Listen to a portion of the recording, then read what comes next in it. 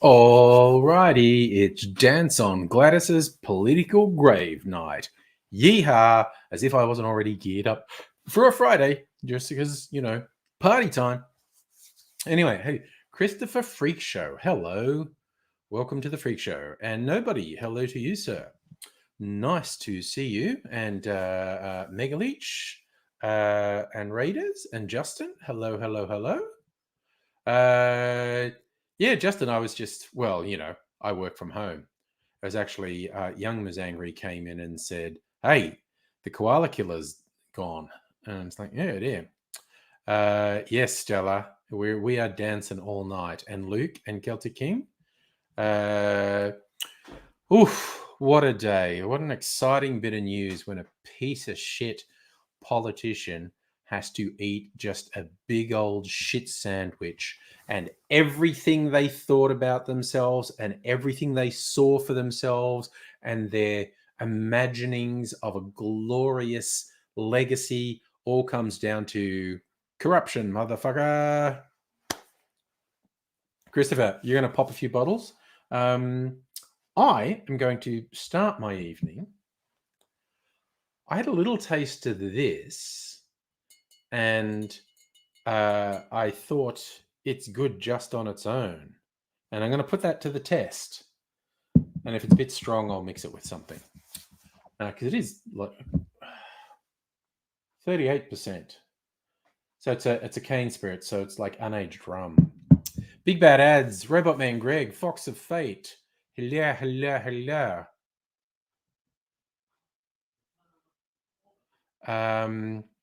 Luke eating pizza, nice. Justin, I think Barilaro must be worried because there was a rumor that, because he's obviously shifty as fuck. There was a rumor that the only reason he sort of got his job back is he had dirt on Berejiklian. And if she's gone now, it's like he doesn't have any leverage, if the rumors are true.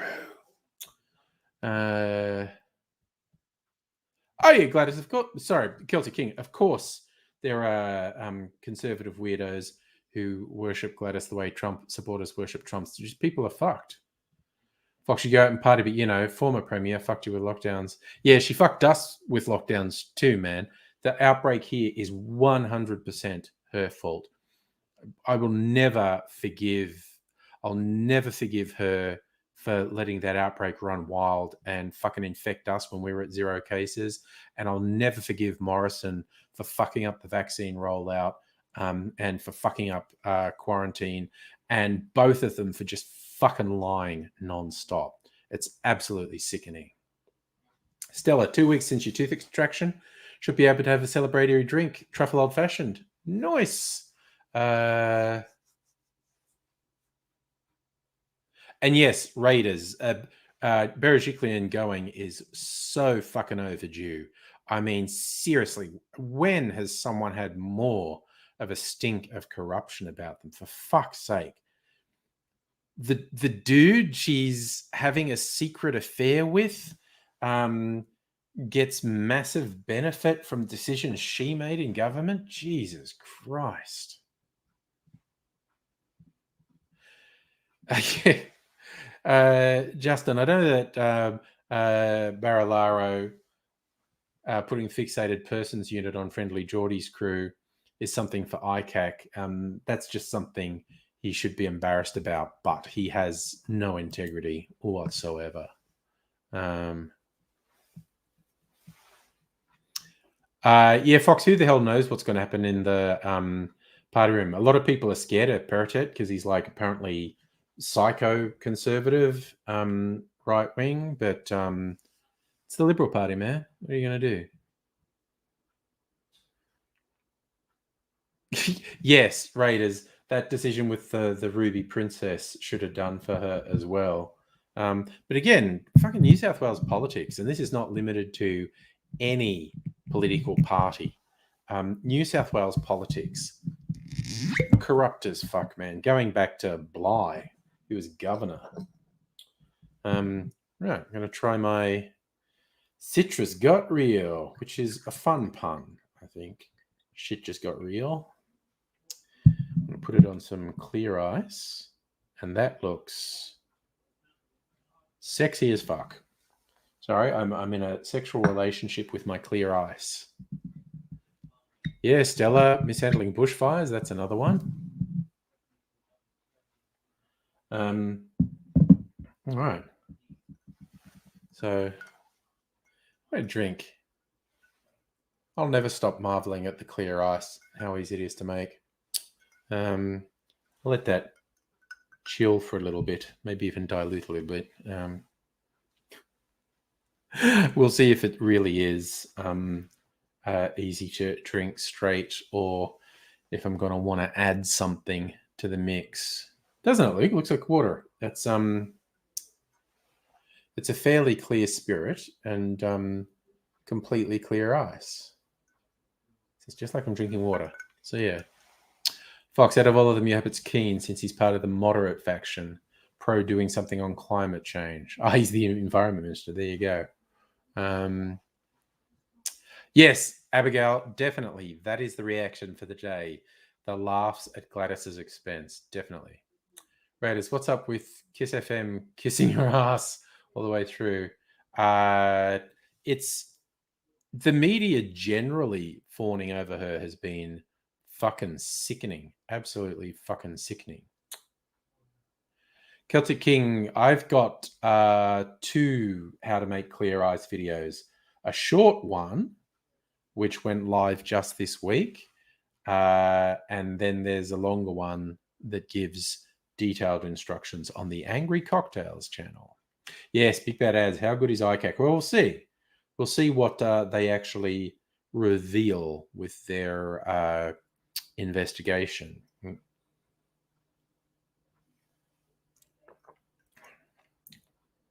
Yep, no, I was right. That is eminently drinkable on its own. This stuff's amazing. It's a sort of special limited edition the Brix distillers did. Australian cane spirit with ruby grapefruit, lemon myrtle, golden bay leaf, pink peppercorn, native bush currants. Nice. Perfect, sipped over ice, splashed into a classic Hemingway daiquiri, or spritz it up with soda. Yeah, probably wouldn't be bad with soda, but first sip, just on ice is good. Fox, you sent me a 9 News article talking about frontrunners of the Premiership. Oh, nice. Raiders, I imagine Friendly Geordies would have got a good laugh out of the whole thing, yes?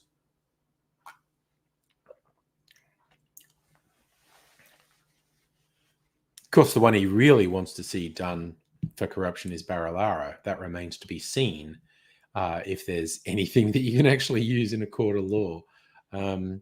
It's one thing for someone to reek of corruption. It's another thing to be able to prove it in a court of law. So there you go. Oh, Celtic King. Here's the 5-second version. Get a double insulated coffee cup, fill it with water, put it in the freezer. And that's how you get clear ice. You just need a double wall insulated and keep cup. And I've collected a couple different ones, different sizes and shapes. I want a square one. I want to be able to do square ice. And my quest to find a small, square, insulated thing continues. I mean, if you have a lot of freezer space, you just get a mini esky. Just get a mini esky and take the lid off and fill it with water and put that in the freezer. And over a couple of days, it'll freeze. And then you'll get a huge bit of ice that you can cut up. I don't really have the freezer space for that. So, family and stuff. So the freezer has food in it. But, this takes up so little room in the freezer. It's cool. adds the fact she's cut and run at the start of the investigation. You think that shows that she thinks it's coming? Yeah. Yeah, she's fucking bluffed it for a long time, though. Raiders, yes. If oh, what's that from the bank? I think I know what that is. So here you get a little charge and you go, what's that?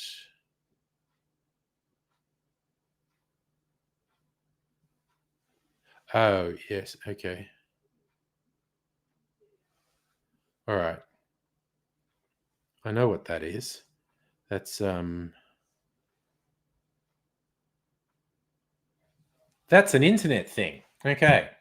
So, sorry. Fox, you haven't seen a full resignation announcement, seen a choice quote. Quoted as saying she has no choice but to resign. Yeah, I mean, it's weird how aggressively people are still supporting her and saying she's wonderful, it's perfect, and ICAC's wrong. It's like, I don't think so. I really don't think so.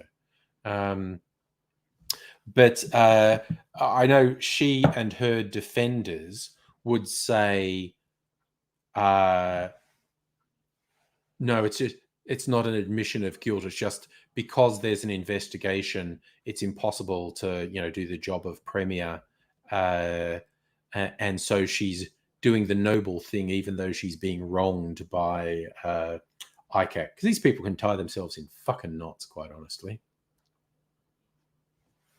Oh God, nobody. Of course, Morrison sucked up. They all fucking suck.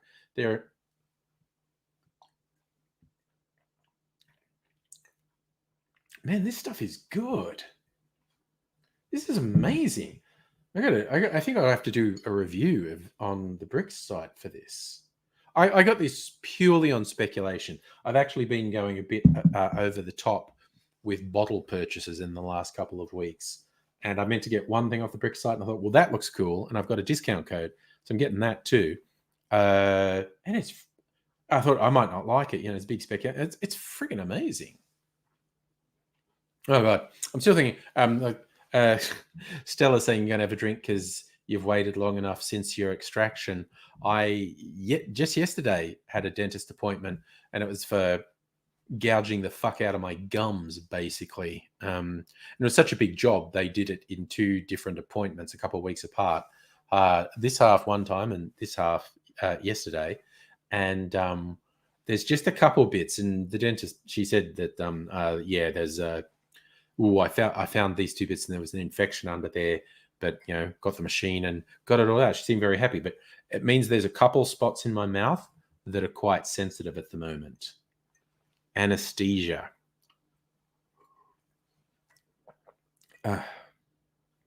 Man. Okay. It's not often because when I buy bottles, I very rarely drink them straight. I normally mix it with something. I'm not really a straight sipper of spirits, and that's a flavored spirit, but it's still 38%, so it's almost foolproof rum. It's freaking amazing. Yeah, Stella, the fact she's leaving Parliament altogether is interesting. I think she literally wants to disappear because this is so humiliating. It's fucking hilarious. So again, just the thing of she'd been so protected and endlessly praised just because of ideology, like just the sucking up to her in the corporate media was fucking vile and sickening, and I'm sure in her head she'd already mapped out her glorious future and her glorious legacy, and it all fucking goes down in flames now. And fucking ha.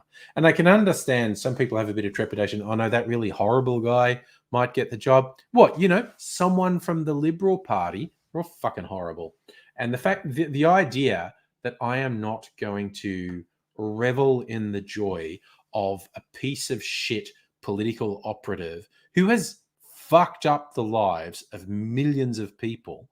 The idea that I'm not going to dance a happy dance at the crushing of their dreams is like, oh, poor Gladys, all she has now is probably some multi-million-dollar job on the board of some company that the Liberal Party gives contracts to. But give me this. I just want to enjoy the fact. Sorry, I'm trying to remember if I did a thing. Yeah, I did a thing. Okay, cool. That probably made no sense, but the thing. Stella, your dentist told you not to drink to ensure it heals properly. Doing an AIDS infection was starting to eat at your jawbone. Oof. Yeah, no, that sounds like you had a whole surgical thing. Yes, alcohol can actually stop mouth wounds from healing. But I don't have like deep wounds. It was just like gum cleaning. Oh, yes, Abigail. And that was beautiful for anyone who missed it. The Australian Financial Review, another fucking Murdoch hack piece. I think that's part of Murdoch. I'm sure it is. They have their Friday magazine. And again, it was a hagiography for her. It's like she's on the cover with her power. She's the most powerful person in New South Wales, which, yeah, technically, it's not like that's untrue. But yeah, just have this big thing praising her on the day she resigns because of a corruption investigation. Fucking priceless. Yes, Stella, that is a good lesson to learn from AIDSy. Don't emulate AIDSy, particularly not on the medical front. We may or may not see AIDSy today. I did talk to AIDSy today, and it's got a lot happening, and it may not be the best idea for him to join us when all this shit's happening, but he might join us. I have sent him the link because he asked me to do that. I don't expect to see him, but AIDSy is a strange and mysterious being, and he may appear.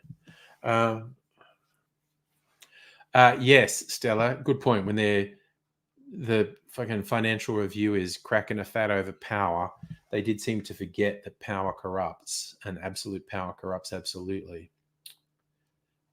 There you go. Abigail with the science. Ethanol in alcohol, in alcoholic drinks, will thin blood, make it bleed out, stop the healing process. There you go.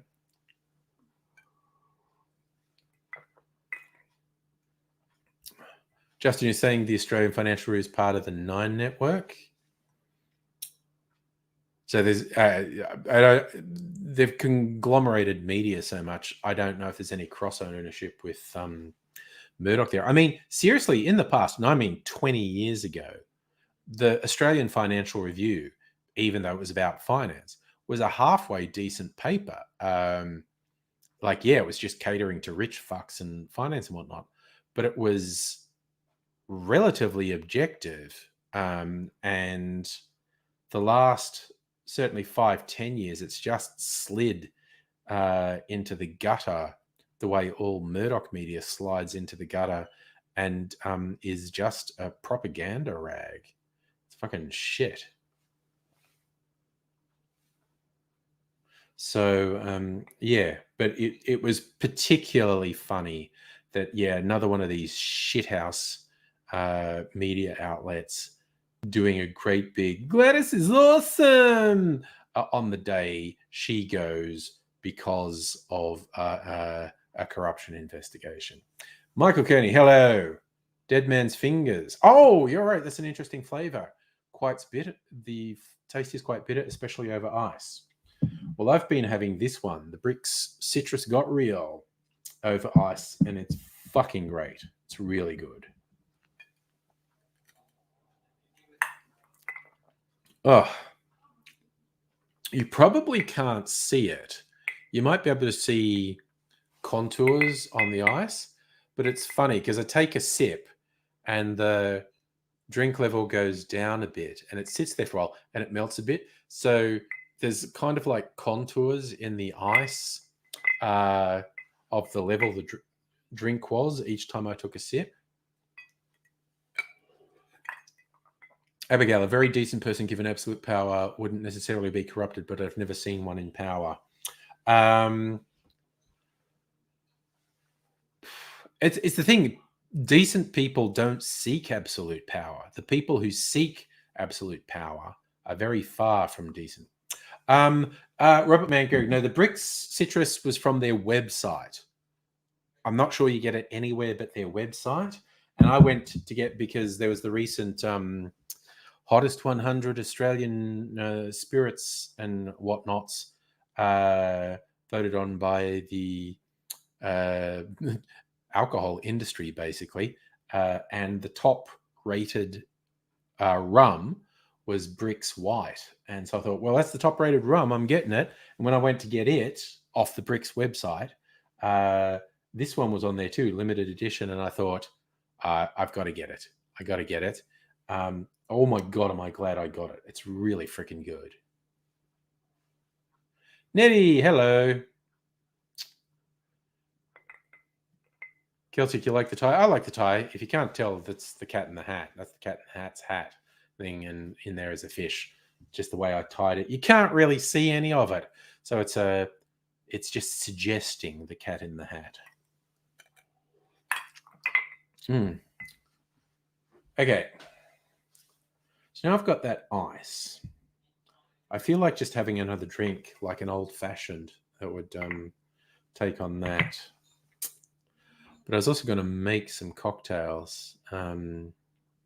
Will Angry fall asleep tonight? I'm just sort of getting in my head. I'm going to make all these fucking drinks, and could get dangerous. Could get dangerous. So yes, Abigail, you assert power doesn't corrupt. Corrupt people seek power. Very rare to find someone uncorruptible in a seat of power. I tend to agree, Abigail. It's a vicious circle.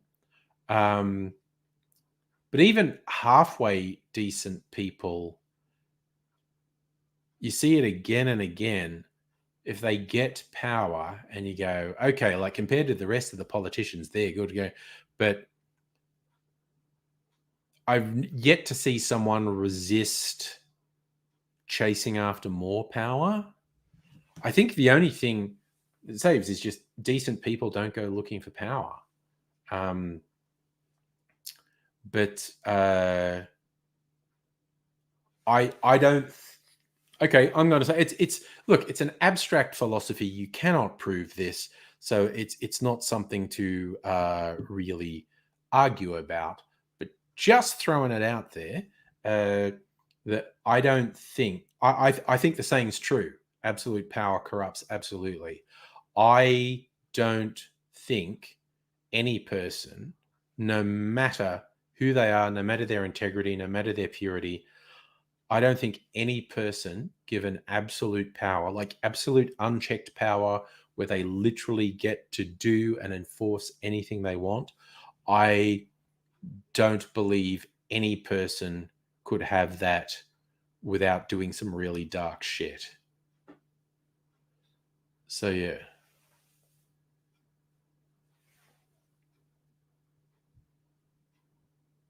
IRL is in real life, Celtic. So, you know, but the 1% who have all the wealth be the first on the chopping block, assets distributed. Yeah. People ask, what are your politics? What would you do if you're in charge? Well, one of them would be those fuckers, you know, the real hoarders. It would be illegal to just jiggle them upside down, hold them by the ankles, and shake them until money falls out. That would be a legal thing to do. I do not like the hoarders. So I think, do I just have a cash drink in this, or I'm gonna have a cash drink in this, and then I'm really geared up, and then we'll like do Angry Bunch, I think. So okay, absolute power corrupts absolutely is a good heuristic for humanity. Yeah, yeah, I think it is true. You know what? I might make an old-fashioned with my infinity whiskey just to see what it's like, and the chai syrup I made today. Justin, being a public servant, head of Democrats abroad Australia, probably the most qualified person to run the country here. Yeah, go for it, man. I'll vote you in. Nettie making drinks too? You bought Sarah cocktails from Bar Americano. You are very kind, because the Bar Americano cocktails are really fucking good. I'm just thinking I should buy some because I think they're back in stock, and I just want to support Bar Americano. I want them to still be there when things open up again. My favorite freaking place. All right, so get my infinity whiskey. Did I show off my vodka bottle? Did I show this off in the other stream? I got this from Costco. 1.75 liters of vodka. That's for making concoctions. The first one I'm making is what's that? Okay, that's unsweetened. The first one I'm making is a sour apple. Nice, Nettie, you chose them on my recommendation. Which ones did you get out of interest? Okay, that's the chai syrup I made today. I made a whole bunch of syrups. I've gone mad over syrups. This probably doesn't need bitters because of the chai. Maybe orange bitters to lighten it up, actually. Orange bitters might brighten it up a bit. Orange bitters. Right. I think that's nearly empty. Okay. So. Nobody wife beaters should be flogged publicly. Something like that.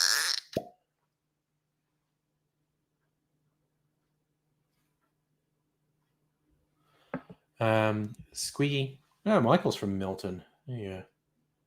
All right. A little bit of this syrup. Just a little bit of syrup.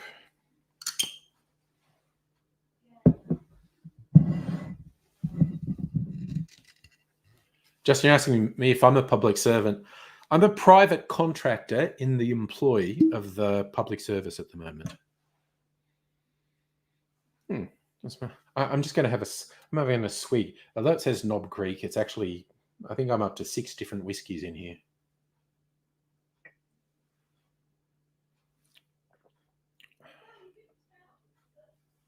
That's pretty good, actually.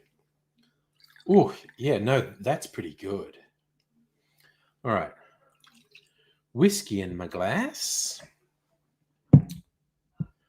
Ooh, and I want an orange peel too.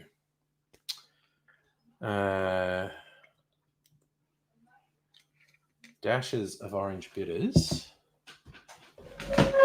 And I kept some orange peel here in the fridge.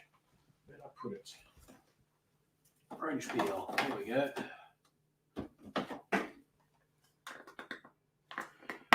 Come on, orange peel. All right. Oh, so much food in this fridge. Anyway. So, orange peel. Little Brits. Okay, that's gone a bit weird. I'm just going to drop that in there. Stir my old-fashioned with my finger because no one's watching. And it's mine, not someone else's. All right. Sorry, nobody, in case I missed, you're talking about what to do. Oh, yes. No, I was talking about re-educating the racists and flogging the wife beaters, which is Cheers. I'm on board with that. So oh yeah, see, the ice is still coming into its own. I didn't know if that syrup would make this really cloudy, but because it's only a tiny bit of the syrup, it hasn't, and it still looks sexy. That's what I want.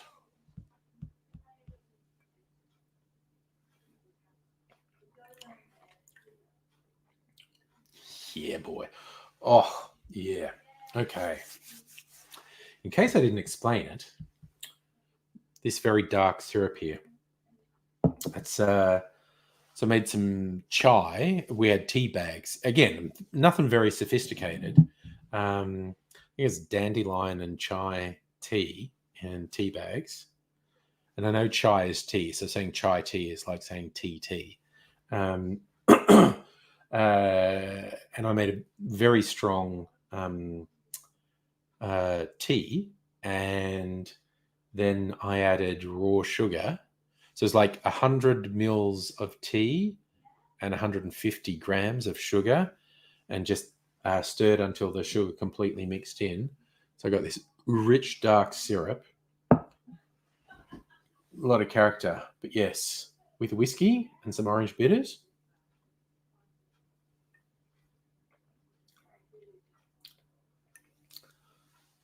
That's the stuff. Michael, I would absolutely tax the religions. The tax exemption for religions is a ridiculous, archaic thing from when religions used to actually provide community support. Fuck them. Oh, God. Raiders, you've got the live audio stream of the Melbourne anti-vaxxers. That would be fucking bizarre.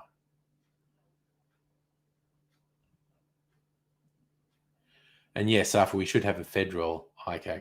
The fact that the federal Liberal Party is aggressively resisting a federal ICAC when Labor's saying we'll do it, how people just don't go, wait, how corrupt are you guys? Like, seriously, Labor has a long history of being dodgy. If Labor are going, yep, we'll have a federal ICAC, and the Liberals are going, oh, no, we won't.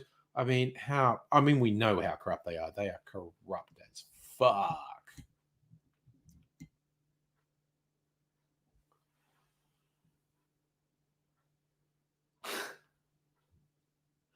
Nobody taxed the mega churches. Yeah, it would be interesting to actually have a protocol for what sort of community service would exempt a church. Because, of course, the good churches would do it. And yet, the mega churches are just a horrible, cynical, exploitative scam. And everyone involved in them should be in prison. Forget taxing them, just take everything. Imprison the leaders, shut them down, take all the assets.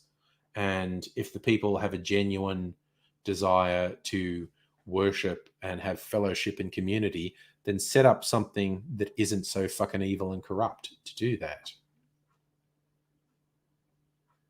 Yeah, nobody. Your church would be untaxed because you serve the community. And as I said, there are a whole bunch of churches that do incredible community work, and they could actually serve as a benchmark. But yeah, no, those mega churches, I wouldn't even fuck around. I wouldn't give them something. No, you are corrupt from top to bottom. All the leaders and founders of this, you're all just going to prison. I'm not even going to try and prove anything. I just know you all deserve to be in prison. Take all the assets. And yes, if the individuals who were in that mega church want to form a fellowship and do something that's of community service, then off you go.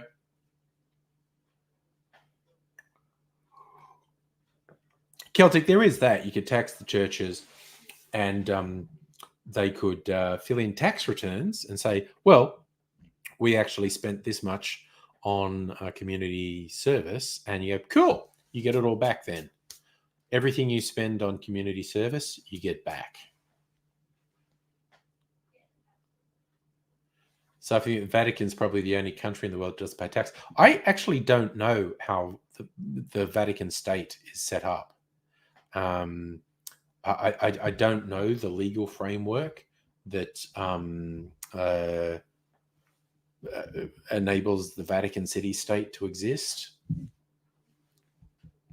Yeah, but yes, the Catholic Church probably, in terms of property and whatnot, I don't know that anyone's done a proper accounting of it, but they probably have trillions of dollars of wealth around the world. It's quite scary how wealthy they are, in fact.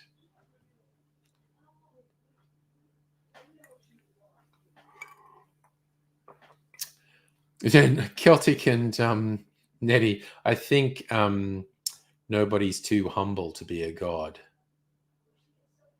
No, nobody. This is not silly rubbish at all. And the chat's just all about fun. The only thing we don't allow in the chat is bigotry and just people just being stupid fucking pricks. And it's so weird. It's the thing that has never changed since I got sort of, let's say, since I got into YouTube. So I was doing stuff publicly and got a bit of public profiles of things. The people who piss me off, they only fall into two categories.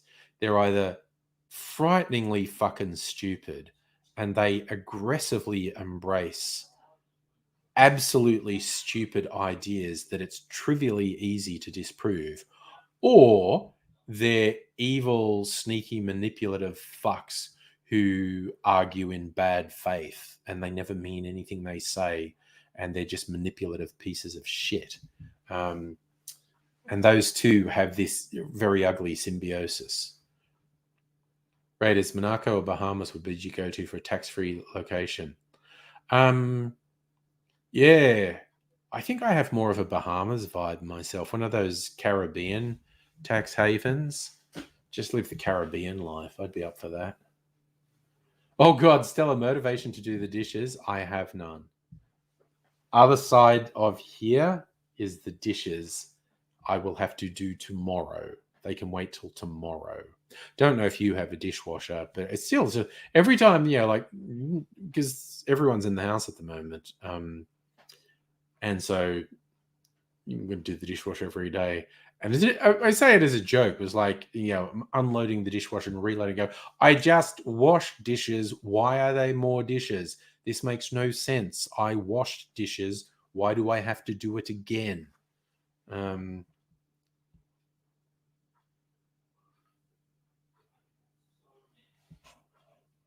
Sorry, I just missed something. No, we're not racist, but place racist comment. Yeah. We're asking stuff. How many percent will be unvaccinated double dose? And we're going to have trouble getting to 90% vaccinated. That's like the minimum we need. And we're going to have a bit of trouble getting there.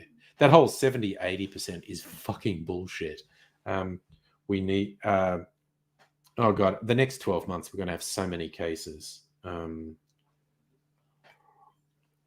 It's going to suck. Yes, and clothes, Stella. I did laundry last week. What do I have to do with this week? Jesus. Raiders. Living with mamas, the Floridian tourists and hurricanes. I could probably live with the tourists, but yeah, no, the hurricanes. That's a big question. Yeah, Abigail. If Stella's dishes are clean, you'll send her something dirty, of course. Oh yeah, I saw that Safa Shepparton's going back in lockdown. It's just like, what are we saying? Like December, there'll be 80% double vaccinated, and they're just going to go, you know what? Fuck it.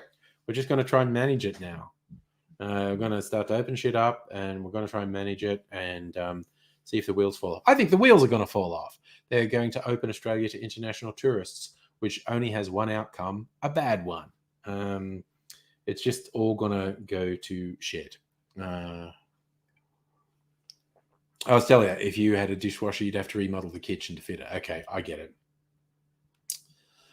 Yeah, hand washing the dishes, slightly more of a drag than stacking and unstacking dishwashers, definitely. Yep. Black Metal Heart, hello. You got your first shot of Moderna. Nice. Get your second before the shitting happens. Yeah. You just want it before December when everything opens because fucking virus is going to be running rampant then. Absolutely rampant. It's just going to fuck us. I'm just astounded at people's ability to keep making bad decisions. So, Sally, your house was built in the 60s, full of asbestos. Oh my God. And no place for a dishwasher. Yeah, no one had dishwashers in the 60s. I think this place was built 60s, 70s. I forget. Oh, I remember a guy had to go under the house to do some cabling, and he found a newspaper down there. I wish I could remember when it was from, because we guessed like, well, that newspaper's probably from when the house was built. Like someone on the construction site probably just dropped it and built the house over it. I don't remember if it was 60s or 70s. But yeah, this one has a dishwasher. So, yeah. So, Black Metal Heart, your DNA hasn't changed to lizard man yet. Could the anti-vaxxers be wrong? I did see a funny one on Twitter the other day. Someone saying, oh my God, what is with this taxi driver? He just won't shut up.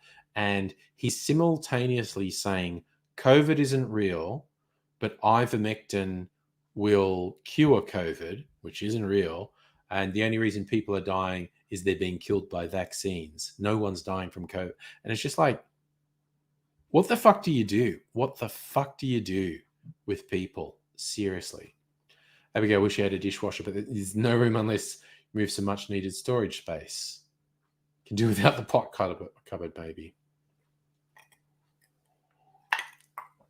Yes, that's what you get in an apartment, Abigail, slightly constrained. Okay. I thought an old-fashioned would be a good idea. It was. Yum, yum. I'm really impressed with how this syrup didn't make my whole drink go dark and cloudy and didn't overpower it, but just gave another dimension to it. Which really just kind of suggests I'm a fucking genius, because I made that on a whim today. I was like, this would work. This would be a thing that would work. I should do that. That would be a thing that would work. That would be a good thing. And I did it. And it worked. And now I think I should drink some water. Oh my God. Shieldsy's not even here to tell me to do it, but I'll do it. Celtic, I think Mrs. Angry might have something to say with someone else's hands being on me. So, maybe not going to happen.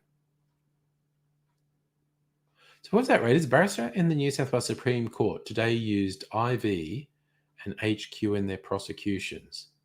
So you mean ivermectin and hydrochloroquine? What the fuck was that? What the fuck was that about? Oh, Stella, you've managed to stand in front of the sink. Oh, I think you should get all soapy and maybe splash a bit of water about. Well, that's what should happen now. Oh no, Black Metal Heart. You're being overcome with the urge to donate everything to the Bill and Melinda Gates Foundation. Well, because they're fucking divorced now. Give it to Melinda Gates.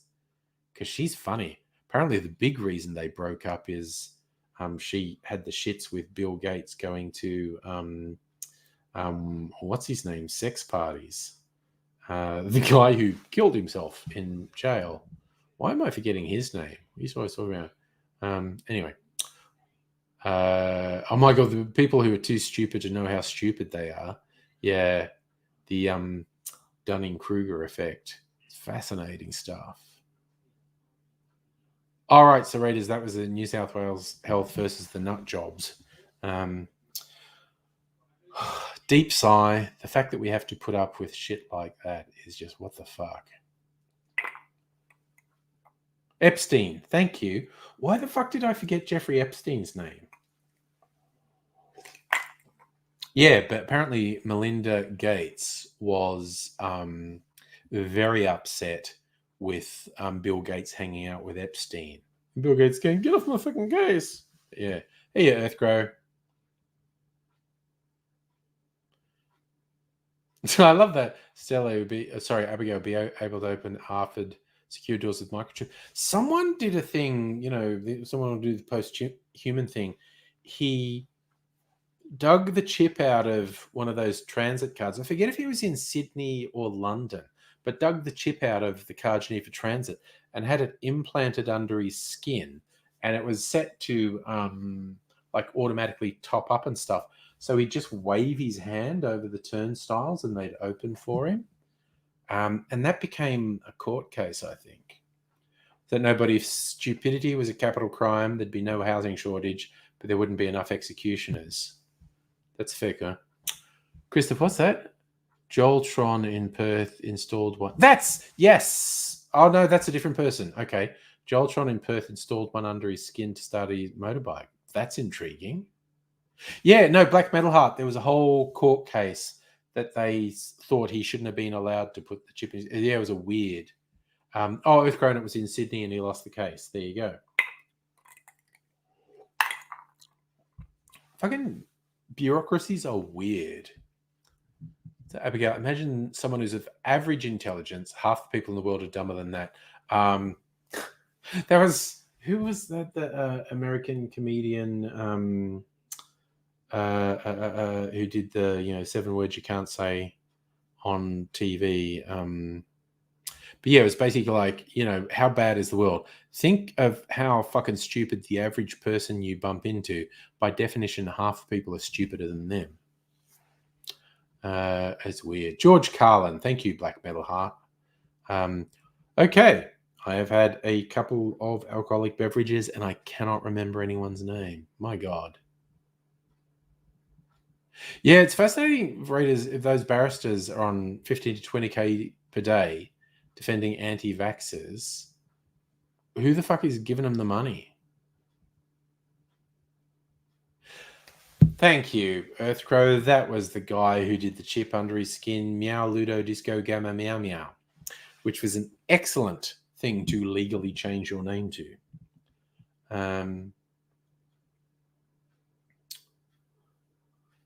I know someone who has their legal name as Naughty Sea Monkey. So, it's okay. All right, I'm going to put my Infinity whiskey back. None of the whiskeys are low enough to add to it at the moment. Let's just put that there.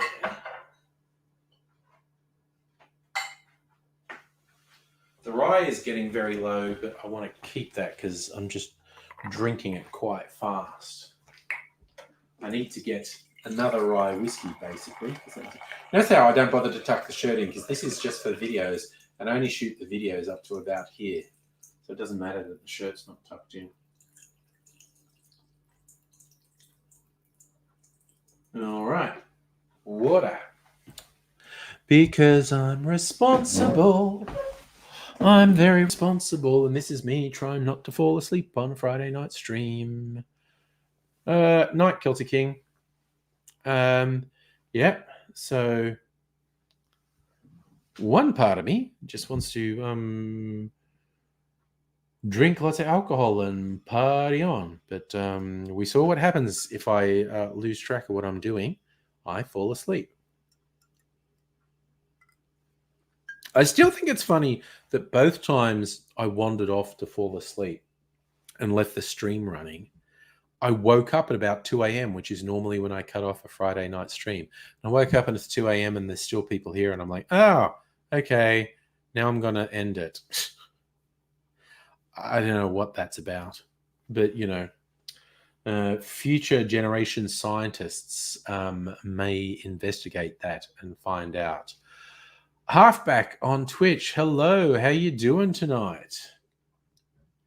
You find me being responsible and drinking water. Because I had a couple of alcoholic beverages. RFA, hello. And Crazy Bear, okay. I'm getting slightly suspicious of Twitch at the moment. BX on YouTube, you're there, hello. JX on Twitch, looking fine. This is my cocktail making clothes. This is what I dress up in to make cocktails for my YouTube channel, Angry Cocktails. So I'm normally wearing a Friday because Friday's when I normally make videos. Raiders, am I not aware of the ambulance chasing solicitors crowdfunding from anti-vaxxers? I am, yes. And I'm fascinated at the morons who give them money. And I think they deserve to be ripped off, quite honestly. It's like if you're, it's not just being stupid enough to give your money to that cause, it's being vile enough to do it. So fuck that. Herafay, thoughts on Gladys's porn video being leaked? Man, I didn't need to sleep tonight. I did not need to sleep tonight. And Crazy Bear, my forehead is so big it's commonly referred to as a 5 head. I just have a stupidly large head, quite honestly. I'm not joking. I've got like with my hat, which fits my head normally. I love when I'm hanging out with people and they want to try my hat on. People with normal sized heads who put my hat on, it just sort of goes fadunk and falls down to about here because I just have a stupidly large head and it runs in my family. The males, particularly in my family, have stupidly large heads. I think I have the largest one. Sucks to be my mum, giving birth to all these babies with really big heads. Earth Crows at yours, the Office of New South Wales Premier, like being dark arts teacher at Hogwarts. Yeah, they go from time to time.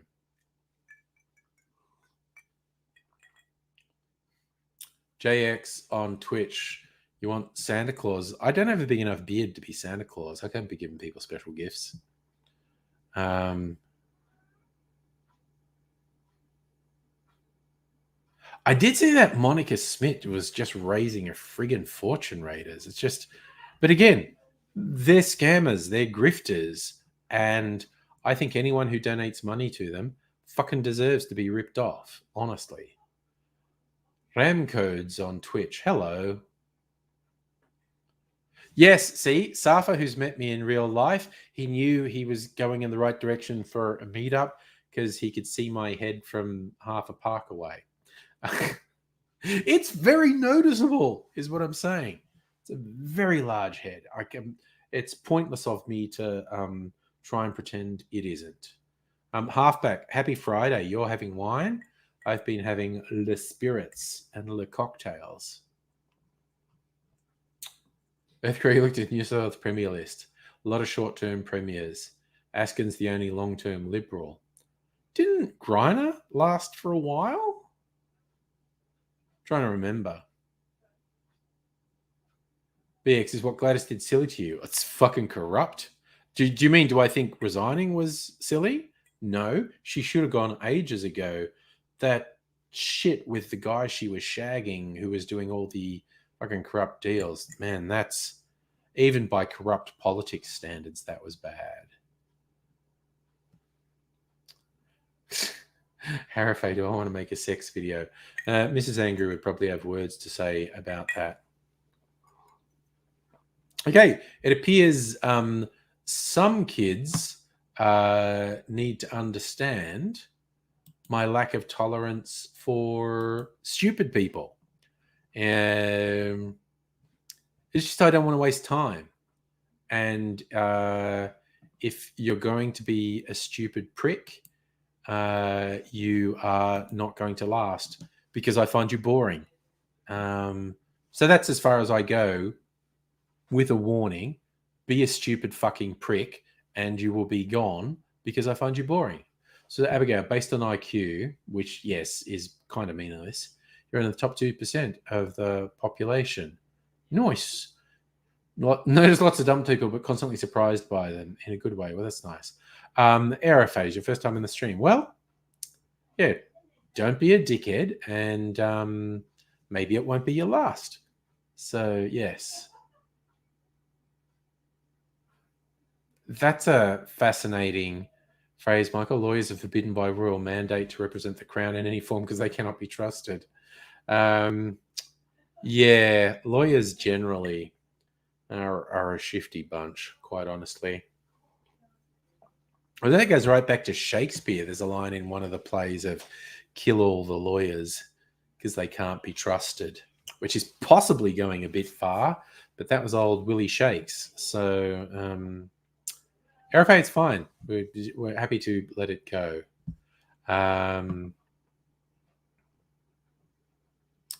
Nobody's smarter than some people in some ways. Yeah, that's a good way to look at it. You can be smarter than some people in some ways, less smart in other ways. And there's no such thing as thing. RFA, actually, that's a fair call. We are a shifty bunch. Bye belly. What counts as an anti-vaxxer? An anti-vaxxer is someone who believes vaccines don't work. Okay? It's as simple as that. If you say,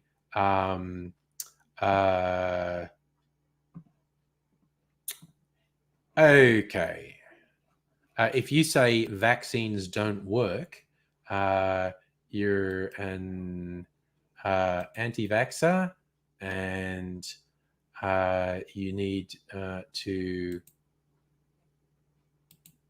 What can I do here? There. Yes, if you say vaccines don't work or recommend people don't get vaccines, you're an anti-vaxxer and you're a fucking idiot who's working against science. Justin, you're reasonably intelligent, but autism holds you back. Yeah, but also a recognition of your own limitations is actually a sign of intelligence in my books. Crazy Bear, what question do you want me to answer? No, I'm anti-vaxxer. I have zero tolerance for anti-vaxxers because the position they hold is stupid, it's based on lies, and it kills people. So fuck anti-vaxxers, okay? So I can't put it more simply than that. If you assert vaccines don't work, if you ever tell people they shouldn't get vaccines, you're an anti-vaxxer and you're a piece of shit. You need to shut the fuck up and listen to people who actually know what they're talking about. BX, you got your vaccine. I got AstraZeneca. I'm double dosed with anti-vaxxers. RFA, anti-vaxxers, stupid people. Depends how you measure it. Anti-vaxxers are saying stupid things. By a lot of measures, a lot of anti-vaxxers are intelligent, but they are saying stupid things. Smart people can be sucked into scams. In fact, sometimes smart people are the easiest to suck into particular scams because smart people don't know. Smart people think they can't be scammed. So even when there's mounting evidence they are being scammed, they can dig in harder because they think I can't be scammed, therefore the thing I've done cannot be a scam, no matter how much evidence mounts up that's a scam. Bye, Belly, you're not vaccinated near the end of the pregnancy, but you're isolating, not against the vaccine. Yeah, you should follow your medical advice. As you say, particularly towards the end of a pregnancy, I would say you just need to follow medical advice because there is a very small subset of the population for whom vaccines aren't viable. And that's a tiny subset. But those people need to follow the right medical advice. Crazy Bear, were you not listening when I said what happens to boring fuckwits? Good call, Abigail. You've seen very smart scam baiters who know much more than you about scams get scammed. Yes. Sometimes it literally is because people feel like they're too smart to get scammed. When they do get scammed, they go into this massive denial that no matter how obvious it becomes they've been scammed, they go, no, I'm too smart to be scammed. And they get scammed. A lot of that, yeah, because everyone's probably getting Crazy Bear. I'm not going to chill out. Be a fuckhead and find out what happens. It's the classic fuck around and find out. Okay, play stupid games, win stupid prizes. Life's too short for me to indulge fuckwits, because the internet is full of people who will indulge fuckwits. So if you want to be a fuckwit, fuck off and find someone to indulge you. Arape, enjoying your wine? Nice. Good. Yeah, Justin, I agree. The scam beta videos can be fascinating watching. And it's the only ones I've seen are guys. Some of the guys who do it are just wild. Like they are mad hackers. Like they get into the systems of these scammers and they actually hack the computers of the scammers and they string them along for a while, and then they tell them their real names and show them pictures of their hard drives and then say, look, I can see you through your own webcam at the moment. And they freak them right out. And it's wild. It's a wild ride. RFA, at the moment I'm drinking water because earlier I was drinking this from an Australian distiller, Brick, Citrus Got Real, a cane spirit with a whole bunch of stuff in it. And then I made myself an old fashioned. And then I thought I should slow down and drink some water. Nobody friends love it when you get a scammer on the phone because they know you're going to play with them and wear them out. Nice. Was that right? As Aussie anti-vaxxers forget they have a Medicare card. They're, thing. Bobo Bell, it's one thing to have concerns about adverse effects, but people believe vaccines are part of conspiracy. Yeah, no, that's weird. And Crazy Bear, yes, I am in a long-term relationship. You'll occasionally hear me refer to Mrs. Angry. She is a health professional. She's a psychologist counselor. And that's why I don't use her name or give any real details about her, because she's a professional with a real life and she doesn't need to get dragged into my stupid shit, basically. Halfback, you never slow down. Once you've got Canadian Clubs red wine, you're unstoppable. I'm trying to pace myself because normally on a Friday night, I'll go, I've only done the first hour. Normally I'll go for 6 hours. I'll go to 2 a.m. But sometimes I lose. This has happened a couple times recently.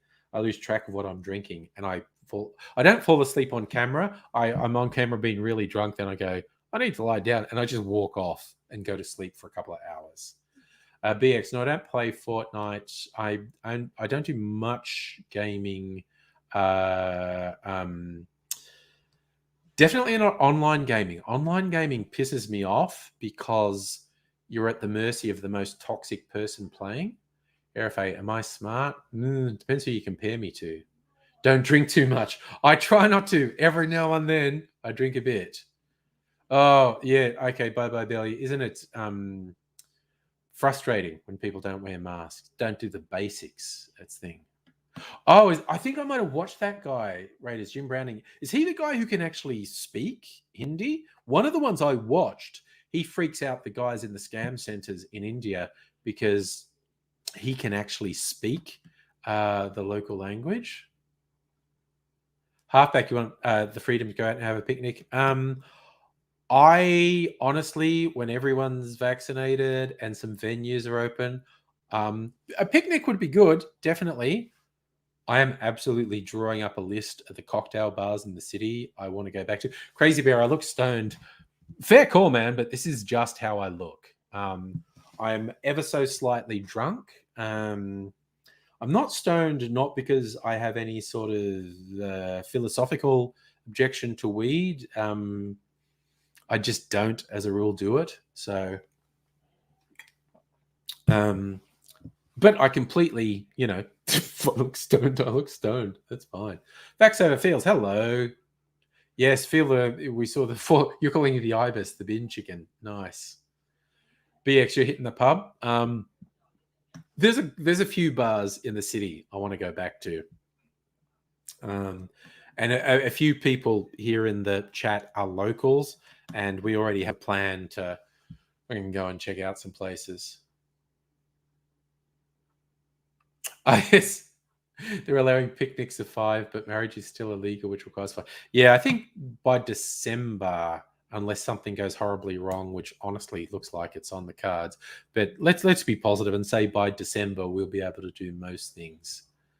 And nobody had someone go at you the other day for wearing a mask.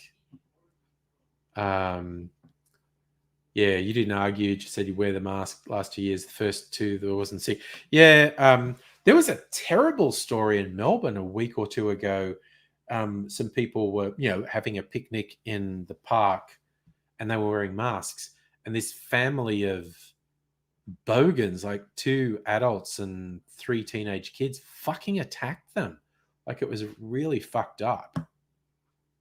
Really fucked up. Earthgrow, you've got a Japanese restaurant you want to go to? It's good. Having something to look for. Oh, Nettie, okay, let's do Angry Bunch. I'm putting the Angry Bunch link in. And Chris, hello, my friend. Saying Merck have a pill that treats COVID like Tamiflu. I know there's a lot of stuff being experimented with. Yeah, because vaccine and treatment are 2 different things. And I really look forward to us having a treatment for COVID. Team Valiant, hello.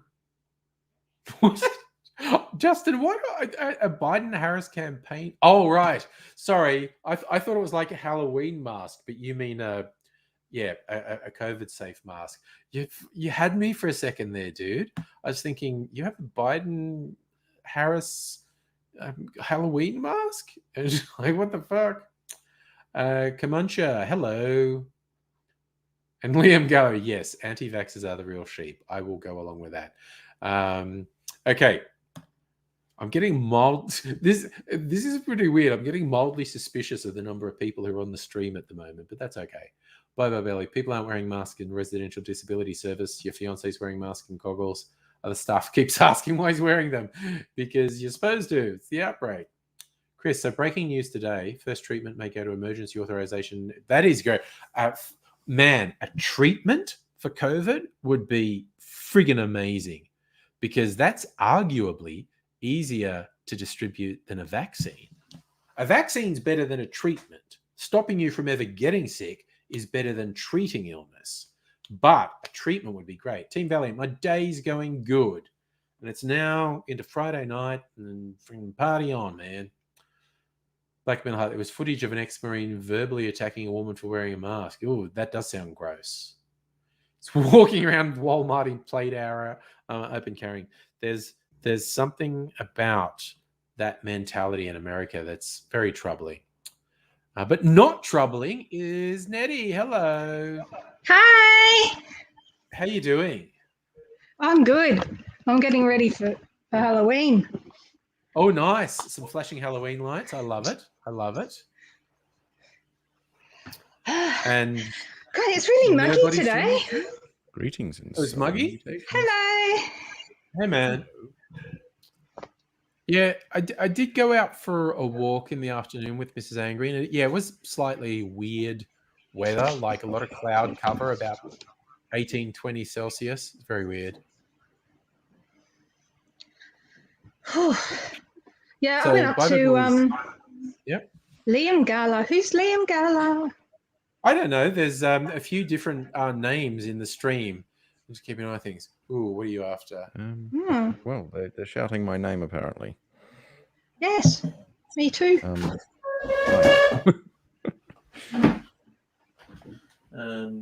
Okay, I'm just serving up a drink. Don't mind me. I went down to Paran today. Yeah. It looked like everything had gone back to normal. Yeah, there's always been a lot of people. Were you like on Chapel Street?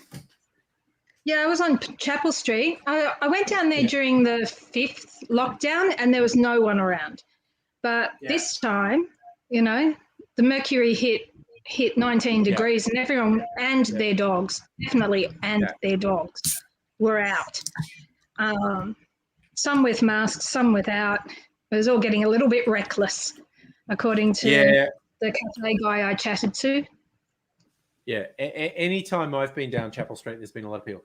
Team Valiant, I posted the link that people can join the stream on. And even though you're new, if you have a camera on, because I won't let someone who I don't know do it anonymously.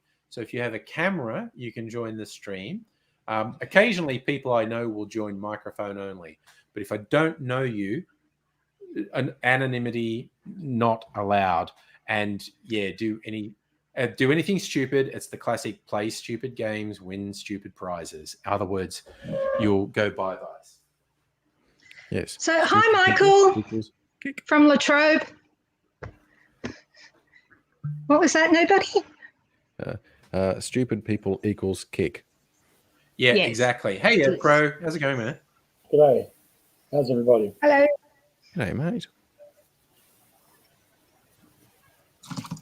Right, I'm just spiking some cider, so don't mind me.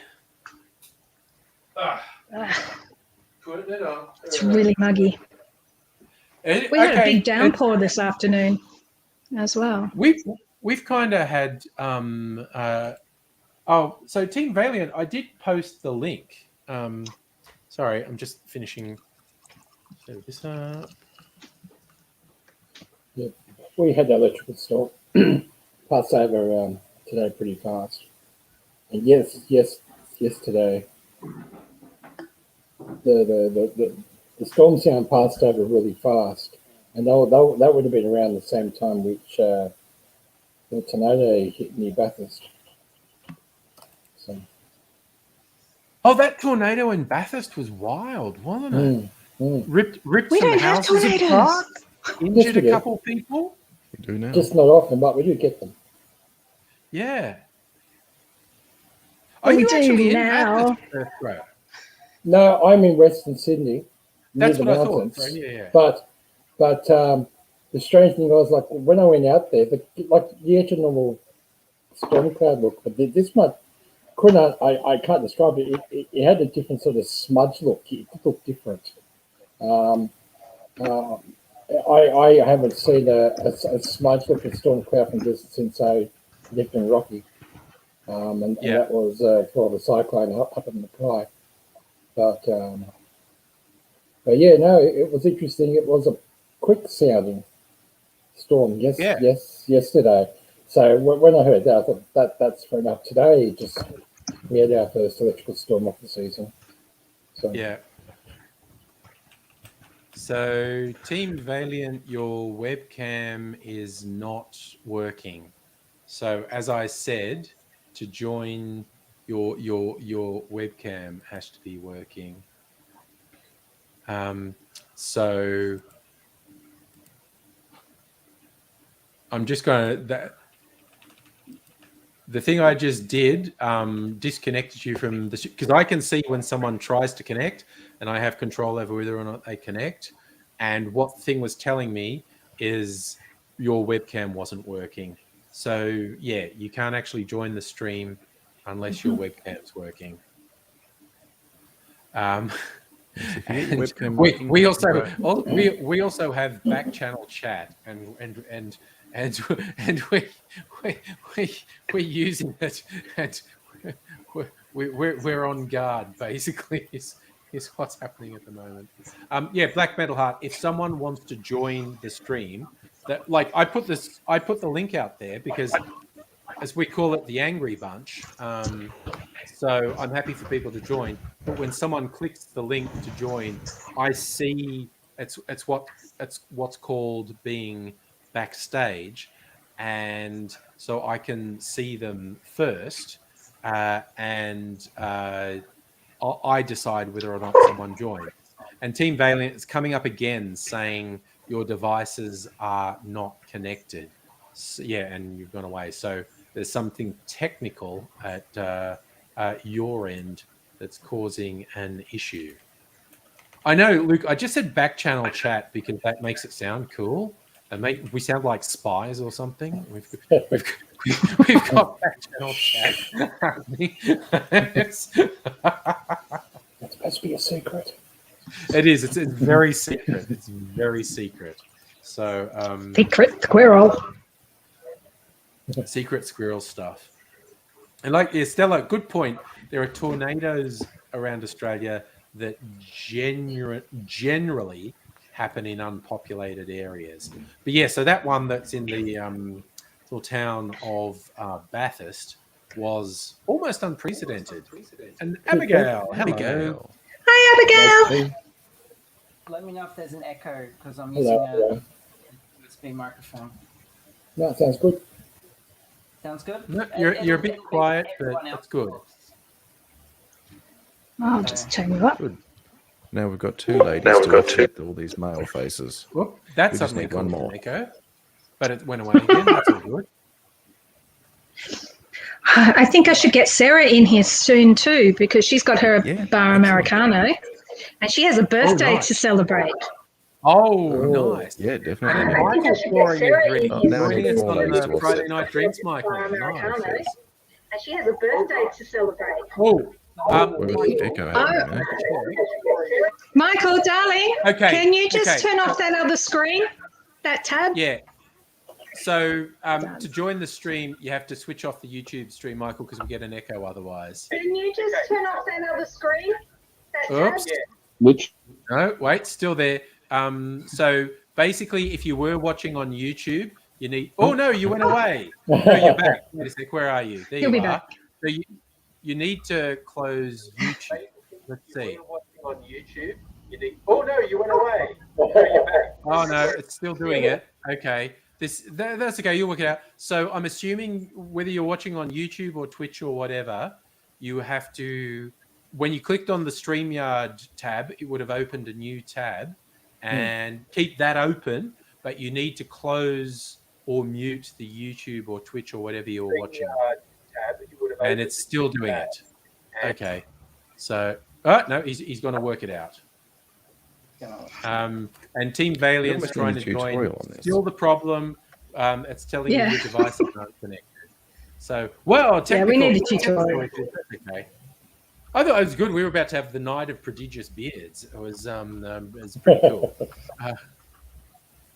But Christopher on the chat had a tornado down South Coast a few weeks ago.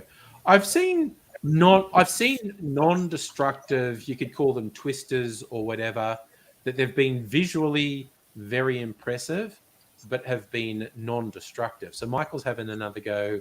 Let's see how this is going. And no echo, I don't think. Michael, we're on. Yes. Excellent. Excellent. Hi, Michael. Hi, Michael. What's up? Oh, you've got the dead man's fingers. Nice. Yes. Yes. That's the hemp dead man's fingers. That's very Halloweeny. Can we have Yes. Halloween all month? Ooh, what's that? We have Corduroy, Halloween all what's month. that? That's a Pinot Noir. Ooh, nice. A nice wine as well. Nice. Excellent. Well, it's Friday night, and I haven't had to do anything for the last 2 weeks. All right. So time to chill out. Yes. So we've got drinks and we've got kitties. We're all good.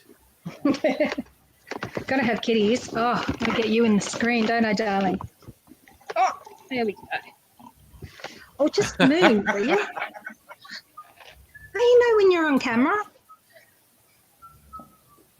Oh, wow. So Christopher's talking there was one on the New South Wales South Coast. Was the highest winds anywhere in the world that day. Trees down, roofs off. That's pretty wild. Wow. I think I missed that. I didn't see that Somebody's on the house got Yeah. fucking trashed. And their tree ended up, their trampoline ended up in a tree 60 feet up. Yeah. Oh my God. Have you ever seen those scary things like at some fun fair where they have an inflatable castle, bouncy castle, and it's high winds and the bouncy castle gets ripped off its moorings and there's kids in it and it goes floating? Oh, that's horrific. That reminds me of a Oh, story. with kids in it. Okay, that's not funny. When I was at uni, the amenities department made they did an activity day for O Week and had a jumping castle, and it was right under the Chancellor's office. Oh, Like he was okay. up on the 18th floor, and the jumping castle was within view, so he could see everyone having sex in there, and they were never allowed to have sex again. was the last time we did jumping castles. That was not where I expected the story to go. Well, it was one of those jumping castles with like bits to it and like a little maze. Yeah. So Yeah, an I've elaborate heard. jumping castle. I've Jumping castles is heard what they similar call it now. stories about jumping castles at universities. So. Yeah, bloody universities. What are they about? It's just people having sex. you know what it is? It's Yeah. undergrads. And drinking. Yeah. I never saw a jumping castle when I was at uni. Never saw a jumping castle when I was at uni, but we did have an appeal from the people running the university asking us to stop having quickies in the toilet on the grounds. Oh dear. See, there was a room near our queer space that was locked, but the lock was really flimsy, and there was a couch in that room, and no one else went in there. So that room got used for sex, and For the I'm not going to obvious. say whether I had sex in there or not. I'm not gonna say. Which uni was that, Dr. Abigail? Swinburne. Well, Michael and I went to Latrobe. Oh, There there was, you a go. there was a couch in the queer room at Latrobe. Lots of couches everywhere. It's just that this one was in a locked Couches. room. I'm surprised I never caught anyone having sex in the Pemzo lounge, actually. That's because we got the keys on off people at bar night. Ah, I mean, Hello, so it was only the people who. Okay. Hey, Kirsten. it's only the people in the know. But Yeah. back to jumping castles. Yes. When I was doing historical reenactment, myself and a small group of reenactors rocked up to a jumping Oh, castle angry. in full costume. Yeah. The guy running full it armour? nearly shot himself. Oh no. Well, we're Vikings and there's a castle. You just got to do what is natural. Yes. There was a castle. We had to take it. Yeah, Michael and I used to be in this. We used to be in Pemzo part-time evening Evening and mature age student and mature age organisation. students. Yeah, Um, and we got our own okay. lounge. so apparently, got flooded. Apparently, some people are having trouble hearing you, Michael. I don't know if you have a volume control. Okay, I'm going to take. Oh, he sounds fine to me. All right, yeah, I think it varies from person to person. I'm going to take a small risk with Team Valiant. They've got their webcam on, but it appears to be pointing at the ceiling. This ought to be fun. All right, I'm going to add you to the stream, and I don't know what your camera is actually pointing at there. Hello? No? Okay. Hello. This could Hello. Hello. Hello? I heard something. What's Sorry, it's like your webcam's pointing at a blind or something. I don't know what that is. Oh, yeah, that's what it is. Looks like one of those louver Oh, I doors. can't fix that, so... Okay. fix Interesting. your webcam staring at the. I love Kirsten's saying. Oh, there's a corner of his head. I see it. I see a corner of his head. I'm Just a tiny little bit. Oh, Newton. Is it attached to the rest of his head? That's a big question. Kirsten's saying they finally got their furniture, so now Kirsten and Beloved argue about decor because now they've got stuff. Got to argue about where all the furniture actually goes. Well, I've got no, that's all right. Don't worry about that. I've been buying so much IKEA. Like, look at that. It's more IKEA. Guys, same. I saw you posting that I your got my whole desk stuff is is IKEA. waiting. This has been my season of IKEA. Yeah. This lockdown. Wait, what do you think It's about... just constant. Wait, what... Oh, Who? Robots. he's muted himself. You're on mute. What? Valiant's on mute. Wait, okay. what do you think about Uh, Gladius? You know how she stepped down? Oh yeah, no, we Oh, were having Gladys. a good laugh about that. That's a major Yeah. laugh. I know some It's people pretty saying bad. you I don't should know, I mean- rejoice in someone else's ill fortune. Yes, I should. She's awful. And Gladys the She's koala. pretty Yeah, old. it's a Like, wonder, like- it makes it bad.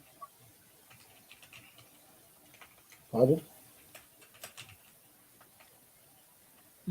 Sorry, I'm just tasting my new thing. So, that's interesting. Hello? I'm going to make a drink with this now. Yeah, your audio also seems to be breaking up. I think Abigail's trying to rejoin. Disappeared for a moment. There we are. Yeah, I keep getting disconnected. I've been having internet Hello, problems Abigail. all since the storm came in. Hello, Team Valiant. You've misspelt Valiant. Hello. But that's probably also to have a unique name as well. Probably. Yeah, because like all the other names were like taken out. Yeah, that's fair. That's fair. Yeah, but I change my name every time I come in here. So That's true. You can actually, in terms of what you put on the screen, it can be whatever, really. Why is your webcam just pointing at the window? He's shy, I think. We're assuming it's camera shyness. But, Okay. nobody was being magnanimous and saying it took him a while to be more confident with coming out from behind the pop shields. Yeah.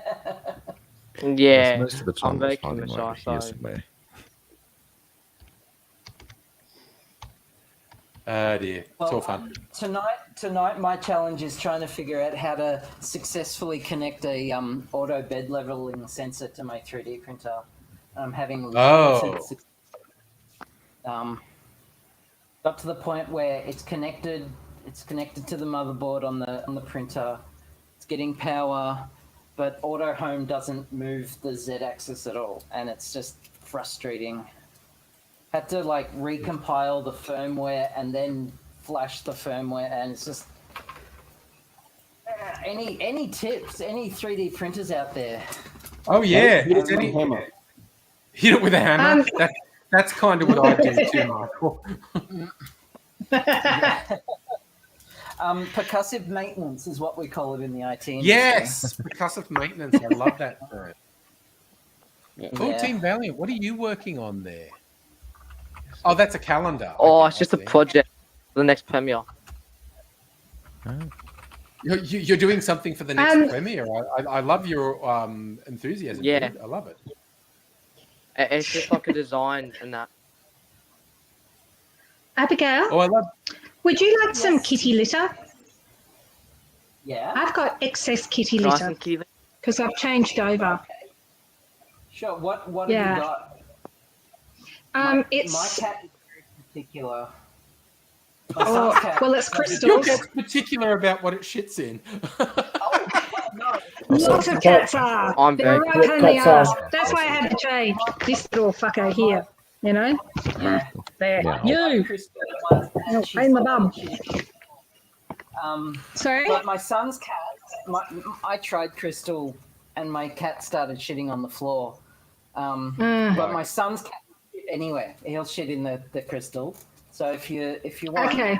I'm happy. To I'll give take you. it off. I'll give you a bag or so of crystals, and What it's if you- also odor killing crystals. Oh, that'd be good because his shit smelled like nothing I've ever smelled before. The worst. It smells bad as a liver. 20 times worse than my cat's shit. Oh, I have a And- dog. my and God. they- My dog My would probably bedroom. eat the cat. It's probably the food he's eating. yeah. I've had to like, Daddy dog. you know, with the new unit, Did you Yeah. I've get had the to work loft out, bed? you know, what doesn't stink. Because like I can't open the windows here. The fucking windows are fucking enormous. You know, they go all the way up. Ah. There's something else to the They're doors. big. I know, And I can't Maybe lift you it. tried a hammer. yeah, percussive I methods. think the landlord has a policy against that. About Yeah. a hammer. Yeah. So I can't do Okay, that. use an axe. Get the locked bed assembled. Not I've used yet. a chainsaw before. You saw chainsaw. Not yet. But Pen's going to come round and help. I know that. Cool. Like if the thing just starts picking Yeah. off, just get your chainsaw out. The chainsaw is the final solution, really. It's I have one of those. I have. So So do I. I've been having to feed a tarantula for the past 2 yeah. weeks. Better you than me. Are you guys having a good day?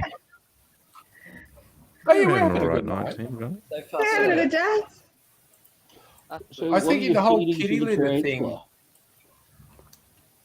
Oh, Abigail, Local do you want to elucidate on the tarantula saga? Oh no!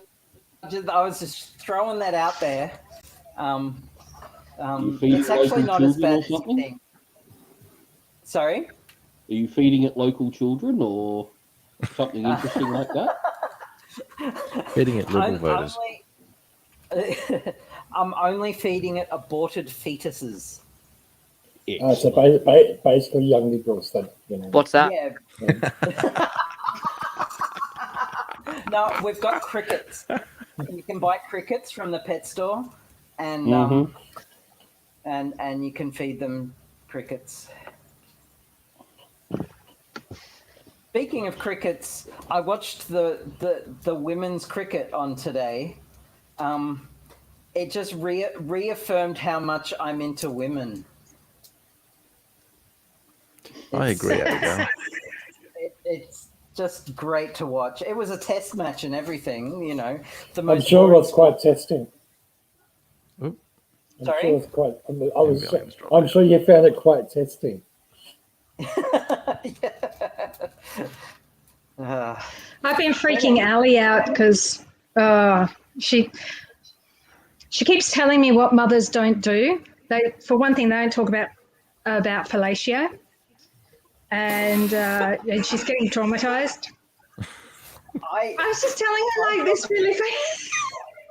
I dropped the odd bukkake bomb on my son. I've got a story.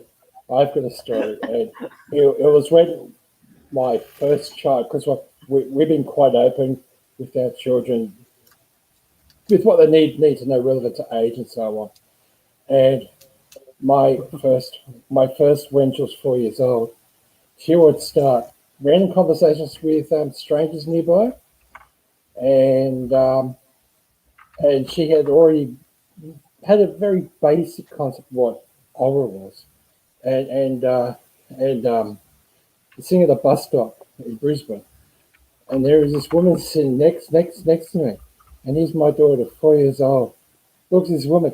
When I grow up, I'm gonna have a boyfriend. I'm gonna put his penis in my mouth. I just wanted to disappear. I just really wanted to disappear. It was so embarrassing. And then she just looked and says, "It's all right. I have children too." I was like, "Thanks, kid. I just give me teleporting powers."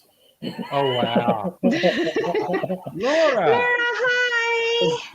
good morning. Hello, Laura. Good afternoon. How are you doing? You see, I was just retelling a scene that I saw in this show called Sex Education. It's on Netflix at the moment.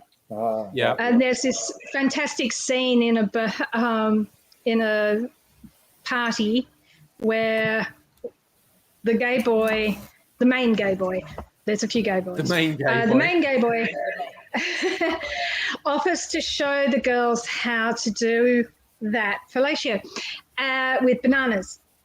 And then someone goes a bit too far. She gets the banana stuck in her throat, and anyway, this is what I'm trying to tell my daughter, because it ends with funny. And if you're going to watch it, I won't spoil it for you.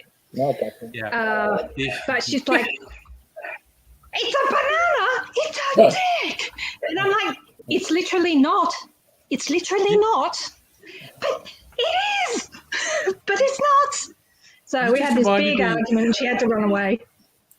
You reminded me there was this story in the media a year or so ago about a guy who ended up in the emergency room because he actually did damage to his trachea from deep throating a monster dick. And he posed for a picture in emergency. And the article was basically, guy who did damage to his throat trying to take a dick says it was kind of worth it. As long as he didn't go in there with it lodged and taking photos, that's the main thing. So. I've had a raspy voice before from it, but I've never had damage. This guy apparently did some actual damage to his trachea. But Bye Bye Belly, you tried to watch sexy Netflix shows and they were all turn-offs. I don't know if there's any turn-on shows on Netflix. That's arguably not what I watch Netflix for. There's particular websites that I go to for that. You know, whatever you want is out there, but I'm not sure it's on Netflix. That's why I always get fascinated where people go, there's this secret network of porn on YouTube and whatnot. And I'm going, cool, guys. You know there are porn websites. Okay? I've always found that odd. I find it really odd. Yeah. It is, isn't it?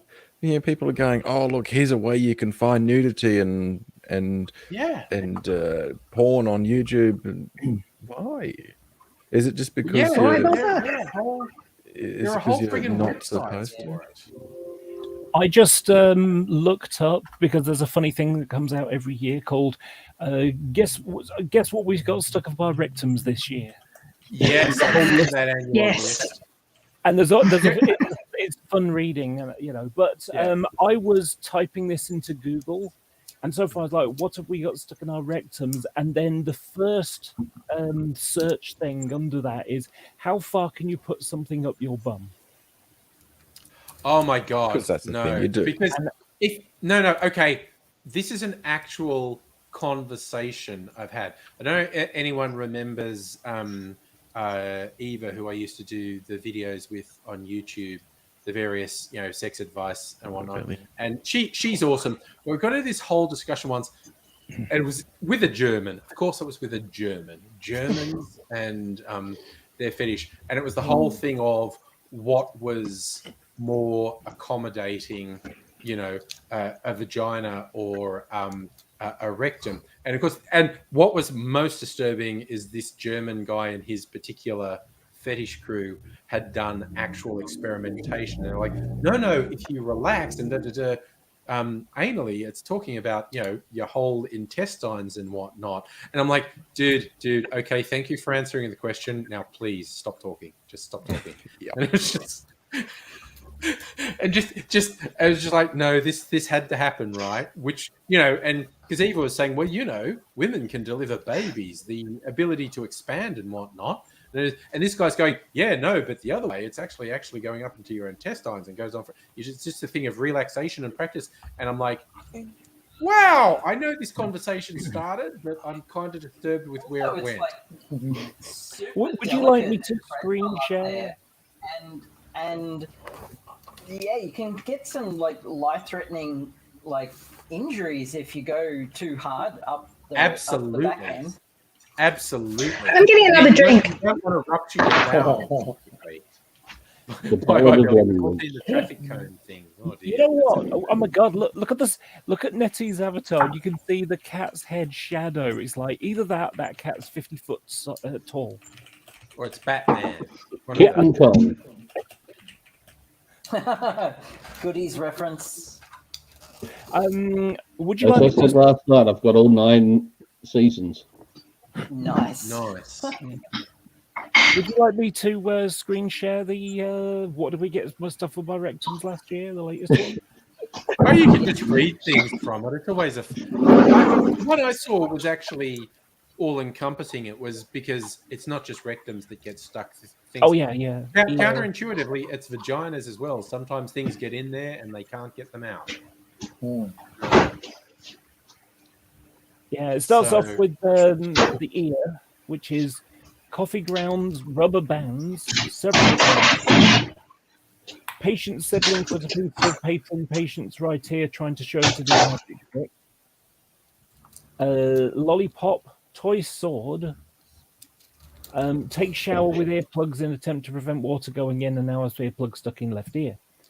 Bobby pin, hairpin, hair trimmer attachment. Sure. Found a bead, placed in his ear so he found a beard and placed it in his ear so he wouldn't lose it. This is a boy. This is a boy. Boys have pockets. Girls can get away with not because pockets are rare. Yeah. But anyway, toy dinosaur, tweezers, fiberglass. Probably someone who was working doing resprays or I don't know. Car was rear-ended and he hit his head on the back of the seat of the front seat, and had headaches ever since. Put a piece of paper in his ear a month ago. That's weird. Good Lord. Comb tooth, dog tooth. Was sleeping when a 40-year-old broke tip of a paintbrush and put it in her ear. Pen cap, marker tip, nail. Was experiencing pain in the ear, so rolled a piece of paper to put it inside. Changed them out a few times when the last one got stuck in the ear. A pearl, piece of wicker clothes hamper. Put crayon in each ear, crayon removed from right ear but not left. Necklace, bracelet, receipt, clay. Had earbuds in his ear under his snowmobile helmet, hit a water bar and pushed his helmet in the earbuds deeper into ear. Plastic magic wand, candle wax, blue slime, placed BBs in earbuds, forgot they were in there. Then now has 2 BBs lodged in here. Soda can tab, plastic spoon. Felt there was something in there, burning sensation, flushed the ear and a worm flushed out. Airsoft pellet. Sorry. I was just going to say, the weirdest one I knew, and this is a combination of my girlfriend for a couple of years was a nurse, and they always had the wildest stories. And also a dude's telling a story. I've heard variations of this story. Someone coming into emergency, and what ends up getting removed is, and they end up admitting to it, someone's stuck a funnel up their bum and poured some sort of molding things up, either plaster or a silicone molding thing, because they wanted to see what it would look like. But then when it solidified, they couldn't extract it. So it required all sorts of injections of muscle relaxants and whatnot for the emergency staff to be able to pull it. And so, then they ended up with a mold of this person's colon. And I've heard a couple of variations of that one. I know how that started. A few months ago. Gosh, that sounds good. Yeah. I know. That's like, I know how it started. I was there, and I heard the camera. I was watching a YouTube video of someone who put that kind of thing in a seashell, but one of those twirly ones. Yes, like corkscrew kind of one. And he poured it in there, and and then smashed the shell to see what it was like. What the shape of it was. And it was like brilliant. It's like, that would be great to do, but I haven't got a seashell. I know. That's how that rectum one becomes a thing. Yeah, it's just someone gets an idea and they act on it without thinking. Thing. Okay, I'm going to make another cocktail. I'm going to do it as a video, so I'm going to end up muting my mic while I do it, because you're all chill and doing stuff, so you can look after stuff while I do that. So I'm just going to set some stuff up, but I'm still going to be here. Wow. Are we going to see? Are we going to see reminds me of tonight? Star Trek 2. Star Trek. With the creatures crawling in the ears. Do not recommend. Especially in Australia. Nettie, you were asking about I might AZ. accidentally get killed. Yeah, I did talk to AZ today. He's got a fair bit of stuff going on. I did send him the link because he said, look, send me the link anyway, because I might be up for it. But he's got stuff going on that I think is going to stop him from joining. But AZ is a strange and mysterious creature, and he could just appear, basically. So who knows? He is. That's the only way to describe it. He's just a strange and mysterious creature. And it's not for us mere mortals to read into what it is that makes up AZ's world. I've got a theory about AIDS. Well, please, I'd love to hear it. That, like Slasher, the story I told of the guy who roams around Newtown with the spiked out wheelchair and crutches. Oh, yes. Yes, that they are somewhat similar in their way of not dying. Yeah, and that's I fair. I kind of think the Dark One is keeping both alive to torture them. There could be something to that. Because I think AZ's cut deals with the Dark One, and of course, those sorts of deals often turn against you. So I think you might be onto something, Nettie. All right, so I'm going to do this. So I'm going to turn off my microphone. Oh, who's this?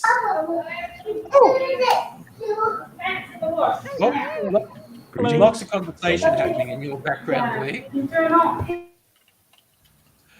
Okay, so That was child. That was all right. child sounds. So I'm going to switch off my mic. And there he is. He's nice and quiet. Yep. Now we just got to wait till he turns off his sound, and then we can start giving him shit. This angry Aussie's such an ass. Angry right? Aussie's never sounded wiser. Yeah, no, especially that thing you did the other day. Terrible. Absolutely terrible. That one. The fact that he's done it before is worse. Yeah, several times. This isn't the first time. Or the third. He seems to be making a habit. Yeah, I'm so confused. Like this. And like this. Oh, did we lose him? Oh no, he's down the bottom. Sorry. So Michael, how on earth did you end up on this live stream? How did you find us? Well, I know AG from when he was living with Girling. You know, AG was sharing a house, well, was renting a room off Girling. No. Who's Girling? Okay. Do I know Girling? Yes. I do? Which one's Girling? Was sorry. that Latrobe with us? Latrobe? Yes.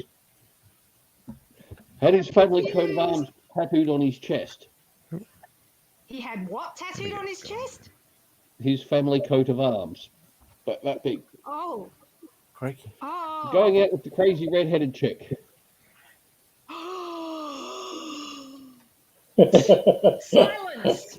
Silence. Oh, that Right. guy. He hated So- me. He fucking hated me. He must have been a prick then, Because I Nettie. fucking knew more than he did. Yeah. What? Oh, oh God. I've just raised a child and it has come. Okay. I've summoned you. Come here and say hello to everyone.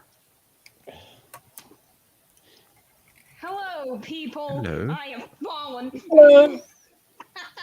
Hello, Fallen. Hey, Michael. Remember how I had two littlies?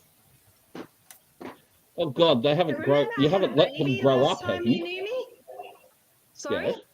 You haven't let them grow up. They're not teenagers, are Hey, they? bitch. Yeah, this is the one Hey. I said, eat the soul, eat I've the got an soul. axe. I'm quite happy to introduce it to your head. I thought you're supposed to stump them. Sorry? I thought you're supposed to stump the growth. Stunt the growth? No, Stunt. eat the soul. Stunt. Bro. Eat Oh. demon spawn. Demon spawn. Look at her t-shirt. She's wearing my clothes. Look. Yeah, that's Oh, what kidding. kids are How very supposed to do. I still maintain that Nettie must have done something to pause time or something, because, you know, how can Nettie be old enough to have kids that age?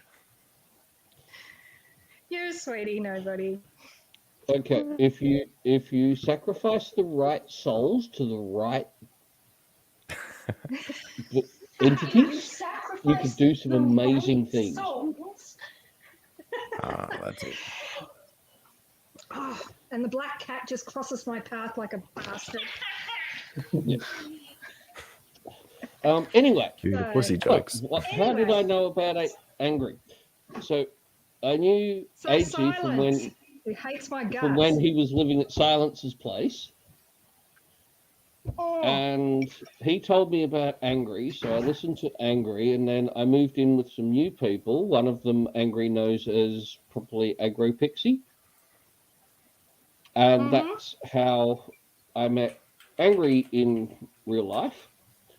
And then I keep lobbing onto his streams every now and then when I'm not sleeping. Oh, okay. And he's muted again, so he's never sounded better.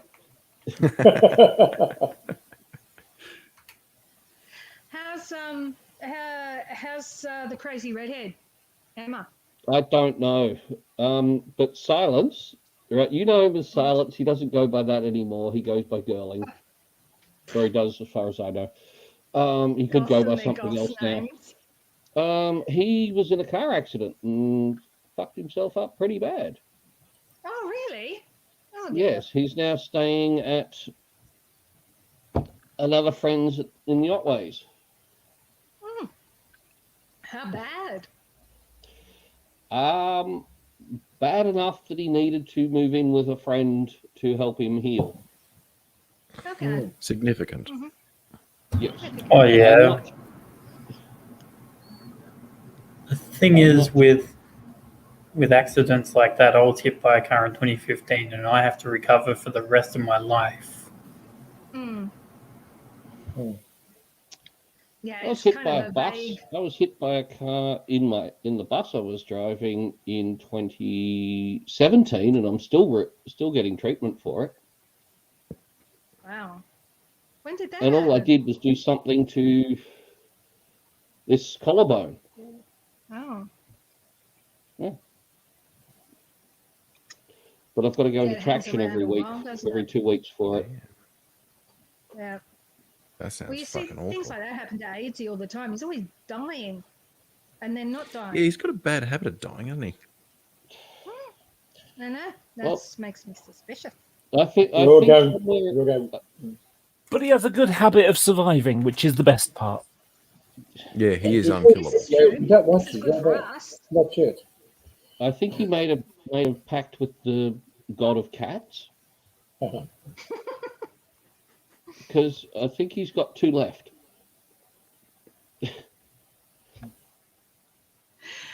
He's up to 7, I think. Last I heard. And done Is he well to have only speaking? used up 7 with his life. Yeah. Well, there you go. I think I've used 4. I've used a couple, a few. Yeah. Yes. Time for another drink. Unfortunately, I couldn't get to buy anything to mix this with to make anything interesting, so I'm just having rum and coke. But Fair enough. I will be investing in various other things to mix rum with, so next time I buy some, I can have something more than just rum and coke. Is that the hemp alcohol? So Hang on, what's the there we go. buzz? Hemp rum. Chocolate. Is it a good buzz? Like, is it? Oh yeah, alcohol? man. Is it? No hemp. No. Hemp It's just when drunk. used. It's just drink. Yeah, I think it's hemp flavored. I don't know. I don't drink enough I don't drink enough rum to find out. I was going to get me a glass of wine, but then I realised I've packed all my fucking wine glasses. Oh, damn. You need it. Okay. Remember the Vegemite first rule glass. about red wine. You should open it and let it breathe for several minutes. If you think it's it's a having cask. trouble breathing, give it mouth to mouth. That's Yeah, funny that always advice. It's good advice. It's good advice. Yes.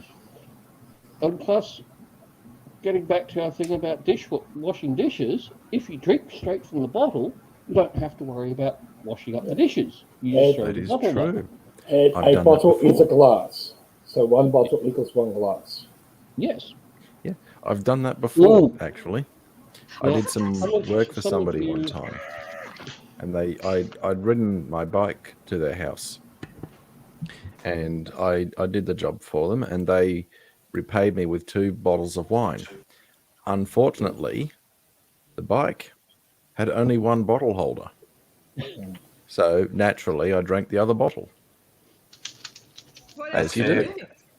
It made the ride home very interesting. I bet. Yeah. But I wasn't going to ride, but I found that I was actually more competent riding than I was walking, so I rode. And I got home quicker too, because, walking's an average 5Ks an hour. The riding speed was about 30. Okay. So, That's all right. if it's talking about time where you're a danger to the community, higher speed equals less time, therefore safer. You had less time to be a menace. I like that. And one of the great things about cycling is that it pushes the body just over. There's a line where walking is great, but you need to walk like a little bit faster than you would normally walk in order to get the real exercise out of it. Whereas riding a bike does that automatically. I my God, preferred yeah. cycling. When I was able to ride, I preferred to cycle. I had a friend who was I'm a obsessively belly, you are into absolutely exercise and whatnot. She could actually time when she got an endorphin rush, even from jogging, like she would do marathons, but even just from power walking, like Laura was saying, you have to walk with it. She could actually time. She'd tell you like, here it comes, and then be like, endorphins, and I'm like, okay, you are a fucking weirdo. You are a weirdo. I wish I could figure out if I've that seen actually. someone do that. Go, hang on. It'll be here. It'll be here. I've Yeah, seen some that people before. are they're like addicted to it. Yeah. Oh yeah, sometimes I'm addicted to silence. That's It's like fair. it's coming. It's coming. It's like, oh yes, now there's no noise. Oh crap, I just spoke. Need some noise cancelling headphones. It's my Apple cocktail. I don't know if I told everyone, besides this apple brandy that I got from Tasmania, took 4 weeks to get here. And I don't want to be too harsh because it's, with Australia Post shutting down deliveries, this kind of got lost for 2 weeks. I think I ordered it 4 weeks ago. It arrived today. But I also made this apple syrup. I bought a Granny Smith apple, chopped it up, covered it in sugar, and then after a day, all that sugar turned into syrup, and added a bit of water. So it's like apple brandy with apple syrup and lemon juice, and it's really yummy. Oh yeah, and guess how much I spent on these Beats headphones? Ooh, Beats headphones. How much did you spend on Beats headphones? I didn't spend a cent. I won them. Oh, nice. Nice. Yeah, it was an Sure, you Amway said- competition. All right. As you're going to say, didn't spend a cent. There was a little old lady in a park wearing them, and snuck up behind her, and she didn't stand a chance. Team Valiant. It's the same link as I clicked before. I'll give you a chance to join again. Yes. But Great Sage Equal of Heaven. Oh, he's changed his name. Michael's changed his name. yes, Thinks he's the it's Monkey just King. a more impressive name, which I'm on board with. I just noticed back in the chat when I was by Belly talking about drinking wine. Loads of wine gives such a bad hangover. There is a theory there is some component in wine which can give a particular sort of headache. But drinking too much of any alcohol is going to give you a hangover. I always offset one glass of wine plus 1 glass of water. That's a pretty good strategy. Volume for volume. That's a pretty good strategy. It has worked fairly consistently for me most of the time. Yeah. I don't really get even those nights when you'd think I got a hangover because I was clearly quite drunk and I wandered off to have a sleep. I didn't have a hangover the next day. I think that was me listening to my body, that my body was going, dude, okay, you fucked up and you drank too much. You should go and put your head down for a while. And I'm going, okay, body, let's do that. I'll just go off and put my head down for a while. And yeah. Well, yeah, I realized one thing coming into these chats is, with my friends, obviously, is that one of these people are actually possibly my cousins or distant cousins because we're Kennedys or one of them was a Kennedy. Yeah, it's a small like world. It is a small world. The only difference is my Kennedys were from Ireland and moved to India, and this person's Kennedys moved to Australia. Okay, well, yeah, I mean, because the Kennedys, big Irish clan, lots of them did move to Australia. There are a lot of Kennedys. Yeah. There is. There's like enough to fill a phone book in South Australia alone. Yeah. Yeah, it's weird what names take up. We sound old talking about phone books. I'm talking about Zoomers going, what's a phone book? And I'm like, shut up, Zoomer. I don't have one. Yeah. Yeah, instead of okay boomer, it's okay millennial. Yeah. Why wine gives you headaches? I think it's often attributed to the tannins in wine. It is. You can have a reaction to it. I have found that, again, volume for volume, I swear, wine gets you drunk faster. It depends on how you drink. See, you may unconsciously drink wine faster because wine can be reasonably high alcohol depending what wine you're talking about. Yeah, well, most of them are around 13% or so. Yeah. But I can have a straight Scotch. Just, whack. Yep, there it is. And it's like, oh, yes, that's that was right. a It's straight Scotch. Stella, that's I have a glass of wine and I go, that felt like 2 or 3 straight Scotches.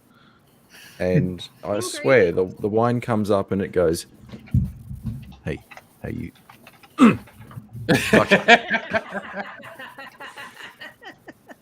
Yeah, I noticed with one of the ads in South Australia, they were making fun of Victorians, like West End Draft, I think they even went as far as making fun of Victoria Bitter. But there's one difference between West End Draft and Victoria Bitter. West End Draft ceased to exist, and Victoria Bitter is still there. Justin, I think we're getting the echo at your end, Justin. You need to mute or shut off the other window. So, try that. No, we're still getting an echo. So it's like if you've got the YouTube thing open, you got to Safa, can fermented raspberries get people drunk? Fermented anything can get people drunk. That's what fermentation is. Fermentation is the sugars in something turning into alcohol. There are hilarious photos and videos of drunk mooses stuck in trees because they were eating fermented.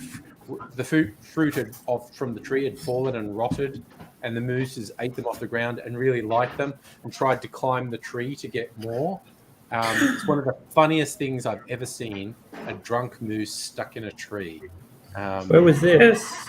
That was in Northern Europe. It was just really funny. Drunk mooses Sounds like in trees. Sort of sounds like something Canadian mooses would do as well, or they would just go in the middle of the road. I was going to say that. The plural of moose is moose or meese in Europe. The plural of moose is moose, not mooses. It's meese. It's not a meese. It is. It's 1 mouse, 2 mice, 1 Oh, moose, meat 2 of mice. I No, thought you- no, I no, no, thought no. you were saying It works the moose. same. It's exactly the same. 1 mouse, 2 mice, 1 moose, 2 meese. It's exact. That's how it works. Ah, Oh, there's a wow. moose loose in the hoose. There's a moose loose in the hoose. I like that. That's good. To be sure, to be sure. I think I've worked it out. Ah, that's better. Oh, Justin, yes. No, that sounds good, man. Yeah, I worked it out. I was playing on YouTube same time as being on Yes. StreamYard. That'll do it. Yes. That'll do it. Yeah. Yeah. No, you One of probably the figured out just at the scariest, time I was actually putting a weirdest- thing in the chat to how to work it out. Sorry, one of the weirdest, scariest noises I've learnt about in the last 2 weeks is elk screams. Elk screams. Yeah, go on. YouTube it. I've seen goats. There's great videos of goats screaming. Apparently, Not elk. certain breeds of goats. Apparently, they used it for the ring wraiths. I would believe that. That's excellent. What was that? That's excellent. Google it. No, I believe you. What did you say, Michael? Elk screams. Look at this thing. Stupid cat. What are you doing? Oh, Oh, Nettie, when you went off Screaming before, upside down. I don't know if you'd done it on purpose, but what we were getting, your cat had gone in front of the light, so we were just getting this massive shadow of the cat ears. It was really foreboding. It was like the bat signal or something. Oh, you just bit me, little fuck. Nettie, does your No, cat need to learn you the see- phrase "I'll kick your ass"? Hey, My can I cat give you does some know news that. that'll probably cheer you up? I want to be And cheered the up. cat Yeah. would have been Did sitting you right hear there. that Alex Jones, the crazy InfoWars guy, he Yes. lost 2 judgments. He had 2 Yes. Yeah, good. what's it called? As the Sandy Hook parents. Default judgments. Yeah, default. Yeah. Yeah. So the whole Sandy Hook thing. Okay, we've got an echo. An echo started with someone again. Yeah. Justin again. I don't know. I'm going to test. Is it... No, actually, I muted Justin and it's not him. Maybe it's me. Okay. Could be. Okay, could have been you, Nettie, because it's not happening anymore. So I don't Is know. it me? No, How about I now? think it was seems Nettie. fine. It's not happening anymore, so we're all good. Sorry. Yeah, so the That's Sandy good. Hook shootings, he claimed, he made claims about things. And not only that, he, a couple of years ago, his justification of trying to get out of jail free was that he was suffering psychosis and that made him believe these things are true. Yeah. Ugh, I thought it was just a character. What happened to that? No, that's what he claimed in his divorce hearing when his wife was saying he shouldn't be allowed to see the children because he's a dangerous lunatic. And he said, I don't mean any of the things I say. I know none of it's true. It's all performance. Yeah, which is can't funny see because, whatever that is, Lee. Sorry. yeah, it's my funny, COVID isn't it? certificate. Oh, nice. Ah, Well, we should all have one of those. That's all. Awesome. I had I a should family do one member of call on those. about they're in the US, and you know how they have these cards that you get. Like the only thing they get is like these cards with the stickers on them for the COVID shots. Yeah. She was looking for hers, and I'm like, I can download mine. It's like, oh Yeah, and I it's went to like, MyGov and it's like, hello. Yeah. yeah. I Yeah. actually Like- got the, Avoid the MyGov shit because I don't want. print me out a copy. So I got it with me. I've got a hard copy. Well, look, did you hear that news? The border's being opened up. Yeah, Which maybe. quarter? Yeah. Around November, December, we'll all be doing stuff and infecting each other. It'll be grand. Which borders? Sharing all is of terrible. them. What, including WA? Nah. I've been Uh, wanting to visit my I think they mother. said that yes, because what will happen is because the federal government has authority over the international border. State governments can't do anything about that border. So you could, in theory, have a situation where WA will still be closed up to the rest of the country, but people can fly in from overseas. Yeah, it gets weird, basically. It's very confusing where some issues the states have authority over the federal with the airports and so on. I don't get it. It's very mixed. Yeah, I mean, possibly the state governments could just close the airports or something. I don't know.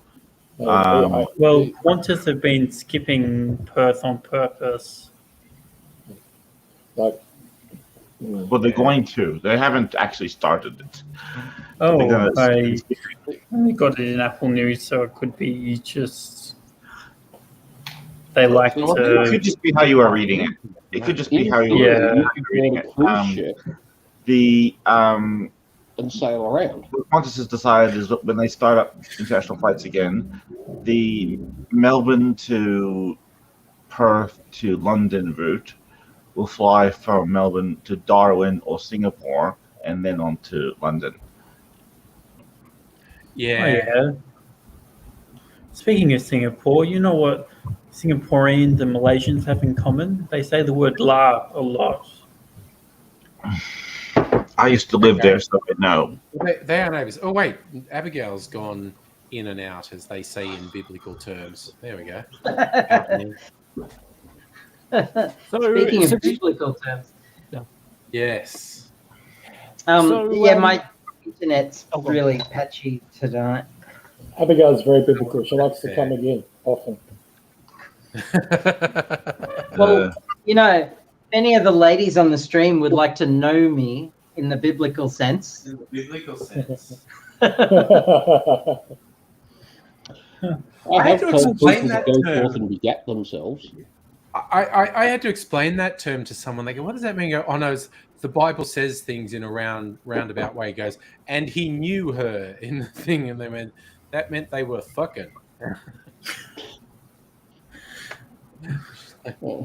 Oh, I just noticed Abigail's wearing a NASA shirt. Yeah, I bought it from Kmart. It's nothing special.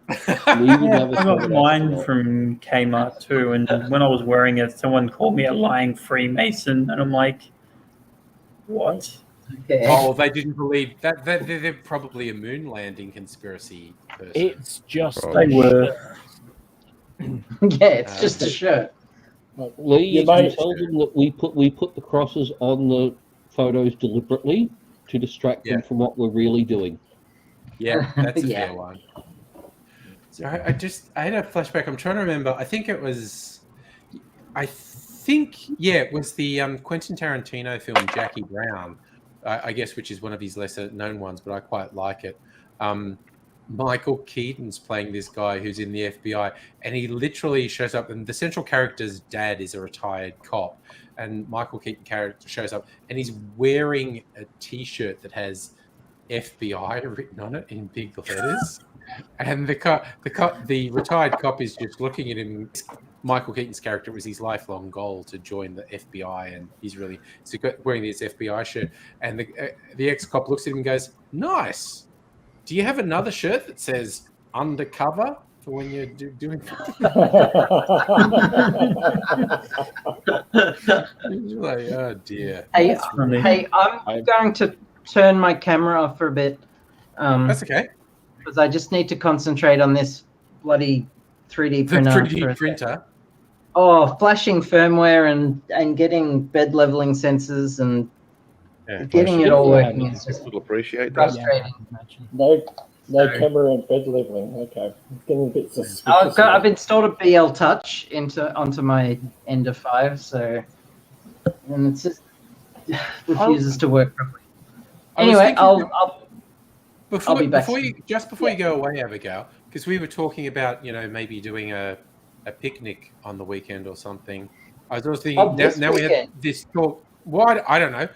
There was this talk about kitty litter. I could potentially do a trip, and this is possibly in a slightly grey area with legislations, but I'll just say it on the internet and won't tell anyone if you don't tell anyone.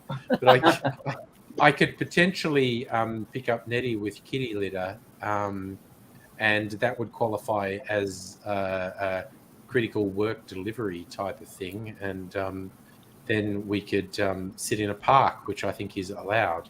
But, Okay, so kitty litter is either a person, or Nettie has a weird thing where when she meets people, she has to bring 5 cats with her. No, I've met a drag queen called Kitty Litter, but that's. Cool. Okay. You can't tell that Angry, I'm if you get amused. an essential workers permit from a courier company, yes, you can. Yeah, I wish it was drugs. I seriously do. Like yeah, I could I use agree, drugs by Belly. It right sounds now. like kitty litter. Talking about picking up a bag of kitty litter and delivering it absolutely sounds like we're trying to do a drug deal. I sent a bag of lollygobble bliss bombs over to America, and they were worried that the name actually was slang for drugs. Oh man. Fair enough. Oh yeah. I can just imagine meeting in. Sorry. What? I can just imagine meeting somewhere on a street corner. Can I interest you in? Weren't we going to do a? Weren't we going to do a care package for someone in the US at Were one we? point? Really? Yeah, who was? Then I was probably had a couple cocktails and forgot all the details. We were going to send Yeah. somebody to weren't we? That happens. I love Ivermectin. kitty litter's code for ivermectin. Yeah, we're trafficking ivermectin. They're worming away around this. They're on. So tell me about this picnic before I go for a bit. I was just saying we because that's the thing I think we're actually legitimately allowed to do because we're all within 15 kilometers of each other at the moment. Except me. And we I'm could not. we could tell a little Porky about how me. me and Nettie sort of hooked up to put some kitty litter in the car and I'm also saying this in a purely subjective thing. There's something I potentially want to get from the bitters lab as well. So pick something. Sounds up on good. There. Yeah. It's compassionate. It's a compassion visit. It is. Mental health Not I'm on my support. third Nettie's cocktail, nuts so I anyway, don't so know. you're keeping her out of trouble. Oh, I'm just looking at the chat. We've all worked out. We apparently committed at some point to send Aussie snacks to micro USB. All right. I'm glad I remembered. I'm glad you remember. Send Vegemite. I friggin' did. Oh, I friggin' depends on where micro USB lives, because Vegemite's illegal in Canada. No, he's in New Because York it's got a State. certain, New York State, then he should be fine. Marmite should be Why illegal in isn't the it illegal in UK. Canada? It's got a certain ingredient in They Vegemite. tasted it. They tasted it. No, No. there's like an ingredient in Vegemite that's illegal in Canada. Which Oh one? my god. Not Vegemite. heroin, no. It's the So- heroin. Nettie, do you remember Randa? Anyway, I'm gonna text Yeah, me. you got to go off, if- Abigail. Yeah. Yeah. Okay. Yeah. Do you remember Yeah, I Randa? remember Randa. Yeah, she was telling me about how they, when she was living in Iraq, they received a care package from Care Australia and it had Vegemite in it. So her grandmother tore off a piece of flatbread and put it on her hand and then scooped a big thing of Vegemite into Oh it, no. then rolled it up and bit into it, and they've never eaten Vegemite since. Yeah, that's not a good way to consume it. That's rough as guts, that is. Oh now- god. Salt explosion. Jesus. Yeah. Do you remember Agro Pixie? Yes. Yes. Okay. Well, she's adopted a queer support group in the US.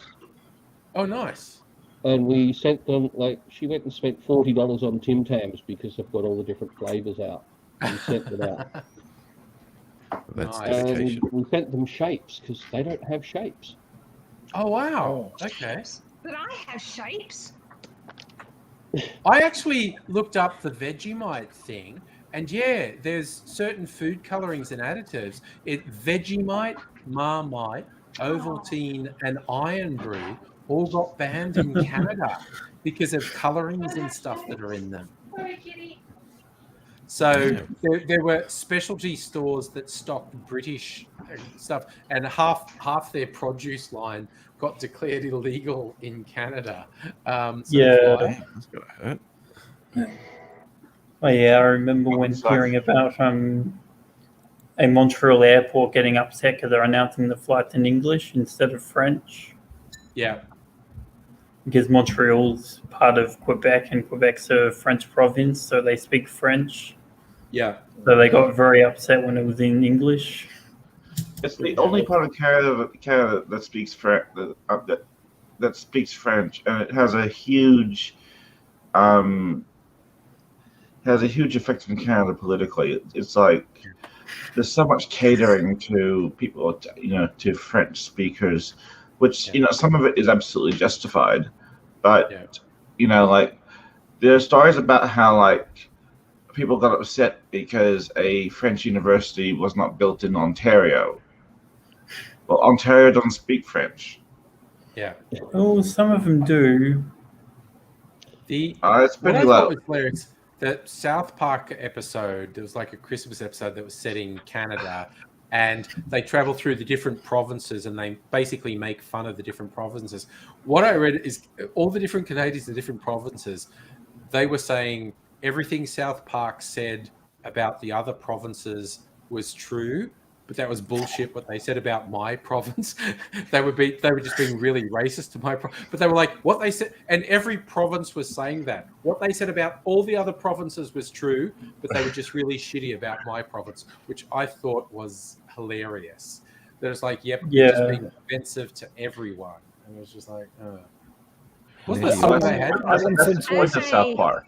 I once said to a Canadian, when they said they were Canadian, and I said, isn't the top of your head supposed to like flap around us? I mean, I've seen South Park. Yes. the song they sang that cracked me up, the best Canada is the French Canada, all the other Canada is a bullshit Canada. Some of my ancestors... There was some episode about I think this is when Trump was running or when he was president, but there was some episode about where Canada built a wall. Oh yeah, there was a whole thing with Garrison being a Trump equivalent, and Canada were building a wall. I haven't really watched South Park for the last 10 years. I think they're still making it. I don't know, but I haven't really watched it for the last 10 years. But they're still making The Simpsons. Yes, as a drunken anthropologist, I just have to say that I have noticed that most neighbouring countries tell sheep fucking jokes about the people over the corner there. That is so true.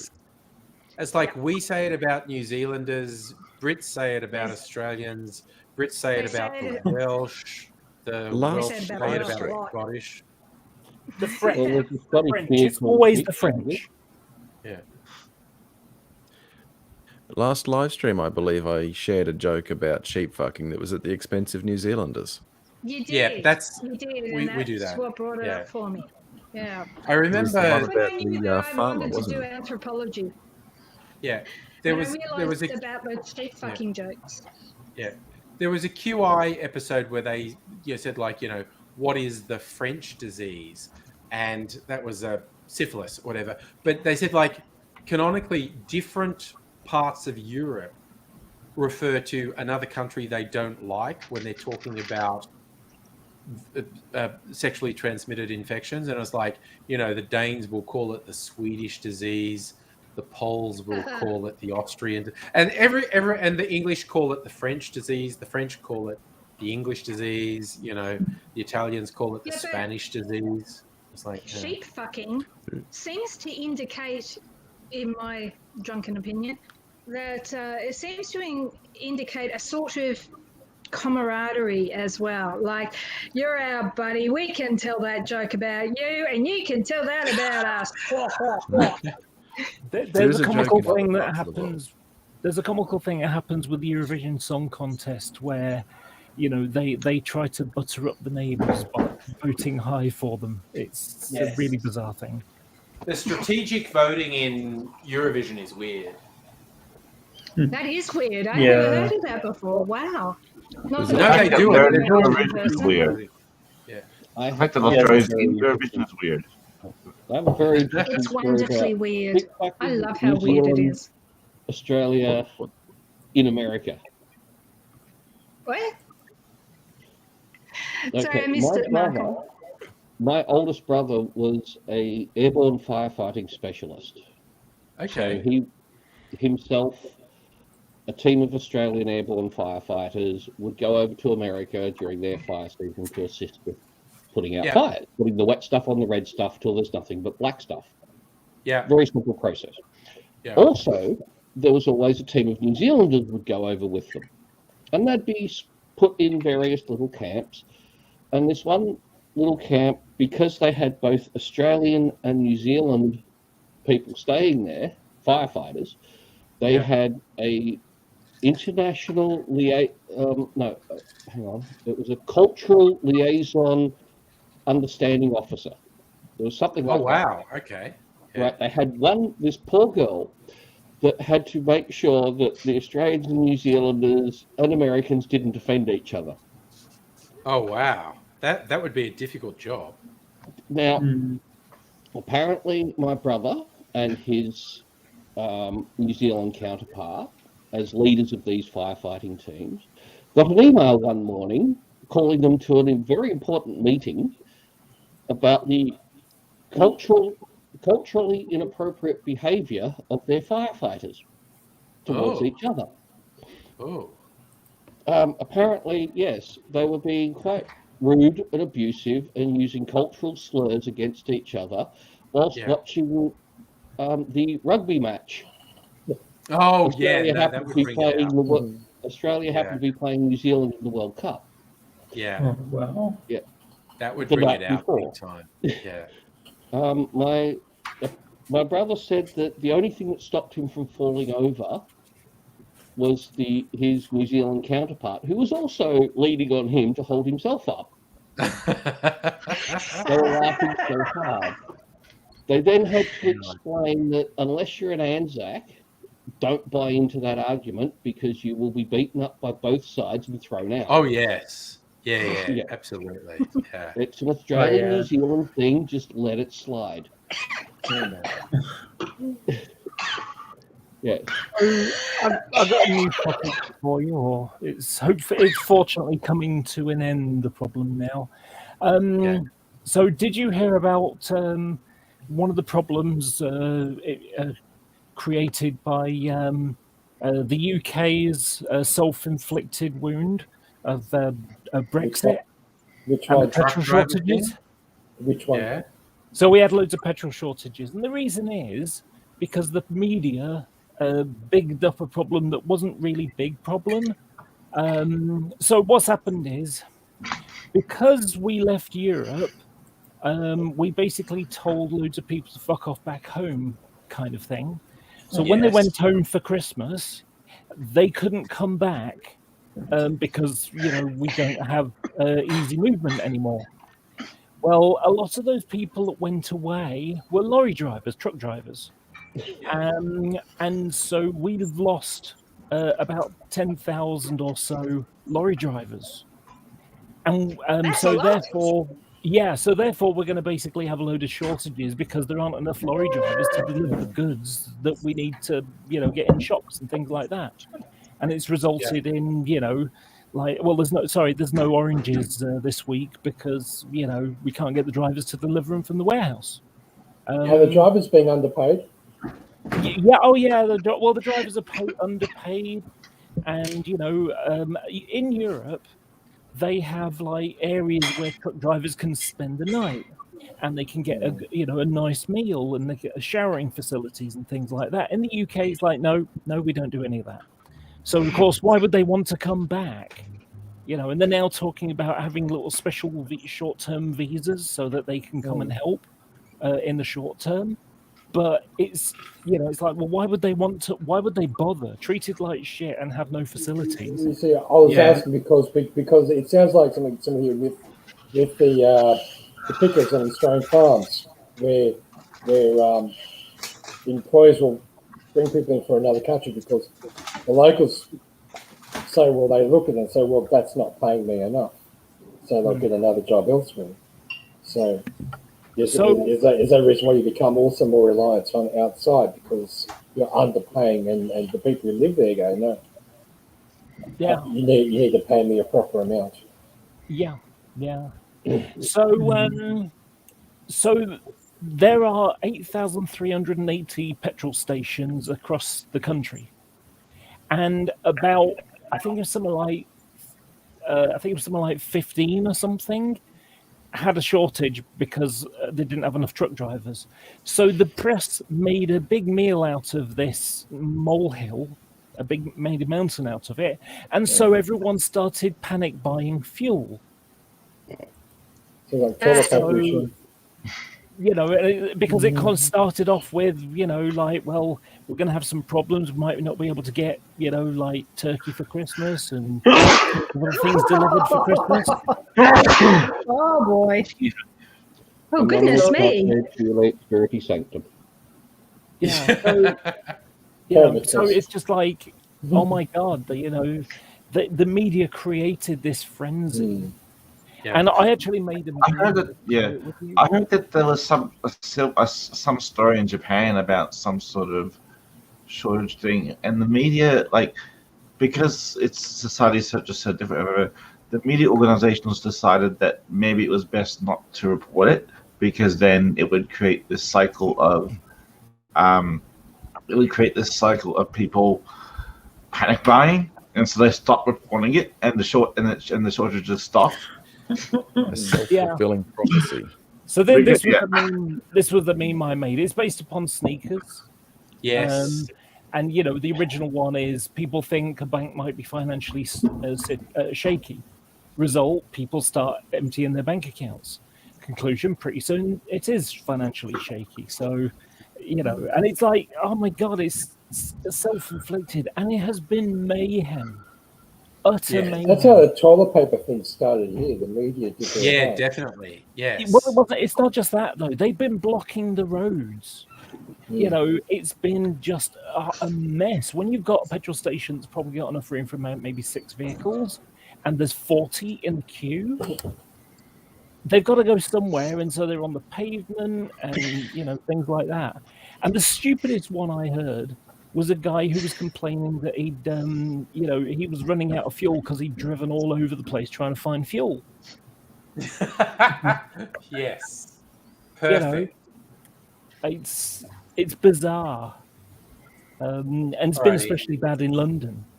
Yeah. So, oh dear me, it's just such a mess.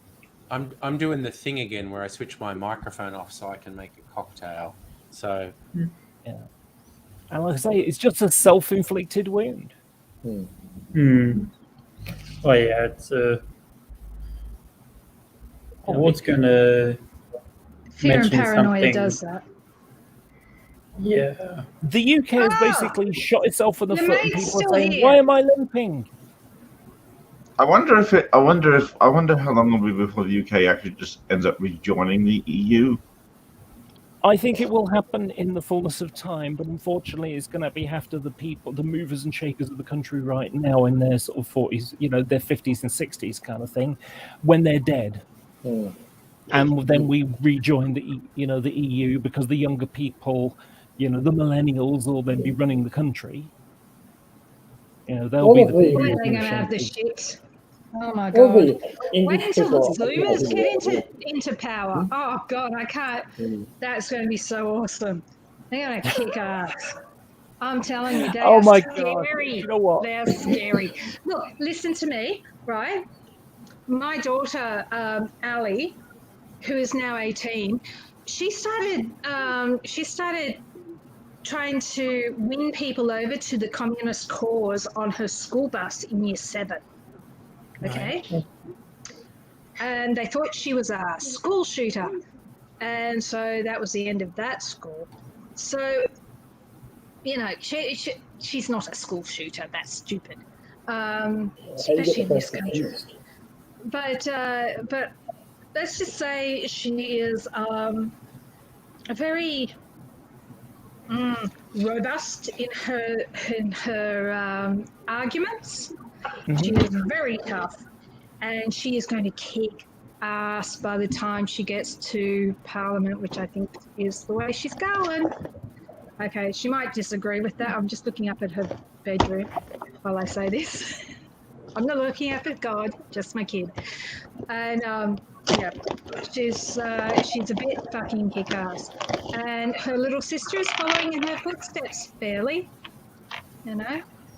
She hasn't raised any demons at recess, and she hasn't converted anyone to communism. But she's on board. The Zoomers are going to kick ass. The only thing that I worry about with some people in the younger generation is they have no clue about anything sometimes. And I think the best example I've that's ever called given. Being young. Yeah, That's all you. yeah. You're always going to get a mountain there. You see, there was, I don't know if there still is, but there certainly was a TV show called Towie, The Only Way is Essex.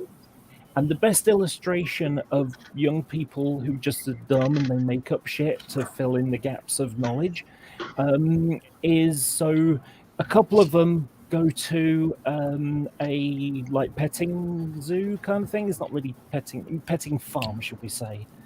And there are some goats there, and one of the girl, she basically says, I wonder if they're called goats because they've got goatees. And the guy goes, oh yeah, that's right, so right. And it's like, oh my God. No, they're called goatees because they like goats. It's the opposite way around, you nitwit. Always remember the wizard's first rule. People are stupid. Just that. People will believe what is most appropriate for them to believe at any given time, no matter how much evidence you show them to the contrary. Yeah, that's the wizard's first rule. It's a bit like it's Dunning-Kruger in a way, isn't it? Yeah. You know, there are stupid people who think they're intelligent, and then Donald Trump. Yeah.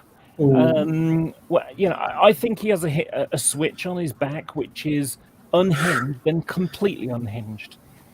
That's the toggle. I think that people can be very, very clever, but at the same time, emotional thinking just takes over.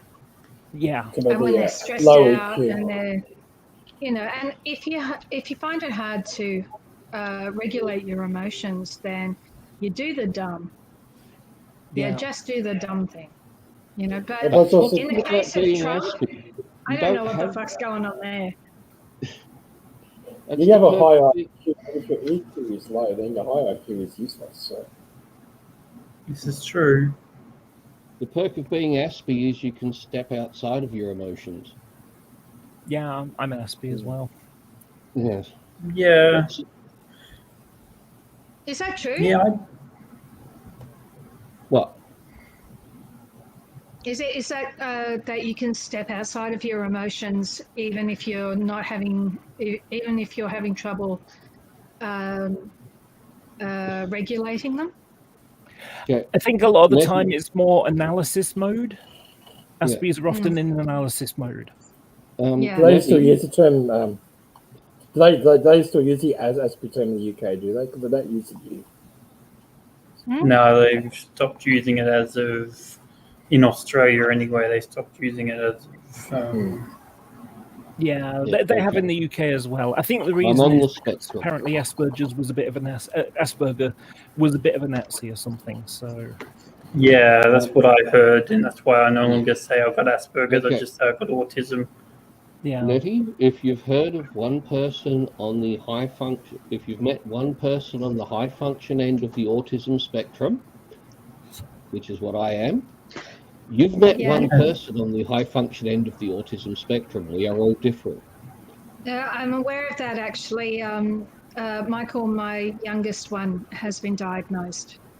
Yes, but so I can say that my biggest thing is that, is it true? I mean, kind of generally, and I don't take it to in a concrete sort of way. I don't make Well, it yes, concrete. nothing's ever concrete with us. Yeah. Yeah. But All or I nothing. find that's that a lot of my, personally, I find that a lot of my emotional responses are what I perceive people, what I think people expect from me in that situation, more so than a genuine emotional response, if that makes sense. Yeah, okay. So kind of like masking. Well, I'm A 50. little bit of masking. When I was a kid, we didn't have autism spectrum disorder or whatever they call it. Same. Personally, I don't think it's my fault that my brain couldn't think as slow as normal people if I tried. You know, I have to take speed to read a book. Yeah, I've got it too. The hardest part I think I find is, like, I feel like, and this is a problem that, like, like you can see in a workplace setting, that you're constantly trying to analyze what people are asking you to do without them telling you what to do. Yes. And it's like, you know, it feels like you're constantly playing a mind reading game with people. Yeah. See, and it's ridiculous. I mean, I have an advocate who just tells people, tell him what you mean. Yes. Yeah. I discovered bus driving about 5 years ago, and I love it. I get a sheet. It tells me, go to this place, pick up these people, take them to this place by this time, and drop them off. That's it. That's all I have to do. If you're not happy on my bus, there's a door right there. If I like the way you're talking to me, I will stop the bus before I kick you through the door. Right? But that's it. I don't have a boss sitting behind me telling me, oh, you didn't do that right. You didn't do that right. It's great. I just show up, look at my job sheet, do the tasks listed in front of me, be nice to people, and drive on my merry way. For me, it's like in order to actually do things properly, I need practice. And a lot of people, a lot of workplaces, they don't want that. They want you to be 100% at the start. Yes. And it's like, well, that doesn't work. It needs to but if you give me time and you give me plenty of practice, I'll get there. Well, show me how you want me to do it. Within a week, I'll have come up with my own way to do it that might be faster. I remember as a teenager when I was getting re-diagnosed because they were checking up on me on how I was going with autism-wise, and one of the assistants is like, oh, he's got autistic psychopathy. And then the doctor's like, no, it's called Asperger's syndrome. Don't call him a psychopath ever again. People don't like Asperger's syndrome anymore because Asperger was actually a Nazi doctor. And so people just go, no, it's the autism spectrum. Now, each their own. Also, I did just want to catch up in the chat while I was busy recording that cocktail video. Jason, Takes a Megal, Rottweiler Dude, hello. Toby, hello on Facebook. Micro USB had a question. You can ask it now. So I made this cocktail solely to empty some bottles that were almost empty because I needed shelf space on my bar carts. So I emptied my cognac and apricot liqueur to make a drink called an Incognito, and it's quite nice. It's got dry vermouth in it as well. It's a very interesting mix of very interesting mix of flavors. Blame Canada. It's all their fault. Oh, Canada. Yes, blame Canada. No, I've got it as a keychain, and people think that they're like, oh, you must be from Canada. You must be born in Canada. I'm like, no, I was born in Melbourne, actually. Thank you. Nobody's back. There we go. With friends. Yes, and somebody's here too. Nobody and somebody. Nice. Mystery mates. I actually have a Canadian hoodie. I was trying to connect a go, wireless oh, you from mouse. Canada? And I go, no, they just know how to make good hoodies. Sorry, nobody. Oh, I had one of those. Yes. My niece got stuck with this terrible job of being an activities coordinator in this horrible little place called Aspen. Oh, right, Aspen, Colorado. Yes. So her job was to work at a hotel making activities or coming up with ideas for activities for people. Ah, What a okay. terrible job. In Aspen, yeah, all the In rich people. Aspen. Yeah. George does the chat. Micro USB's question: who the fuck is the woman in the thumbnail for this stream? Local politics, my friend. That is the Gladys conservative premier of New South Wales, Gladys Berejiklian, who is personally responsible for a COVID outbreak when both New South Wales and Victoria had 0 cases because of her fuckery. With both states have now had thousands of cases because they're stuck to ideology rather than reality. But she resigned today because she's been invested for corruption. Nasty Investigated, not invested. corruption. I think she's invested in the corruption too. Of the last 5 Liberal premiers, three scouts for corruption. Yeah. So just saying. Yeah. Just imagine if Braz got done for something that Friendly Geordies had a hand in. Braz getting done would be fucking awesome. Because fuck that guy with a cactus. Oh no, he's fucking awful. Okay, He's fucking awful. isn't he the deputy premier? Yes, isn't yes. he? The premier leader now. No, what's happening? Yeah, because he's the head of the Nationals, and the way the coalitions work, the Liberal Party leader is the leader, and the National leader is the deputy leader. But even though Berejiklian resigned today, but what she said is she's not stepping down until a replacement is chosen, and then as soon as a by-election can be organised, she's going to quit Parliament altogether. So she's not fully stepping down until the Liberal Party choose a new leader, which stops Barilaro from being acting premier because he's a fucking lunatic. If she wants to do the decent thing, she can step down into a volcano. Yeah, I'm for that. That would be good. If she would just step down into a volcano, climb up and then step down into a volcano and rid the world of a parasitic piece of garbage. Yeah. But volcanoes Koala are like this pure force of I'm nature. still And you want to corrupt them? Yeah. Sorry, penguins are corrupted? What? Well, I'm putting that piece of shit into Penguins a are volcano corrupt. is bad. Penguins are killers, human killers. Jettison out the airlock. I just noticed micro USB excited the McRib is back. Would you be horrified to learn micro USB? The McRib has never been marketed in Australia. Never, ever. What's It just makes me think of the Simpsons episode where in Krusty Burger they were having the equivalent to the McRib. I think they called it the Rib Witch, and everyone was obsessed with it. And when it was all over, Krusty says, "The Rib Witch is gone forever." And they go, "Oh, why?" You go, "Because the animal we made it from is extinct." and Homer looks confused and says, "Cows?" And Krusty goes, "You're way off. Think much smaller and many more legs." It's just like ridiculous. But I was gonna say before, and we were gonna talk about the Simpsons. It's been going on forever.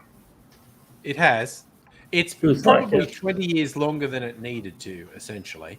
But it started in the year I was born. Yeah, they keep making money. People go, "Oh, what's still running?" Dude, because they keep making money. They make so much money from it. Of course it's still running. I don't think I've seen anything beyond about the first 5 seasons. I haven't watched it Me properly neither. for 10 years, so... It was I mean, fantastic when it first started because it really broke something. It really broke a as something that a wall of illusion that had been built up over years and years of sitcoms. Yeah. It did. You know, and it opened the door for adult-oriented animation that didn't mean porn. And we have had, Ew. in the, 30 years The Simpsons has been on air, we've had 20 extremely good animated series aimed at adults. We've probably had 50 shitty ones, but we've probably had 20 really good ones that never would have happened if The Simpsons hadn't have happened.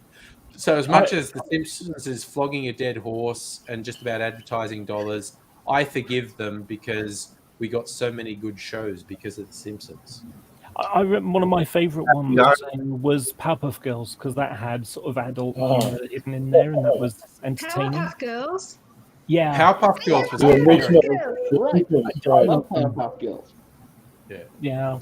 I think one of my favourite ones is my favourite ones was an episode where it was raining and then all the bad guys were like indoors and not doing bad stuff, and so they decided to play the Powerpuff Girls, and so like they've got a house and all that. They got a little city that they made out of Lego or whatever. And next thing you know is Buttercup ends up sort of pretending to be a monster, and it's like, you can't come yet. Joe hasn't gone to pick up the kids. It's like, I'm a monster. I surprise.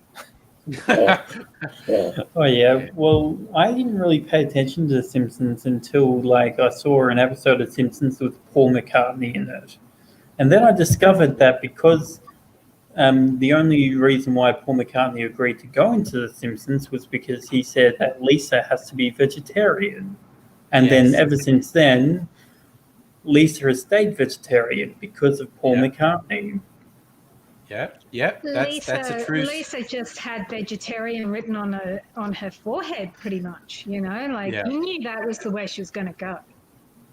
Yeah, that's a true thing. That McCartney got to do vegetarian propaganda, which is neat. So, because I didn't have a problem with it really. So it's like.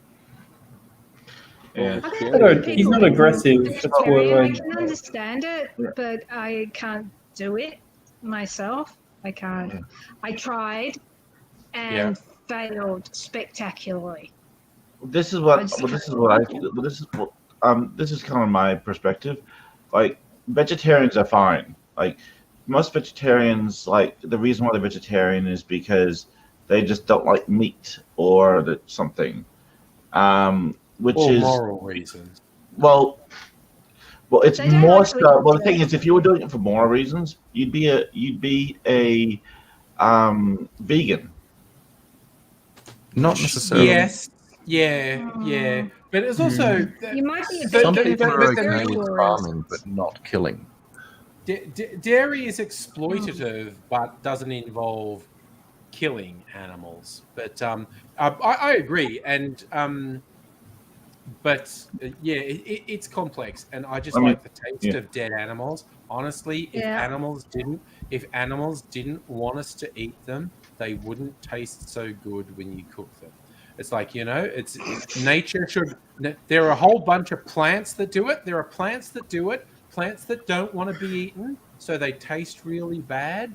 But animals just taste good. Animals taste good.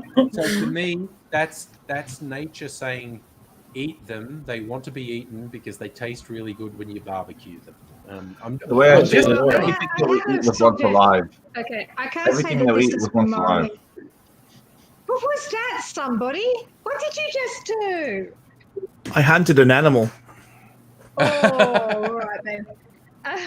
See, if AC was here, at this point he'd start talking about long pig with my argument that animals taste good, so we're meant to eat them. He'd say long pig is very tasty, and then someone would foolishly ask, "What is long pig?" That's humans. Scotland green. Pork, as opposed to beef and lamb, pork is a sweet meat, and apparently, from those who've eaten it, like pig. humans are sweet like pigs. So there was a joke in Papua New Guinea. The cannibal tribes there referred to cooking humans as eating long pig. So there you go. I agree. It's even in medieval text. I bet it is. Really? But politicians taste like shit Well, it because they're must full be of it. true then. Ghost turtles. Jason raises a good point. Why don't you eat your dog? Because their liver contains enough vitamin A to kill it. That happened to some of the polar explorers. They ate their dogs. And if you eat the meat, you'll be fine. But they ate the organs as well.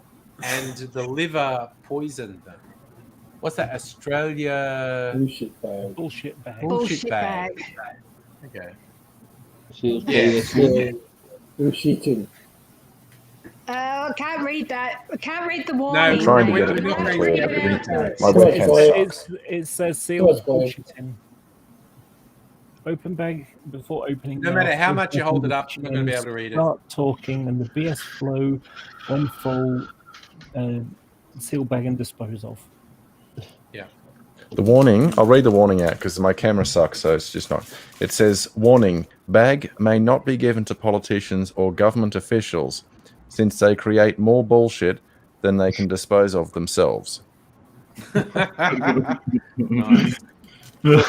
Bullshit is actually manure, and manure is good for fertility, and fertility inspires growth.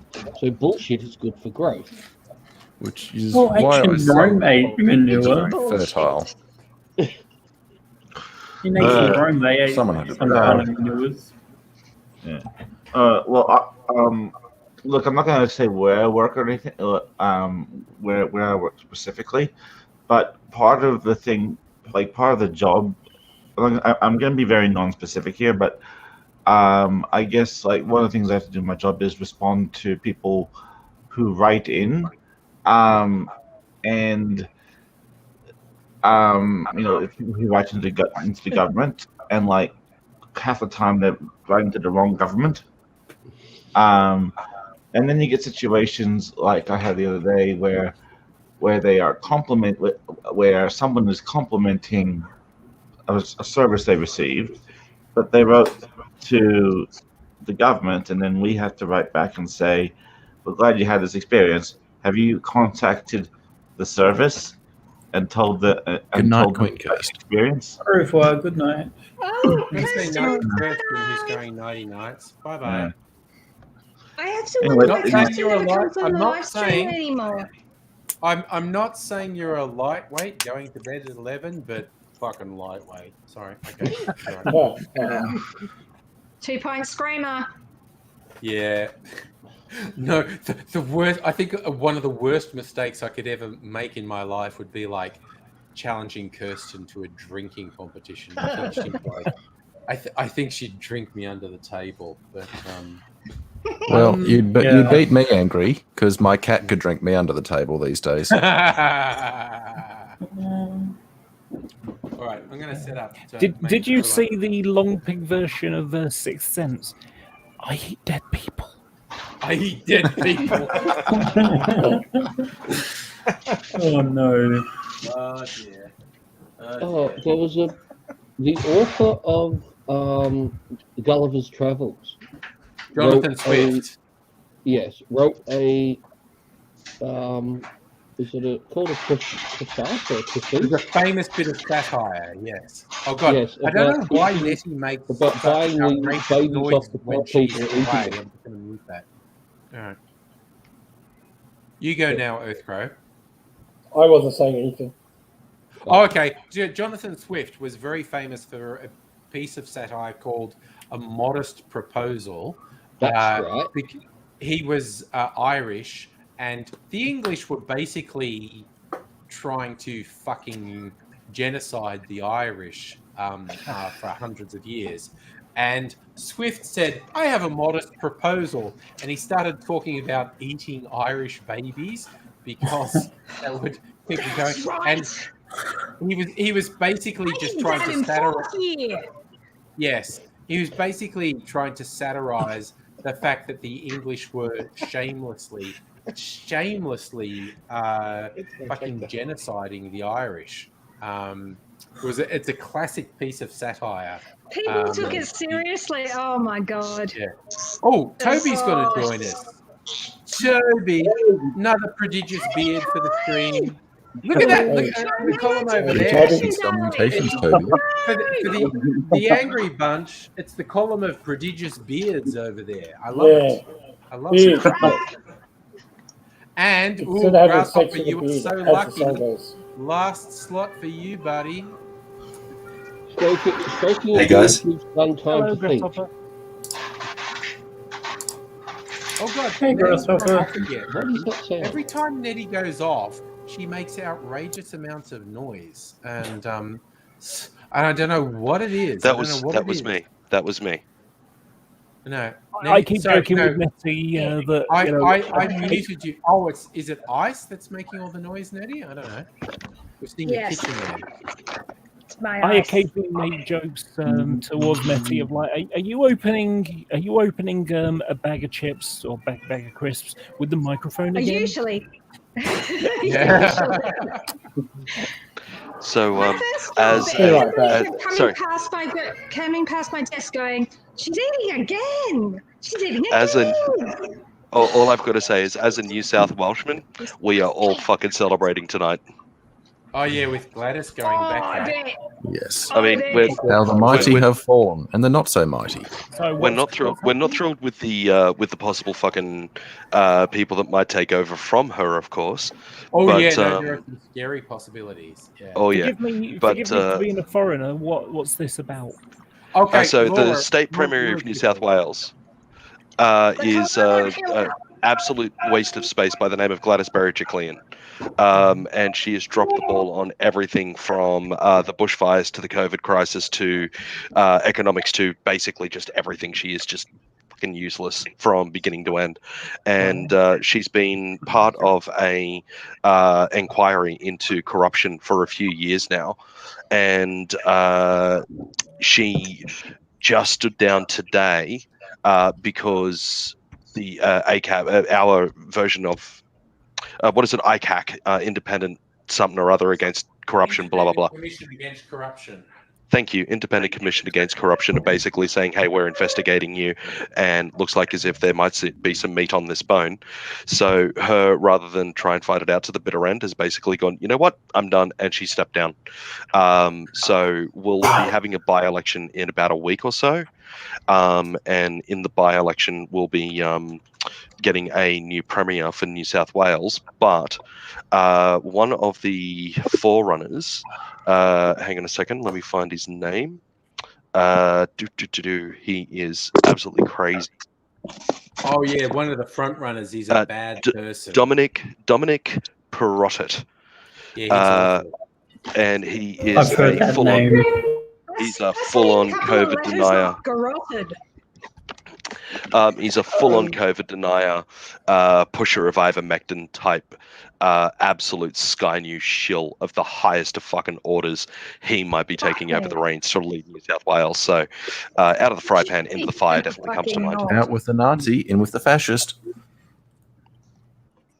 Yeah, no, he seems very bad. Back in. So yeah, there's cause for celebration that the Wicked Witch of the West is gone, but you know, we may have fucking Hitler taking the reins. So yeah, you know, it's funny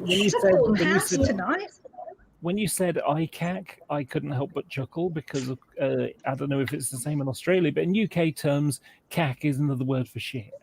Oh so yes, it's basically like, you know, it's basically Apple shit, ICAC. You know, well, I mean, actually, that's a good way of fitting, really. Yes. See, a couple of shit.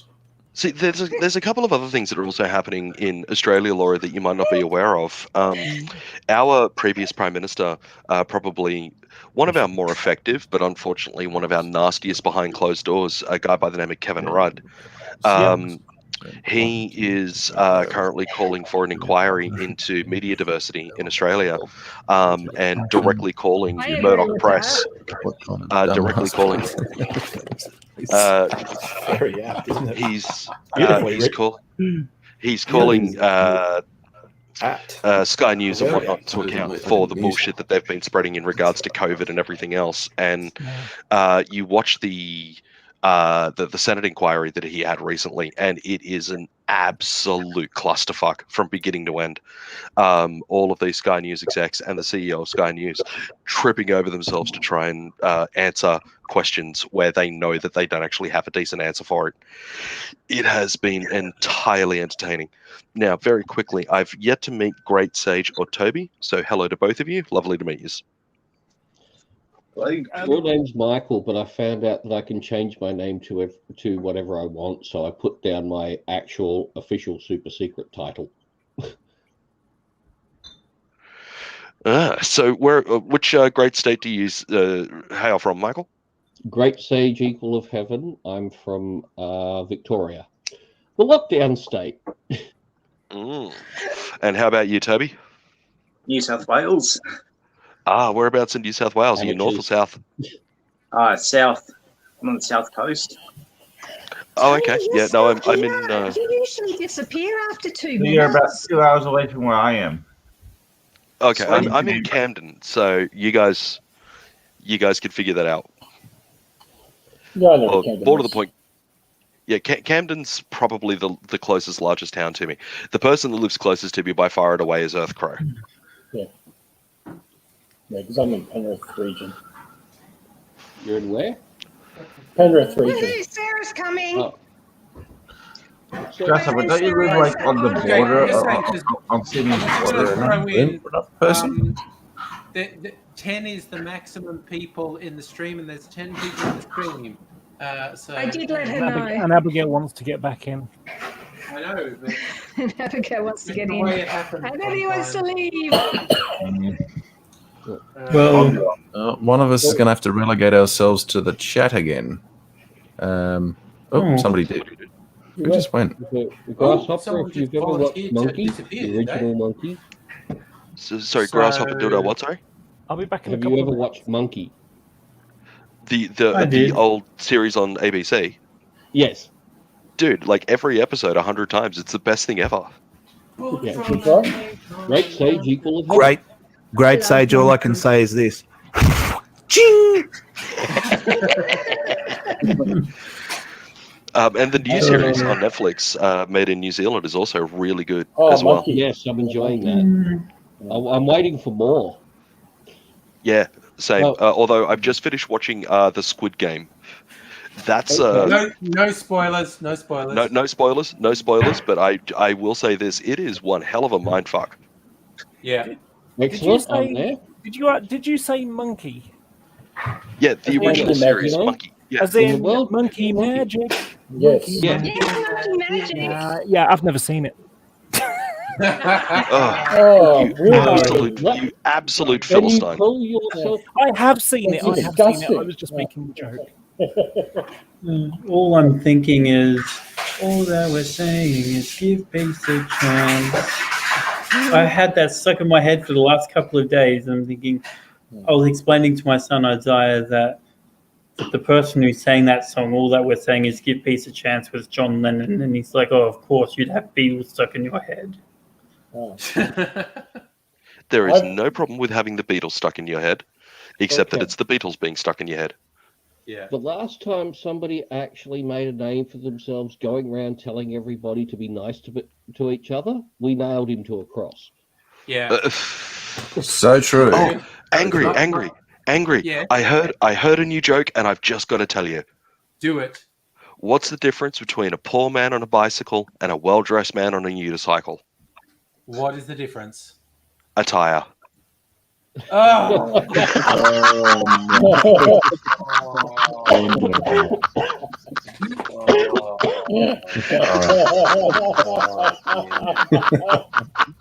That is bad. But That's so bad, it's good. The Another one's the dropped thing out. about telling people to be nice to each other, the two best versions I've heard of that, in the Hitchhiker's Guide to the Galaxy, one of the introductions to a chapter is talking about when stuff happens to Arthur Dent. And one day, 2,000 years after they nailed a guy to a tree for saying, why don't we be nice to each other? And And the other one is in Neil Gaiman and Terry Pratchett's Good Omens. The angel and the demon who are overlooking Earth are talking to each other, and they're watching the crucifixion. And the demon says to the angel, "Why are they crucifying him?" And the angel says, "Because he said to love each other." And the demon went, "Oh yeah, that'll do it." I absolutely love this show. I love it. Hey, Abigail. There's going to be a second season. And Sarah. Hello, I'm back. Welcome back. Sarah. Hello, My Sarah. internet is now behaving itself. Happy birthday to Hey, Sarah, Sarah. everybody. Oh, there I am up at Sarah's head and the side of Shannon's head. Happy birthday to you. Happy birthday, dear Sarah. Happy birthday to you. You know that happy birthday song is actually copyrighted? Hang on. I don't Sorry. know. Sorry, I had the sound off. Sorry about that. Okay, here I Sarah's am. in grunge mode this week. I am in grunge mode tonight. I'm tired. My God. Nice. I like grunge mode. Oh, she's opened up those cocktails that I sent her. I have. Yep. I have Show indeed. off the cocktails, my love. Show them off. Oh, okay. So, what did you get me? I don't know. I got you a Negroni and I got you an Americano. Ooh, nice. Those are the So, yeah, I'm having the Negroni at the moment. Yeah. Beautiful. Oh. Yeah. How is everyone? We're pretty boisterous. Okay, good. Well, it's a pretty boisterous night. We're loving it. All right, I'm going to switch my microphone off again because you're all having fun. I'm going to make one more cocktail video. And so, oh my God. No, I'm not that drunk. I'm trying to find the controls on my browser. All right, so Mark. Alrighties. All right, he's off. Yeah. All right. Yes, So Stella. Daddy's gone. Now we can all play. He can't Yes, hear us Stella, before I we agree slag him with it off. all.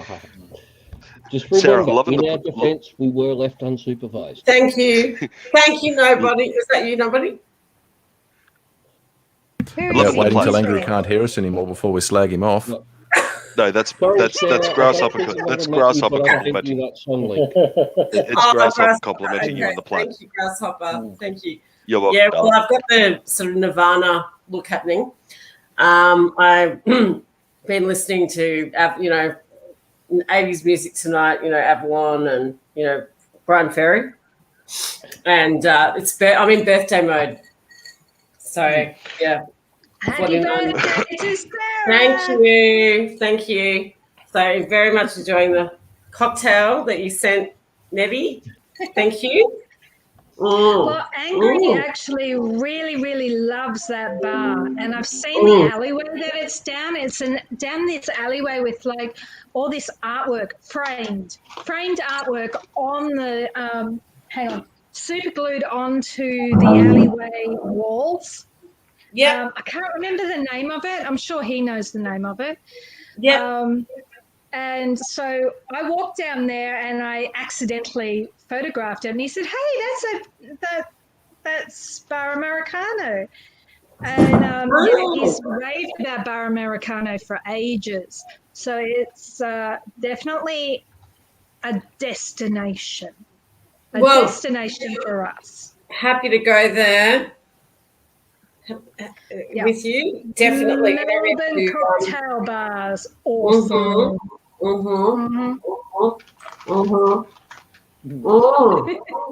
Sorry. Sounds good. What are you snacking on, Abigail? Are those the same chockies that Kirsten sent you last week? Oh no, you finished those, and now you're on for a new bag. In Costco, you can buy a kilo pack of M&Ms. Just like, it's one of those things. A friend of mine signed up for Costco just so that they could bulk buy lollies. The worst part was about 3 months after that, they got diagnosed with diabetes. Well, okay, and seeing a correlation there. During lockdown Mark 1, we had trouble trying to buy a packet of toilet paper because they've got 60 roll packs. Man, the great toilet paper crisis of New South Wales. That was so ridiculous.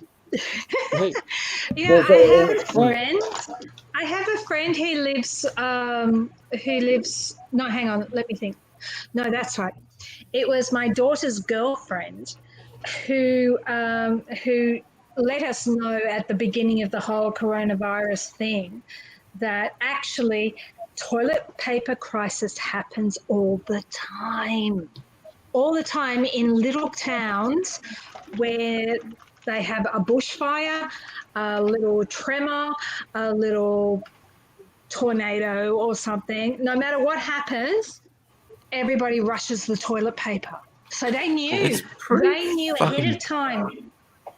It's pretty fucking stupid, though, isn't it? I mean, with COVID, do people realise with COVID that which end it actually affects?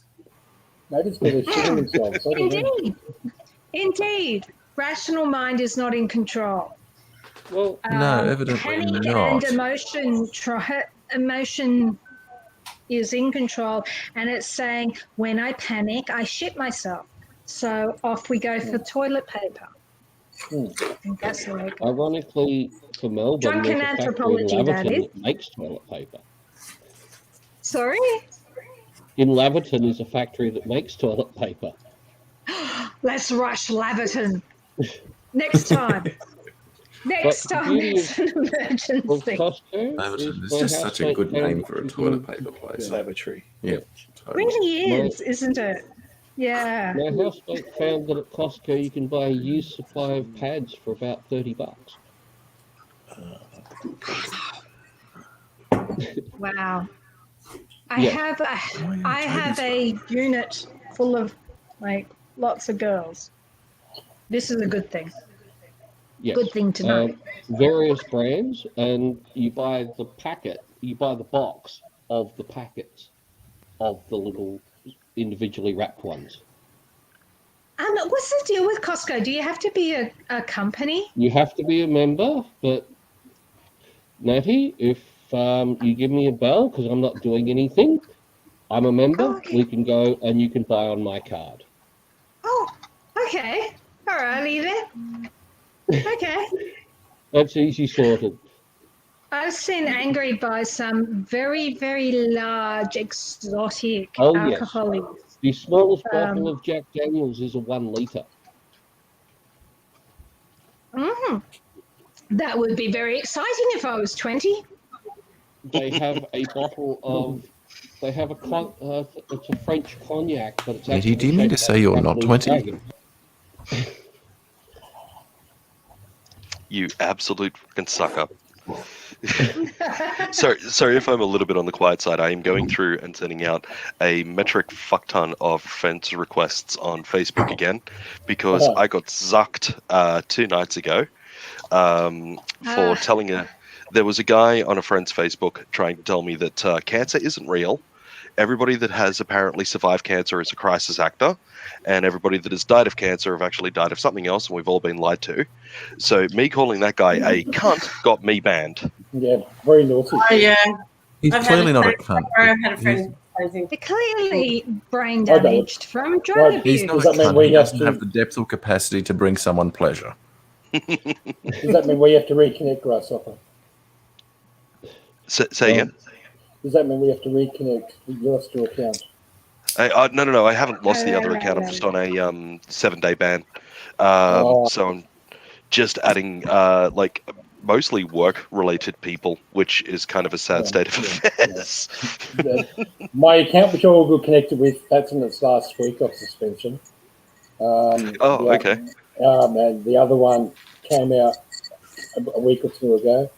Last year, I spent most of the year in suspension in Facebook prison. Oh, really?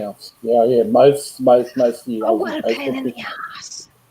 Because I was when the right wing trolls carry on, I talk them back in their own language. I use their own words against them, and I just report straight away because they don't like getting it back. No, I mean that's the thing. apparently, the way that I'm seeing that a lot of these conservative idiots are posting their misinformation, be it about politics or COVID or anything like that, they basically take a photoshopped image of what it is that they're trying to say, and they'll like make it up in Publisher or something like that. And they'll post it as a picture because the Facebook algorithms don't pick up the misinformation in that. But if you type in so much as the C-bomb against somebody, bam, 3 days ban. It's just absolutely ridiculous. I did get suspended. To use instead of that word. I did get suspended for a Adolf Hitler man where it was saying like it was a young Adolf, pre-politics. He was saying, why did time travelers keep coming to kill me? I'm just an artist. And and I got suspended for that one.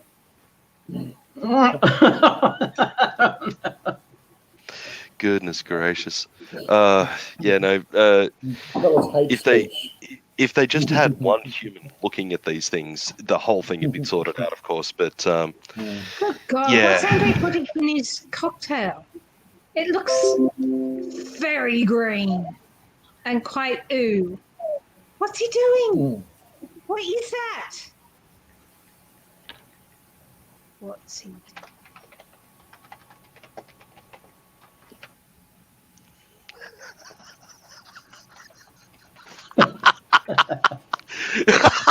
What I miss.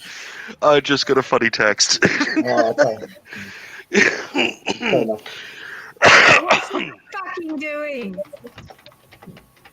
Right, you're dropping out, Heine. Oh, yeah, see you, Heine. Oh, you're dropping in, yeah? Oh, okay. Gotcha. I've been watching, has anyone been watching the,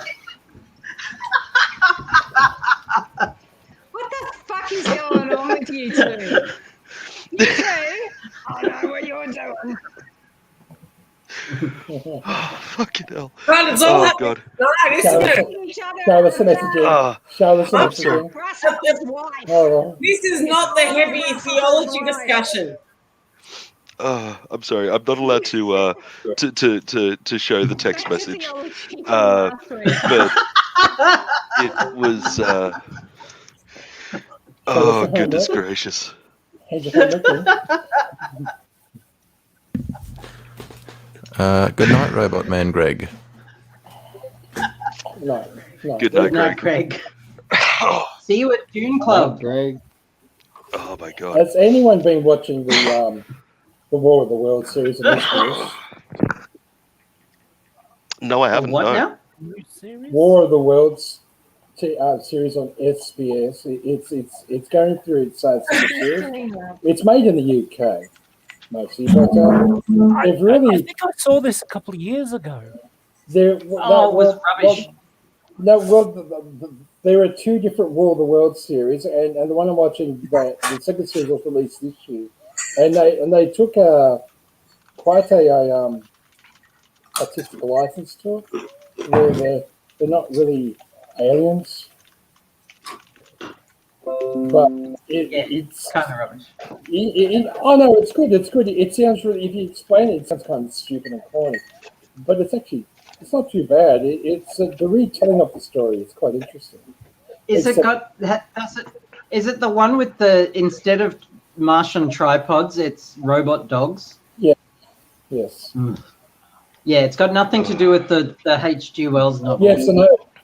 It's quite interesting. So I don't mind it. You know, I've got something I like to read in. Abigail, yeah. I am very sure that Eleanor sends her love, but she is dead to the world. That's why I'm also kind of being quiet as well. Sure. Do you want to point your camera down? I'll wake her up. Don't worry. We can't really see you. Grasshopper, I've found a way to a bit of advice on that C word.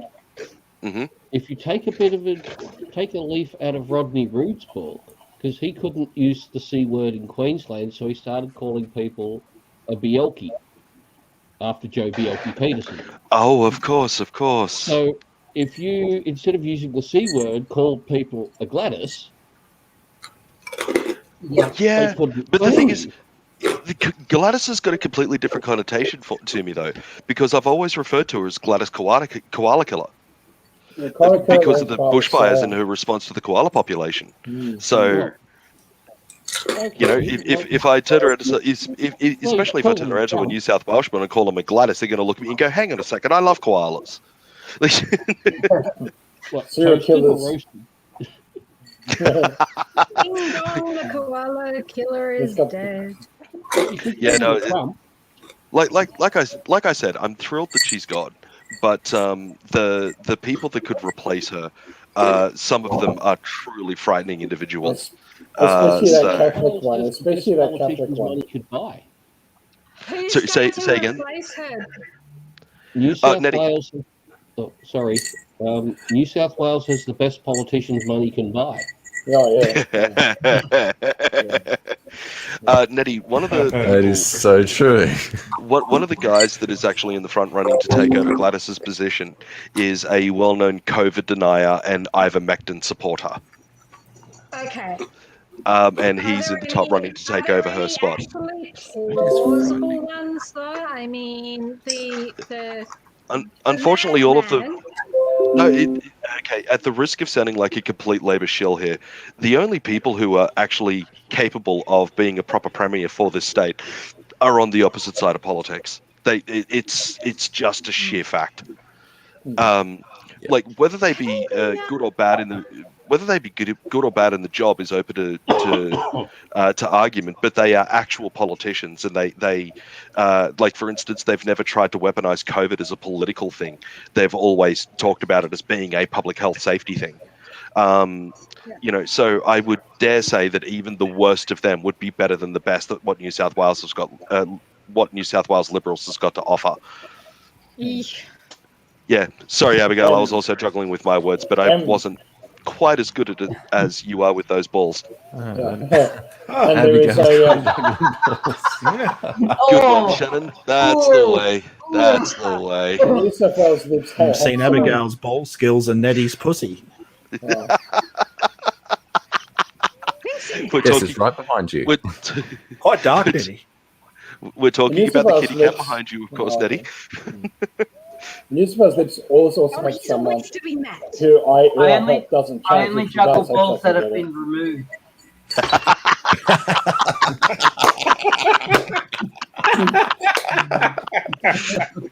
Johnny, pancakes, darling. I want to read something Give him a out. squish. I want to read something out because I mentioned War of the Worlds, and there was the same year that the Tom Cruise movie came out. There was another one made by a guy called Timothy Hunt. He was the director, and it was really bad. You know, I mean, it was very faithful to the story, but it really wasn't very good. The quality was bad. The video, for the aliens were bad. The whole thing was just awful.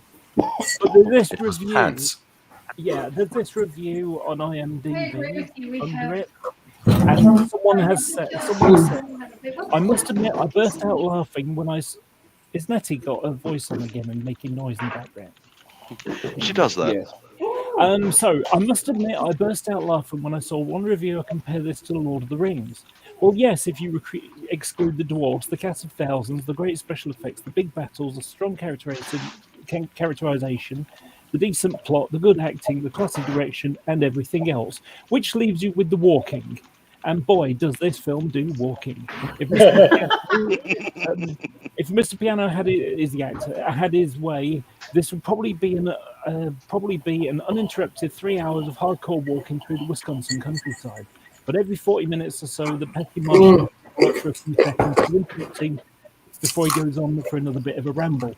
You've never seen so much walking in a movie. If this really had a $20 million budget, most of it must have gone on Mr. Piano's shoes because he had to get through plenty of repairs due to the walking that he does. Which explains why there's no money for decent effects, a decent video camera, or proper actors. Honestly, it's like watching it's like watching some bizarre fetish video with people for a thing about going for long walks in period costumes. Even on fast forward, this is a long walk. As for the sci-fi stuff, I think it was a mistake to put the Martians in the film. They only get in the way of the walking, which is clearly more interesting to the director than the story. I wonder how much Mr. Piano charges to walk dogs.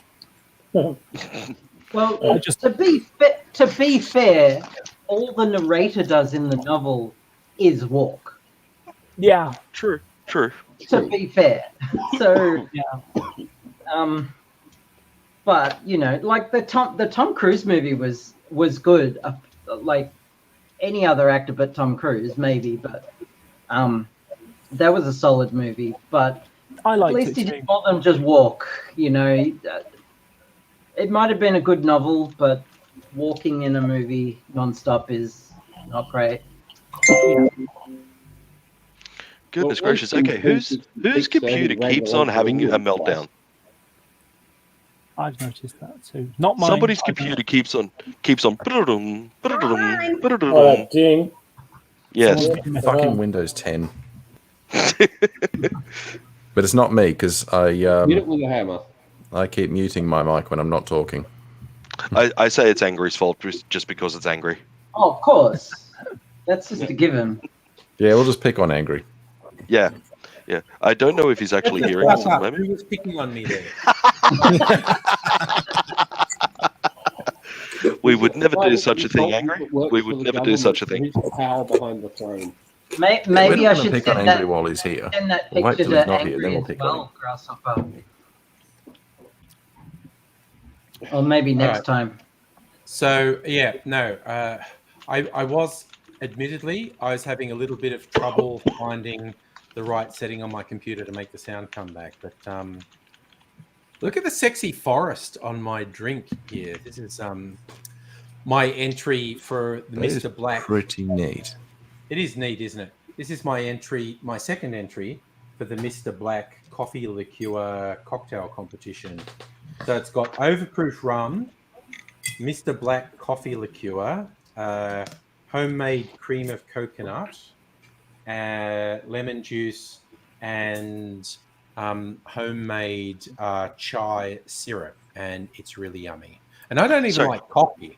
I would just very quickly like to interject one very quick thing. For the first time ever, my mum is currently watching our stream. So, hi, Mum.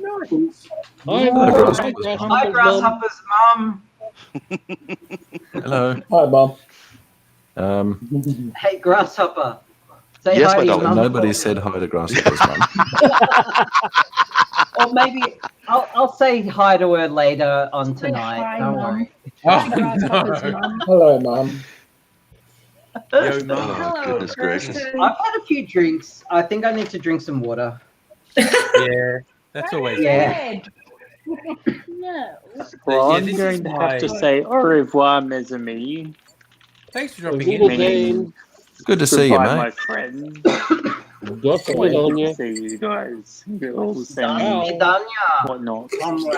Do Bye. join us again. Good Comrade. night. Hello, buddies. Travel safe. All right. Good night. Cool running.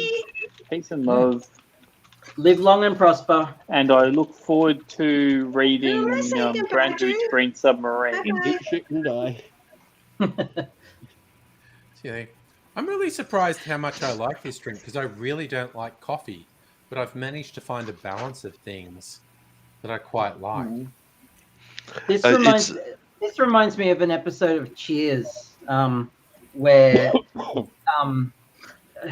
what's his name?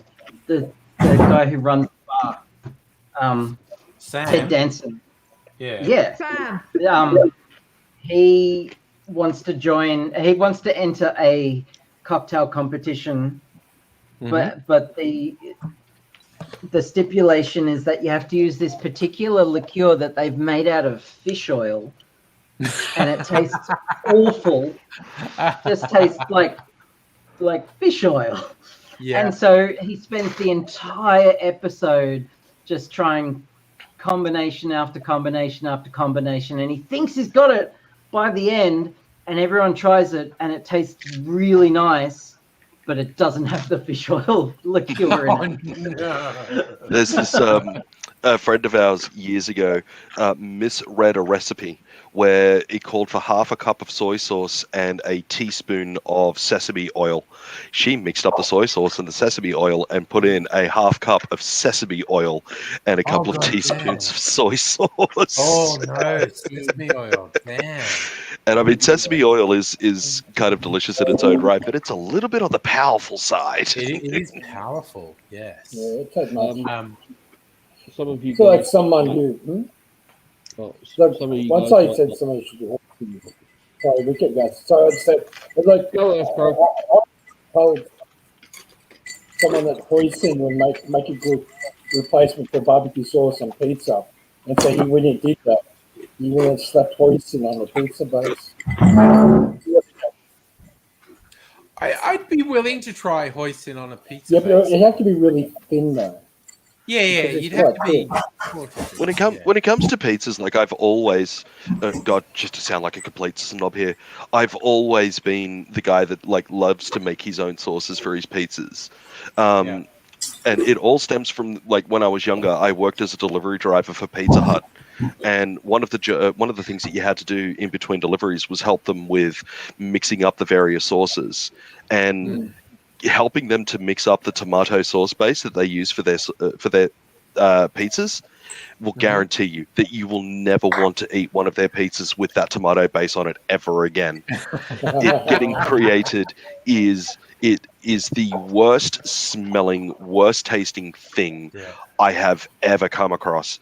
And as a result, I will, like, if I know that I want to have pizza, I'll do my level best not to order it unless I can get a barbecue base, but I'll make it at home and I'll make my own tomato base for it.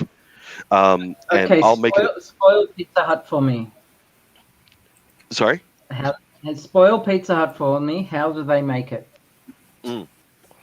So, you know your tomato paste that you get from Woolworths or whatever, and it's that concentrated tomato puree in like a tiny little can or whatever.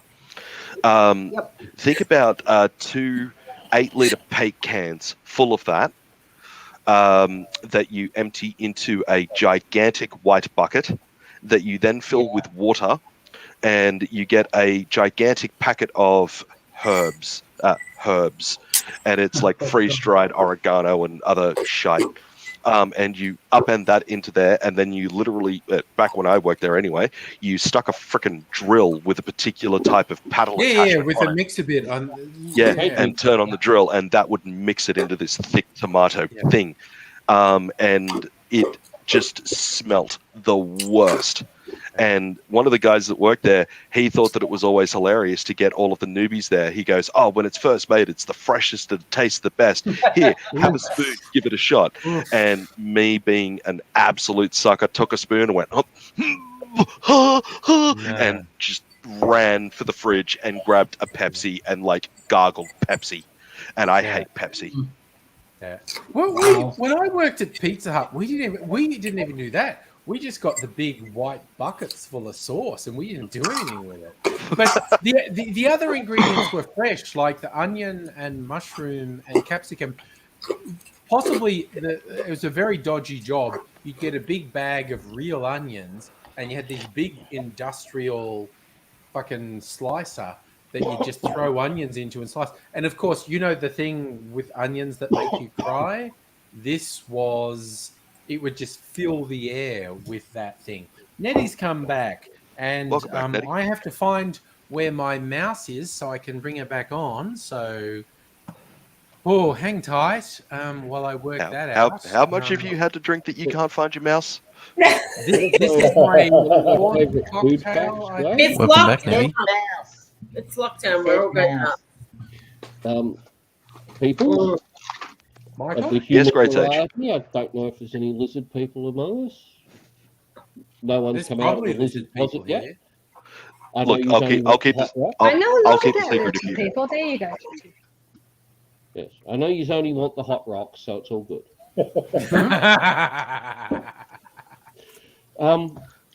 One of my favourite food facts is that a lot of things like spaghetti bolognese in the province of Bolognese in Italy, spaghetti bolognese is a peasant food. Yeah. So there's no actual set recipe. It's pretty much leftovers thrown together in a pot with pasta. One of my favorite stories to tell people, when I went to New Zealand for the first time, I was in Christchurch. And I had to go to a black tie event that was on over there. And it was the sort of event that you had to pay like $70 a head to be able to go to. And the main dish that they give us, they class it up as this whole thing of grass-fed Wagyu minced beef with fresh peas and carrots and corn and blah-de-blahs and this special sauce and seasoned and they bring it out on a plate and it's all, looking all nice and fanciful and all of that sort of stuff. And it tasted fine. It was about a week after that, I was at a random person's house, just a random guy that was a friend of the family. I was at his house and his parents decided to cook for us. And they made what they call a chuckin. That was my attempt at a Kiwi accent. Sorry to any Kiwis watching. But yeah, it's a chuck-in. And what do? They put mince and carrots and peas and all of the leftovers into a big pot. They put in a bunch of seasoning with a bit of sauce and serve it up on a plate. It is peasant food, but it is given to people at these like high hobnob restaurants as this amazing, healthy for you, blah, blah, blah, blah, blah. And it's always something that's always just stuck in my mind. I've always found that just to be hilarious. Yeah. I love there was an Australian travel writer years ago, and then I heard him in an interview, and he said he loved Italy, and he said if you're going to Italy, you would be well served to learn the phrase to be able to say in Italian, please bring me food that reflects locally available produce, and they will bring you a local specialty, and you will get the best food ever.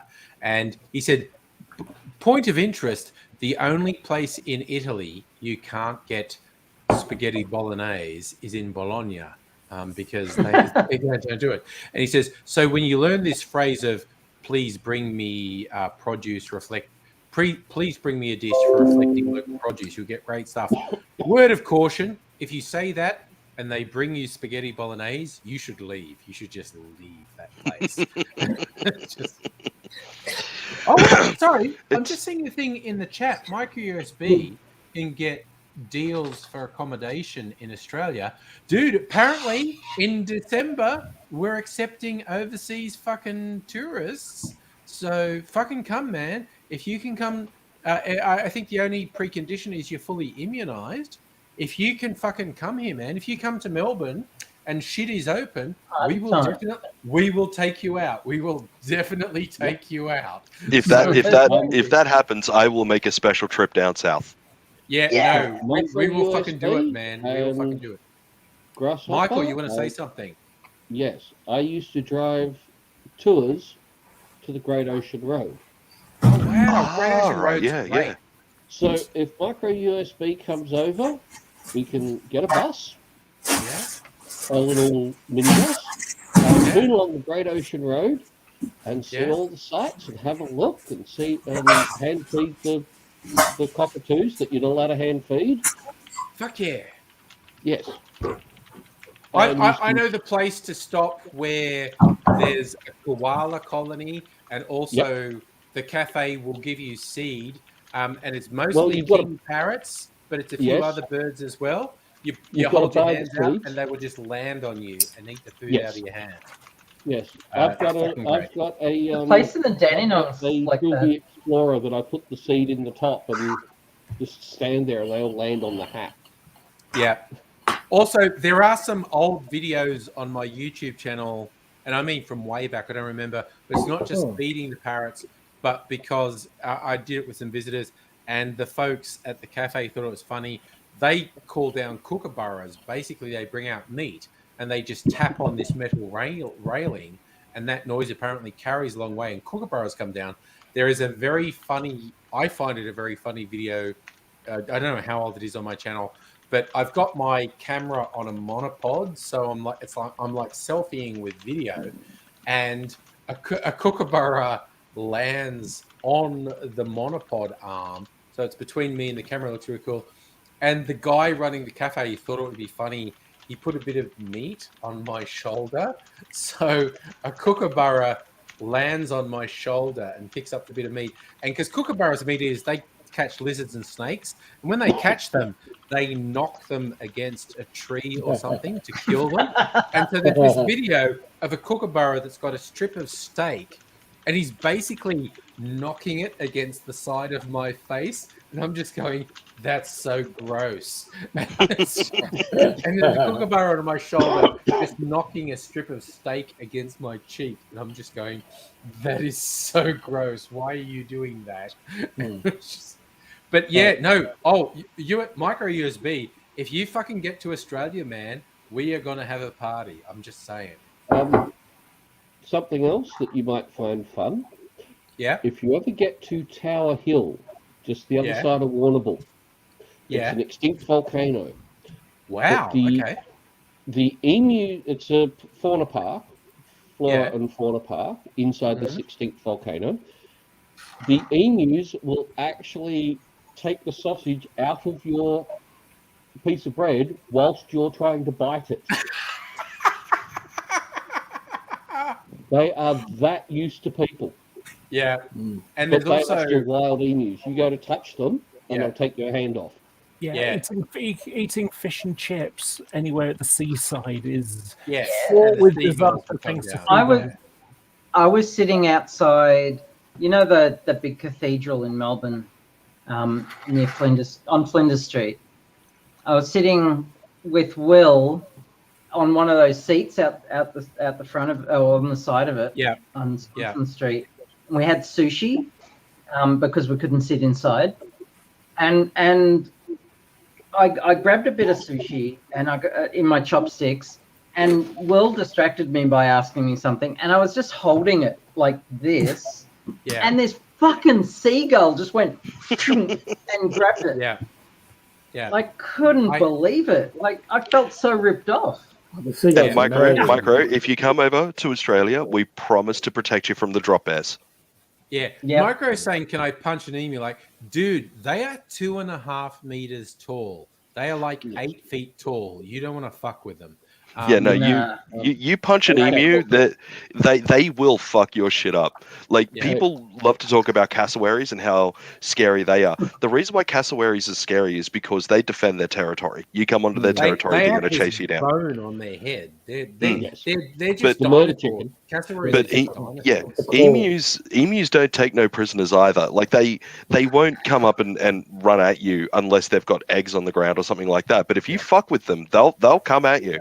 It'll be claws. It's not going to end well. The Australian Army declared war against emus and lost. The emu war in Western Australia is fucking hilarious. You read the history of it, because the emus were apparently eating all the crops on the farms, and the farmers said to the government, "Can you do something?" And they brought the army in, and the army failed completely to take out the emus, which was hilarious. Even with Gatling guns. Emu war, the emus were. But also, I want to say, the emus in Australia will stand there looking at you, then lift up one leg and just run their 2 nice 6-inch long claws down your front, and then you'll be holding your stomach in whilst they rush you to hospital. Emus are basically dinosaurs as well. That is true. It's one of those things as well. Like, you also got to tell people, don't fuck with kangaroos, because like they look all nice and cute and cuddly, but they will fuck your shit up. They really will. And I remember Ozzy once making a video saying, but they're never alone. They come after you in mobs. Yeah. Yes.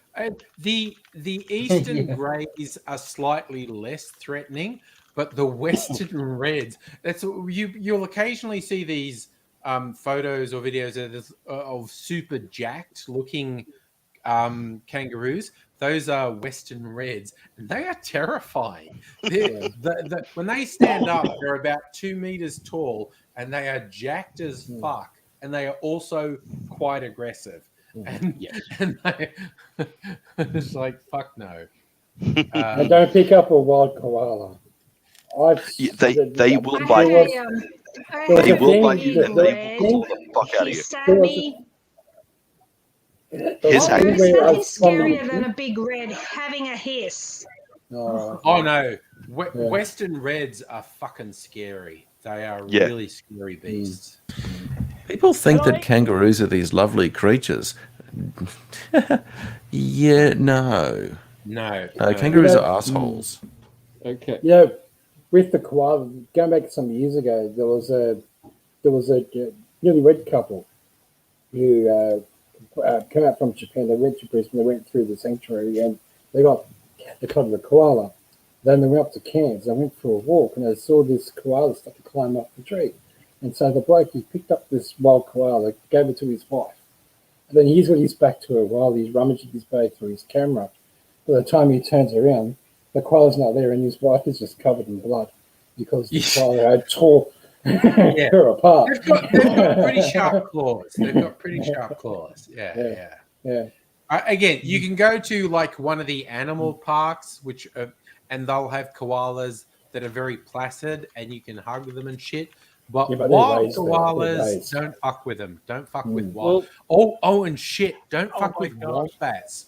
Wombats look so cute, but don't fuck with them. Do not fuck with wombats. 40 You know, k's it's an actually hour. funny, Angry, 40 you say k's an that hour. because I actually caught one of your old videos with about a wombat that knocked someone over and was like on his chest. Yeah. Yeah. No, it was notorious. There was a really popular Australian soapie in the 80s called A Country Practice, and the vet in it had a pet wombat. And apparently in real life, like on the set, this wombat was not friendly. And there are fucking hilarious outtakes of all the actors when this wombat just goes feral and decides to attack them, and they're jumping on tables because the wombat's just like biting their ankles, and it was called Fatso, and they're all just jumping on tables and shit, just going, "Fatso, fuck off! What are you doing? Fuck off!" Country practice. I remember the worst part is people have said the same thing to me when I've been drunk. It's been a thing. So I know. You and me both. I've heard that so many times. I actually had the pleasure of meeting the person responsible for providing the fatsos to A Country Practice, and every year they had to get a new fatso, because once a wombat meets a certain age, they have this thing about direction and obstacles. Obstacles don't matter. They will go in whatever direction they want, and regardless of what's in front of them. So the sets had small little holes, fatso-sized, through the bottom of them, where the wombat would just decide, I'm going over here now, and go straight through walls and bits of scenery and bits of equipment, just plow through them, because they are a bulldozer with the ability to rotate their entire rear end. So when dingoes bite them, they rotate their hips and snap the dog's neck. And crush the skull. Crush the skull. Yes. They love the creatures. Yes. They are nasty little motherfuckers. Yep. Hashtag don't fuck with Australian animals. Yeah, there are a couple of different also breeds. There's a couple different breeds of wombats, and they range from about this big to honestly about a meter long. And the bigger ones, you don't want to fuck with them because they've got armored butts. They will, when they have burrows, if something's chasing them, they will go down the burrow, and they don't care that their butt's there because they've got such a thick hide. Nothing can get them. And exactly what you're saying just then, if a predator tries to chase them down, the fucking wombat will go, yeah, come on, dude, come on down. And they'll flex and let the predator come in. And then they will just smash this armored butt on the predator's head and fuck them up. And this is like wombats. I have also seen the remnants, and I stress the word remnants of a large Harley Davidson after it collided with a wombat at 60 kilometers an hour. Oh shit! Yeah, the wombat survived. The fucking bike didn't. No. Yeah. Micro USB to answer your question. A wombat possibly can, but I know for a fact a Tasmanian devil can bite through bone. It can digest teeth and hair. So don't mess around in Tasmania because they will never find your body. Yeah. Tasmanian devils are scavengers. They eat carcasses and stuff, but they have a bite force that is absolutely fucking horrific, and they can just crush bones. A Tassie devil can just crush bones. Micro, you are correct in that there is some wildlife in North America that are like way more scary than what we've got here in Australia. Yeah, like you know, fucking bears okay? and whatnot. Fucking Yeah, bears. What the those fuck? things are genuinely fucking scary. But what we are talking about is the consistent thing that so many people are like, oh, kangaroos, I so want to meet one, I so want to pat one. It's like, yep, make sure you do it inside a zoo. Oh, wombats, I just want to meet one, I just want to pat one. Make sure you do it inside of a zoo. One that is very used to human fucking contact. Like it is a consistent fucking thing that you've got to make sure that they realize that, yeah, these things look cute and cuddly, but they can and will fuck your shit up given half a chance. It will be horrific. I've got to Stella, say, I've heard of wombats taking out the more rigid trucks, and I've heard them take. I know for a fact they've taken out buses. I'm reminded when you said bear, grasshopper. It reminds me of something that was on QI some years ago, and the question was, "What can you tell me about the pig-faced lady?" And it was basically one of those freak show things that they used to have, you know, the bearded lady and all that kind of stuff. Oh yeah, it was a shaved bear. And what they would do is they would get a bear and they would give it loads of alcohol, and when it was drunk, they would then shave it and put it in a frock and stick it on display. And I remember Jimmy Carr there saying, "I don't care about the pig-faced lady. I want to see a guy trying to shave a bear, not wipe your face off." You know, I thought that was one of the funniest things. Little known but very true fact: before he was an actor, Christopher Walken was a lion tamer at a circus. Oh, nice. I like After that. accountancy. Christopher Walken, best Bond villain ever, in my opinion. I love the Best thing to put on your Centrelink form. there's people out there.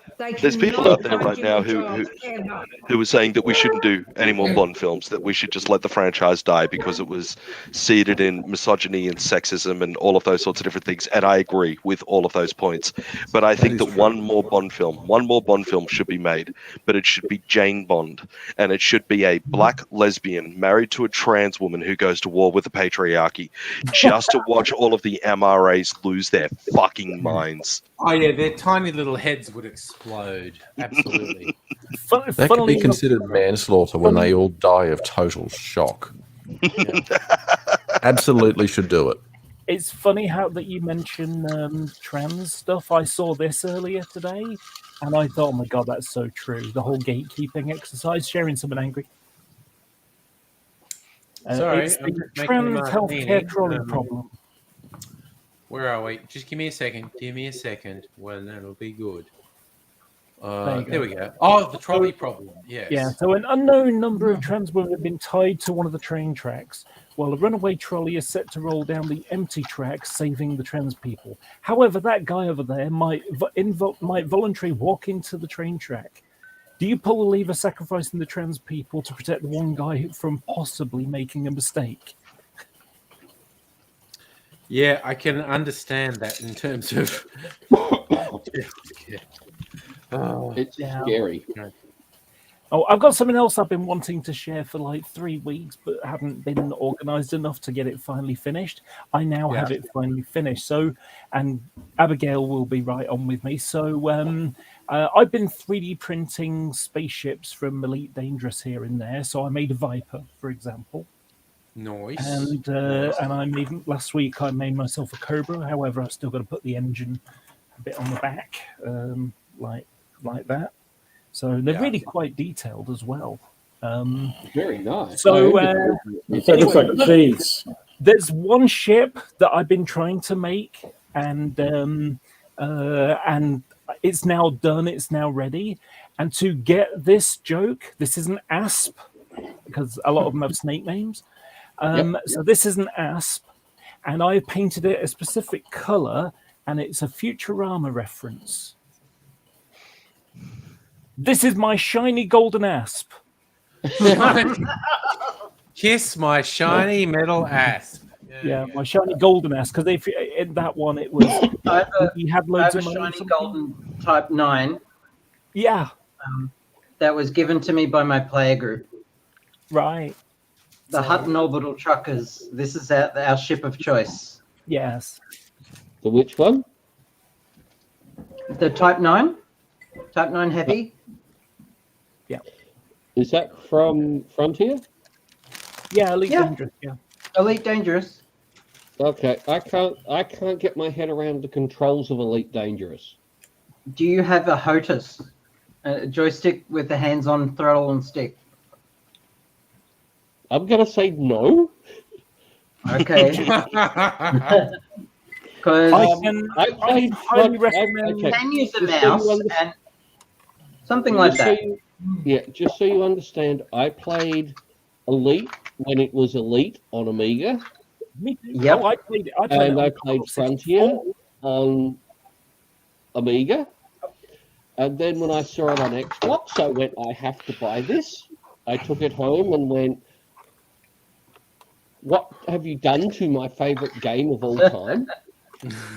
You Yeah. bastard. I actually quite like it. I It's also very- it's built very close. another controller that has a whole bunch of Oh buttons. wow! Okay. Oh, wow! Running in it I'm poor with an because of Arduino. COVID, I think you should donate that to me so I can play Elite Dangerous. Well, you should probably get a decent throttle and stick. Yeah, I I mean, mean, even I've only this got it one, on Xbox. I've actually found this one has been very good. It's not as brilliant as any as other ones like Abigail's, but Is I it? found this is perfectly adequate. It's like £50. I don't know what Does that the is in- job, yeah. in Canadian dollars. Can I get So Thrustmaster some, HOTAS X. Elite Dangerous on PC? Yes, Yes, that's where it started. absolutely. Yeah, because I've only got it on Xbox, and that is really Yeah, I bet. I also use a PS4 controller when I'm driving an SRV because it's easier than using the See, HOTAS. because when I played it on Amiga, what I would do is I'd get myself up to an Anaconda, and Yep. then I would equip it with so many shields I didn't have to chase things. I'd just Oh. fly into them. Yeah. This I've is got a few Anacondas. Still Oh, got excellent. My one. Anaconda I haven't used don't it yet, want though. none, son. Annoying. Sorry. I have a few Anacondas that I use to hunt Thargoids. I have a couple of Federal Corvettes and a couple of Imperial Clippers for various, and they have the best shields. Like you can overload those with shields, and you're nigh indestructible.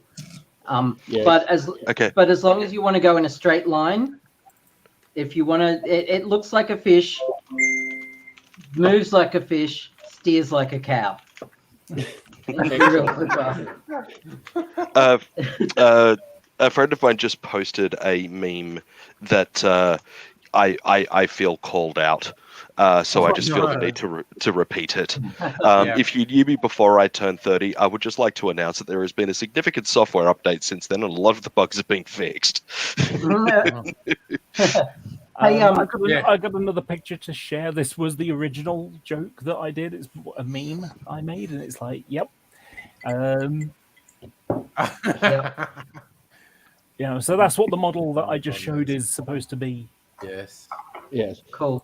See, in Grasshopper. Frontier, I That upgraded the engine of my Aspen. I made a fortune just running military secrets Yeah. in Frontier. I made 7 billion credits mining void opals. Yeah, there's one place that's Frontier good didn't have them. for when you're starting out, and that is you go to Ceos, which is like on the far eastern side, if that makes any sense at all. And there's like 2 planets, 2 systems, and the bugger all that's out there. Didn't which they means fix that exploit? Well, it wasn't. It was never. No, it was never really an exploit. It just, when you go to a space station, you got the missions you can do, like transporting, information or whatever, or passengers or something. Well, you know, if you're here and there's loads of systems around, where you get like 2 for there and 3 for there and none for there and all that kind of stuff. When you're at this corner, there's only those 2 systems. Anywhere else is nothing. So you can just go backwards and forwards. And what I did was I would have, it would be a passenger ship. So I'd use an Orca and later a Beluga. And so what I would do is I'd have it all filled full of passenger seats. And then I would just go from one planet, go to the next system, and visit the tourist destination because, you know, they want to go to this, look at this tourist thing. And then you take them back. But you can go to the other system, get a bunch of, you know, data transport, data courier missions. So you go to one of, you know, you fill up as many as you can full of those. So you go to the other system, you go to a space station, you dump off the class of the data couriering jobs. And then you pick up a bunch of other ones to go to the system you just came from. And then you go by the tourist thing on the way back. And it's like, you know, 3 million credits per trip. And you're just flying backwards and forwards. Yeah, I mean, it's mundane, but it's a good way to generate some money to really get into it. Have you heard of Road to Riches? No. Great Sage. It's a way of getting A, lots of credits, and B, getting elite in exploration quickly and easily. It's a website that gives you like a path to travel, like but from star to star to star, of Earth-like and ammonia worlds. It's a well-traveled path, but you just scan them and then go hand them in, and you go on this like road to riches, scan lots of shit, get heaps of money and profit. In the line of spaceships and whatnot, just very quickly putting it out there, I've just finished watching The Orville. Give it a watch if you are a Trek fan. Yes. It is the best. Okay, It was I'm going to throw out. Better Trek show than Star Trek Discovery was. Amen. Yeah. Amen. At the time. Okay, I kind of disagree. The Orville is fun. I love The Orville, but there were 1 or 2 episodes that I found super cringy that were sort of sub Black Mirror stuff. It was like, particularly the one with the planet with the social media scores. And it was like, they go, oh, have we gone too far with social media? Oh, and it was like, it was with so much less depth than Black Mirror investigated the same stuff. And I thought that was very true. But generally, I think The Orville's a great show. I fucking love it. Oh, yes. Some really Seth great MacFarlane. cameos. I love the whole thing. Seth MacFarlane had a few right-wing media sources in America basically taking aim at him because of the character Brackus. You know, basically he's on an all-male planet and how they reproduce and all of those sorts of different things. And the second episode of the first season, let's not even go down that rabbit hole. But they were like, did you have to be like so in people's faces that Brackus is gay in a couple of the episodes? Like, do you have to be in so much in people's faces about it? And Seth MacFarlane turns around and says, yes, because I've still got people like you asking me this fucking question. Yeah, absolutely. Absolutely. And so I just Antho Panther, who's not a regular, is excited to come in and find Gladys's Gone party. Fuck yeah, brother. We are partying all night on the idea that... Bless you. Goodbye, Gladys. Don't let the door hit you on the way out. Angry, have you noticed the latest episode of Star Trek Lower Decks has Jeffrey Combs in it? I watched finally last week's episode with Jeffrey Combs. All right, Nettie. Fucking hilarious. Nettie needs to reboot. Her connection's very bad, apparently. Yeah. Yeah, so mine for is those who too. don't know, Jeffrey Combs is an actor who was in just a shit ton of Star Trek episodes, Most notably, he was in Wayun in DS9. Ah, love him. And Brunt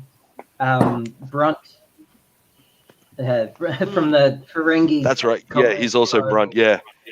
He's great, and he's an evil AI in a recent episode. Yeah. Of Below Apparently, Decks, and he's apparently so good. he originally read to be the part of Julian Bashir. Oh, okay. That's And he missed out on being Julian Bashir. okay. But he was great as that bad guy from the Dominion. He was. Wayun. Yeah, no, Yeah. I love the Wayun character so much. I love the Wayun character so much. Shran. He You know was who the Andorian from Enterprise. Yes. My Yeah, yeah. absolute He's very favorite good. character from Deep Space Nine is none of the main cast. It's Andrew Robinson as Garak. Oh, I Garak. love that Yes. character. No, Gary's great. Garak is Eleanor and I are currently working our way through DS9 as she's never watched it, and we just saw the double episode where Garak finds out that his mentor has actually been captured by the Dominion, and goes out to find him, and they get out of there and part whatnot. 2 of that? Yeah, just finished that tonight. Eleanor was screaming at the TV by the end of it. My wife is Scottish, and she does the very Scottish thing of yelling at the TV when things aren't going her way. My favorite, I think my favorite Garak moment is the one where he's blowing up his own shop. Yeah.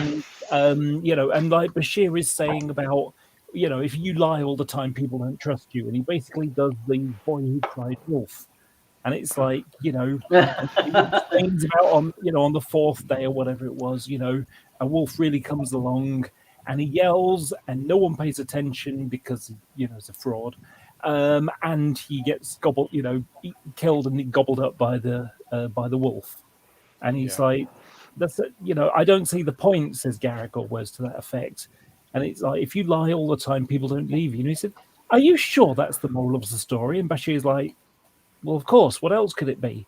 And he just says so brazenly, just like that you should never use the same lie twice.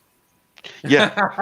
It's not that you shouldn't just use the same lie twice. That you should also lie better, is also what he says as well. Yeah. So I love Garak in that. It's like, why do you lie all the time? And he's like, well, a knife needs to be sharpened all of the time. A good liar needs to basically keep on practicing in order to be a good liar. So have either you or Eleanor seen it before? I've seen DS9. Yeah. Oh, okay. Eleanor had seen random episodes of Star Trek all over the place, and recently now we have worked our way through all of Next Gen and Voyager. We are now working our way through DS9. When that's finished, then we're also going to watch Picard, because we're not going to watch Enterprise, because I refuse to watch that shite again. Say good night to Earth Crow. Good night, Earth Crow. There was some good stuff in Enterprise. If Eleanor wants to watch it, she can go right ahead, but I'm not putting myself through that again. I didn't enjoy it. Call me a Philistine, whatever. It's not my bag. I enjoyed that. I enjoyed that on Enterprise, they got to be explorers. And they were bright, like naive explorers. And it was the true spirit of Starfleet that they go out into space full of optimism and hardly any weapons, and just want to explore, and I love it for that. Now, after we finish with Picard, she might be able to talk me into watching Disco with her, but that's about as far as I'd be willing to take it. I sat through Discovery. Try that again, Shannon. I sat through Enterprise. I couldn't do it again. I fucking love Disco, which possibly puts me in a minority, but I think Disco is a great series. Discovery, Star Trek Discovery on Netflix. Right. Good night, Sarah. It was lovely to have you with us tonight. See you, Sarah. Good night, Sarah. Yeah, no. It's one of those things. Like I'm one of those Philistines that actually enjoys the J.J. Abrams movies. I love those movies. I fucking love those movies. They're good movies, but I hate in their own right. Okay, Yeah. so obviously, in Yeah, the a big company Trek of a whole heap of sci-fi geeks. Have you seen? I am a have you massive seen Stargate fan. My tattoo here. Okay, Yes, I have. I've got 2 questions for you. Can I please have a bit more sort of context for the tattoo? Sorry. Until the after party. No, I don't want to lose my YouTube channel. After party. So you were saying, Great Sage? My 2 questions are one. That exploitation, I'm going to ask us. Have any of you seen Somebody put a comment Space on Above English and thing talking Beyond, about and the what was after your party. opinion of it? Seen it and loved it. Absolutely loved it. Of all of the different series that are getting rebirthed out there, I've always prayed and hoped for a good reboot of Space Above and Beyond. Okay. Yeah, same. And I agree. Okay, so I've got to give this some context. I'm the My only apologies for the one hot mic in before. my immediate circle of movie night friends. We had a movie night before COVID got in the way that has seen Babylon 5. Oh wow! Okay, Which is also getting a reboot. It is.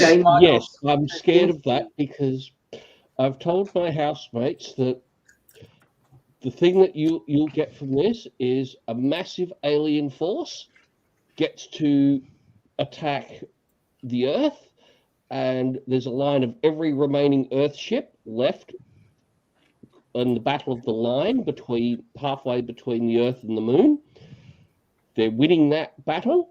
They're about to annihilate the last Earth ship, and they surrender. Now, all of my movie night friends want to watch this show. I cannot find it on any streaming service in Australia. Oh no! It doesn't exist on any streaming service. Babylon 5 is on no streaming services at all. The only way that I was able to introduce one of my good friends to it was to illegally download it, and I don't care if that's out in public. I am a great advocate for. Okay, if you have a permanent digital copy stored, please email it to me. It's a bit big for an email. Do you have an FTP server, Grasshopper? I do not at the moment. I actually had to take it down. Okay. Yeah, no, I was having massive issues with my NAS, and I'm still in the process of rebuilding that and thing at the moment. Static IP address, I would have one. I have a floating FTP server, so that's not a problem. I will say this: Synology, when it's up and it's working, it is fantastic and it works fantastically well. The moment that it crashes brilliantly. And it is a nightmare to fix. What is it? Synology. My NAS is from a brand called Synology. Synology. They make really good NAS devices. They really, really do. But the firmware that they use for it, it all works through a web-based UI. And sometimes the fuck-ups are so great that the web-based UI will not work. So the only way that you could try and fix it is through CLI. And its CLI interface is broken at best. It is a fucking nightmare. I was just going to walk off, and I man. thought people might think I was going to go to sleep without saying anything. No, I'm actually fine. I'm actually going to have a slash, and I thought I should announce that because if I just wandered off, people would go, "Oh no, Angry's just fallen asleep without saying anything." Angry means that young Angry has to go and visit the bathroom. Yeah. Does that mean that you are going to undo your pants, regards and says good night, expose your penis to the air, and then urinate out of your penis? Yeah. What I love saying to anyone who says they're excusing themselves, and this is whatever their genitals are, I was going, "Oh, are you going to go off and expose your genitals to the air and expel urine? Well, and enjoy that." In the great tradition of horrible things for analogies of taking a pee, I need to go drain the main vein myself, so I will be back soon. All right, hold the fucking fort while we do a piss. Yep. I thought it was only girls that your go mic to is the toilet. off, Angry. We do not need to hear it. I thought it was only girls that went to the bathroom together. Yeah. No, men go to the bathroom together all the time. They just don't talk. Yes. Do not talk. There is a men's toilet etiquette, actually. Yes. Is there? There is I an never eye line. understood. You keep your eyes a certain level. Yes. Don't talk. Don't look. Apparently, Oh, you definitely do not look. Western countries are the only ones that don't actually comment on another male's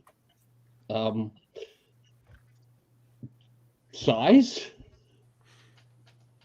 Yes. Do you know what? Oh my gosh, this is one of the funniest things that's made me chuckle.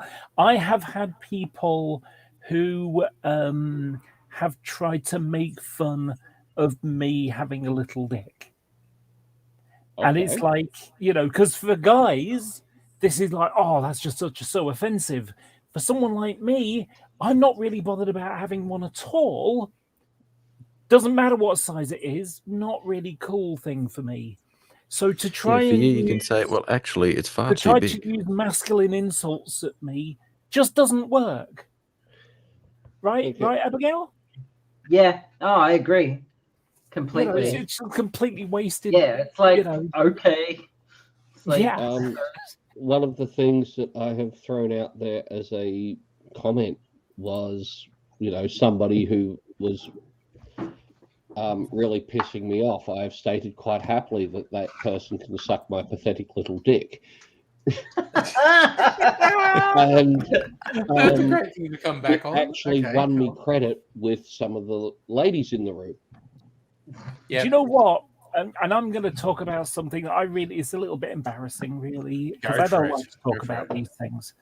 So obviously, now that I've started taking the HRT, I'm having the side effects. Yeah. And one of the side effects is that the shrinkage. There's a shrinkage, atrophies. Yes. Mm-hmm. Yeah. But that's led to some toilet problems. Oh my goodness! Yes, Because basically what's happened is the penis has shrunk, but the foreskin hasn't. Oh. And so as a result, there's splashage problem. And I keep ended up getting wet feet when I'm sat down because it's basically bouncing off and going between the gap between the toilet and the seat. And so I have to keep washing the floor, the bathroom mat every like twice a week, because otherwise it's going to smell like men's urinal, basically. Yeah, the first time I accidentally peed in my pants while sitting on the toilet peeing, I that was the only time I needed to learn that lesson. Yeah, and just yeah. I think now that everyone's has everyone heard my story about the very last time I used a urinal? No, I haven't, and I want to hear it. I want to hear it. I haven't either, but this is my first time streaming. Oh, by the way, people, this is my first time ever on a stream. Yay! Oh, cool. And you are a stream. It is. Popping your stream cherry. Yeah. So I'll set the scene. I was at a bar, a club, nightclub. It was a lesbian event, so it was like 99% just women, and I was there with my partner, and we were in line for the toilet, and the line was long. And if you've ever been to a gay bar or a lesbian bar, the toilets just become unisex. Just even if they don't advertise it, they just are. They just I can see they that. are. Makes sense. And so we were in line for the female toilet, and the line for the male toilet was just as long. And we were like, "Wow, this sucks." And I'm standing there, and I'm just like thinking, I'm having surgery in a couple of months. I'm going to use the urinal one last time. And my girlfriend just took me by the shoulders and said, "Yes, you must do this." And so I walked into the gents, and there was a line of women coming out of it, and there were like two guys at the urinal, and it's one of the wall urinals. Yeah. And so I stroll up, hitch my skirt up, and start doing God's work. And one guy is just like, and just turns away and just didn't know how to deal with it. Girls behind me are just giggling their asses off. The guy next to me, it just like looks at me and says, "I am so confused right now," and it was just the greatest. That's great. That's awesome.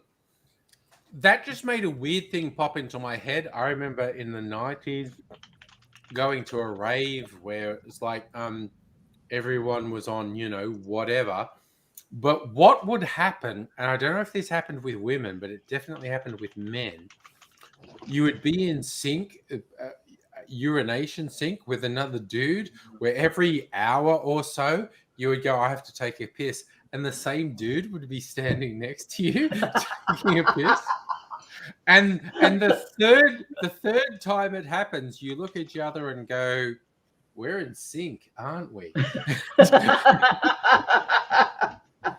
Because you're there for a proper rave, you're there for 12 hours. And so it was just this hilarious thing where you're standing at a urinal and went, "Hey, you were here the last 3 times I came here.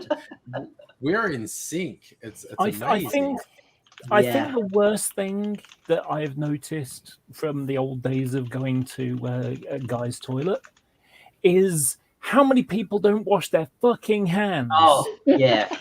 Honestly, God, don't even get me started. Gosh, that's just so. Whenever I would leave, because you have to open the door to leave, I would always sort of stick my finger in, and the handle, if you can imagine. I'd try and open it at the bottom because that's where no one generally touches. Because I know that if I touch that, it's going to be it's just going to be more. Yeah, I had a friend once. Hi, Nettie. I had a friend once who had a job as a cleaner in a shopping mall, a suburban shopping mall, and she didn't mind her job except when she had to clean the men's toilets. Even in a shopping center. Yeah. She said it was the most disgusting thing. There were some guys who even masturbated on the handles of the stall handles. What shopping center? Kids go to those things. It's so disgusting. It's not good. Yeah, I used my first job out. My second job out of school was at McDonald's, and cleaning the toilets, you would not believe some of the stuff. No. Yeah. No. Also, speaking as a man, I'm disgusting. All men are disgusting. I've got something to share because Abigail mentioned a gay bar, and I thought this was funny. So I've got a screen share. Sorry, just give me a second. It's a pun-based joke, so obviously it's good. So it's, there's the picture, and underneath it's got, "Vera looked around the room, not another chicken anywhere, and then it struck her. This was a hay bar." Anyway, and the other thing I want to share with you is this. This is something that's, I can be 3D printing. Oh, that's a Sky Shark from Space Above and Beyond. Space Above and Beyond. Excellent. Yeah. Nice. What were they called? Were they the wild cards or the? Yes, they were called, the squadron was called the Wild Cards. Yeah, I like how they did that rogue job where they weren't supposed to do it, and they did it, and they started using King of Hearts, Queen of Hearts, da da da da da. Yeah. I like how the show got cancelled and they actually wrapped it up. Yes, I saw that. It was going along great, then suddenly 2 episodes have won the war. It was really depressing that never made it. I know. Really disappointed. It had so much going for it, but unfortunately, it was it was the same time as Star Trek Enterprise was around, and there was lots of other shows as well. There was Lex and just so many things. There was a glut of sci-fi stuff on. I had all these shows. I think it predates Enterprise by a few years. Yeah, I had all these shows on a. The sad thing about it is that effectively a lot of these, there was so much sci-fi that people couldn't watch all of it. And so you ended up with a lot of shows that had low ratings, so they ended up cancelling them. Enterprise was one of them. You know, that it was the Nielsen ratings, and you know, and that's what makes the world work in American television. And you know, the reason why they have like 7 seasons of many things is so that they can get syndication, which gives extra rewards effectively. And so, you know, and this is one of the reasons why I felt irritated with the way they finished Enterprise, because it did have stuff going for it. It's just that they ended up cancelling it earlier than they should have done. And, you know, and they ended up finishing in just a really lame, it was a holodeck thing. I mean, it might as well have been J.R. Ewing, you know, at Dallas, and it was just a dream. It was all a dream. You know, it was just depressing watching it go like that. And what I think the problem is that the bean counters were all focused on the Nielsen ratings, but completely forgot that Star Trek is a phenomena, and that you know, It's like a thing. right now, somewhere in the world, someone is watching Star Trek because it's just broadcast on TV somewhere in the world. Well, the head of Paramount hated sci-fi. Yeah.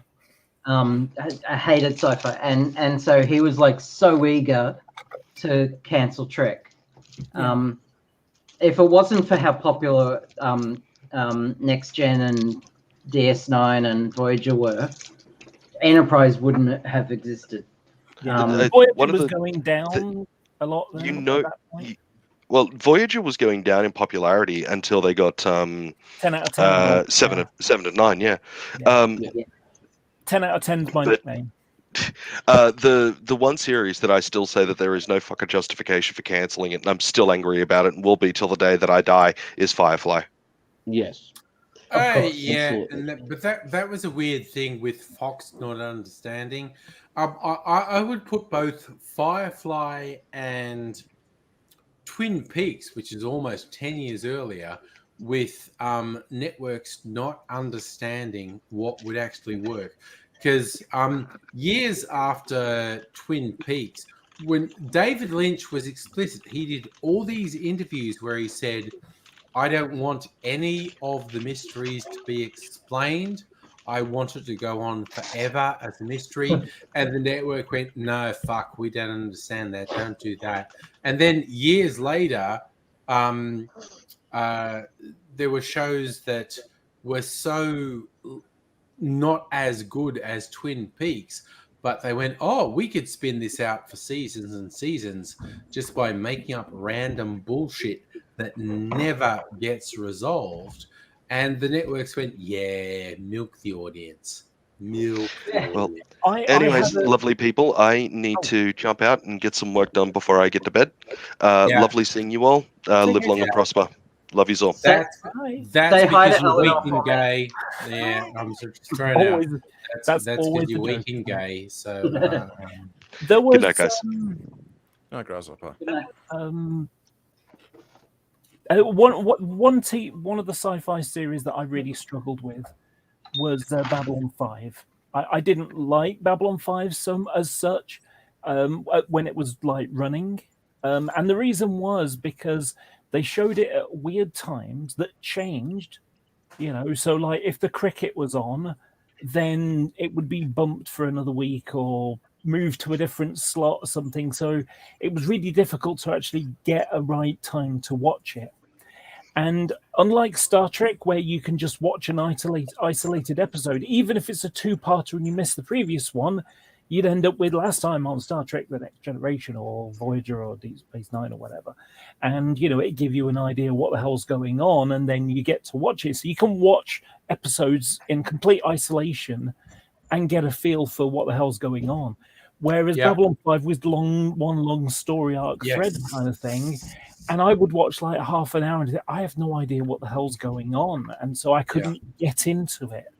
Even though I had friends saying, it's bloody brilliant, you should watch it. And I gave it a try, but I couldn't get into it because of that reason. And it was only when my friend who I'm going to visit in Plymouth for Christmas, I borrowed his first 3 seasons box sets of DVDs off him. and I was finally able to watch it and say, yes, this is brilliant. You know. Yeah. One thing Yeah. I do want to say about is the reboot. I want to know whether what was her name? The Russian lady, the command. Oh. Are we talking Bab 5? Babylon 5. Yes. Yeah, I've forgotten her name. Yeah, okay. Something Nova or something. What was her Yeah. name? The character name? She I'm was not big the on that. Russian second in charge. Yeah, Yes. what was her name? What was the character name? don't My know. favorite character from the whole show. And what's her name? I don't know. It's been too long. Oh, You know, because Babylon 5, what's that, 10, 15, 20 years ago? I don't even yeah, know. 20 years 20, ago? yeah. At least, actually, no Anyway, longer. there's one 30. episode where like there's a fortune teller saying it's going to blow up, and it goes into hyperspace or whatever, and they say no boom, and she just says no boom today, boom tomorrow. There's always boom tomorrow. I just wonder if that'll be rebooted because that was a great. I want to know because in the show she was supposed to be a lesbian, but the network just said absolutely not to it. No, and absolutely no. J.M. Straczynski wanted.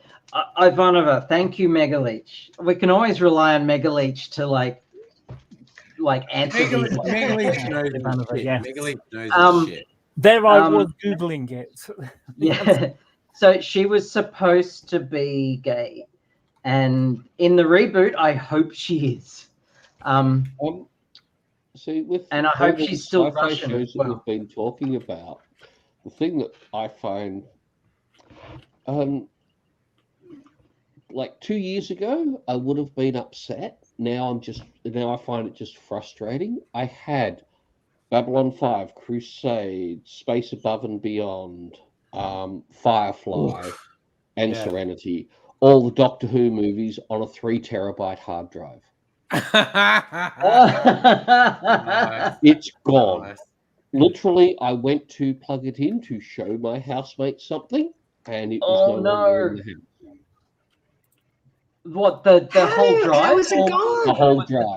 empty? Mind you, it had like a terabyte of porn on there as well, but Oh well, porn is Don't free. mess with my Porn is porn. the great of the If I save porn, it's because it's particularly good. And if someone fucks with my porn fucking drive, I'm gonna be upset.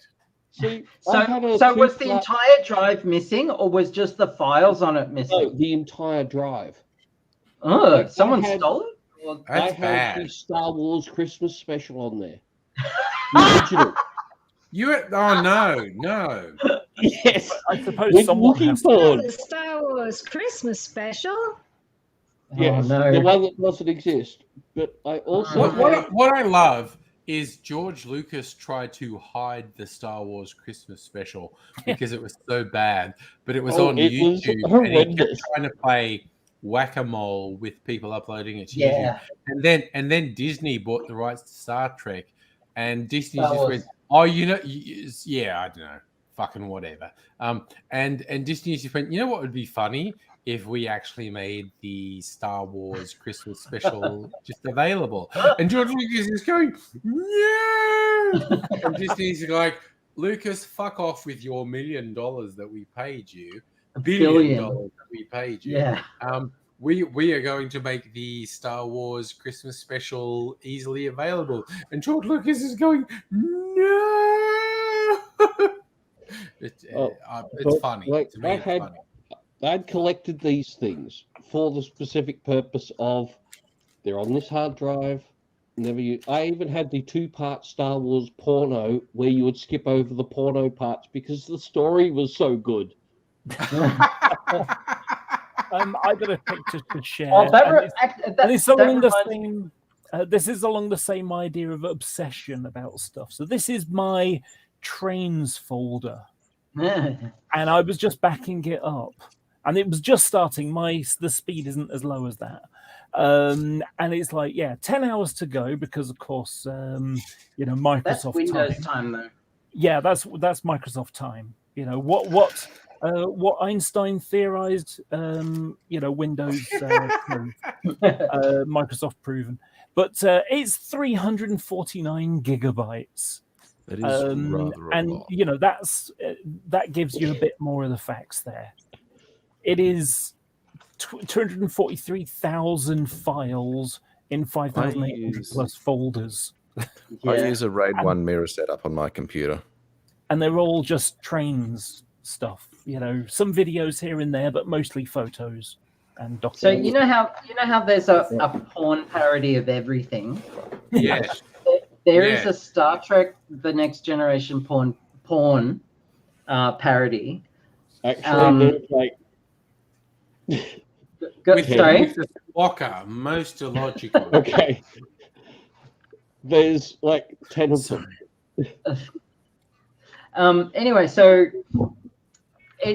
the character of Picard is played by a semi-famous cosplayer, and he's not involved in any of the porn scenes, but every other character is. And if you there's a super cut of it on YouTube where they've cut out all the sex scenes. All the sex, and it's a decent Star Trek episode.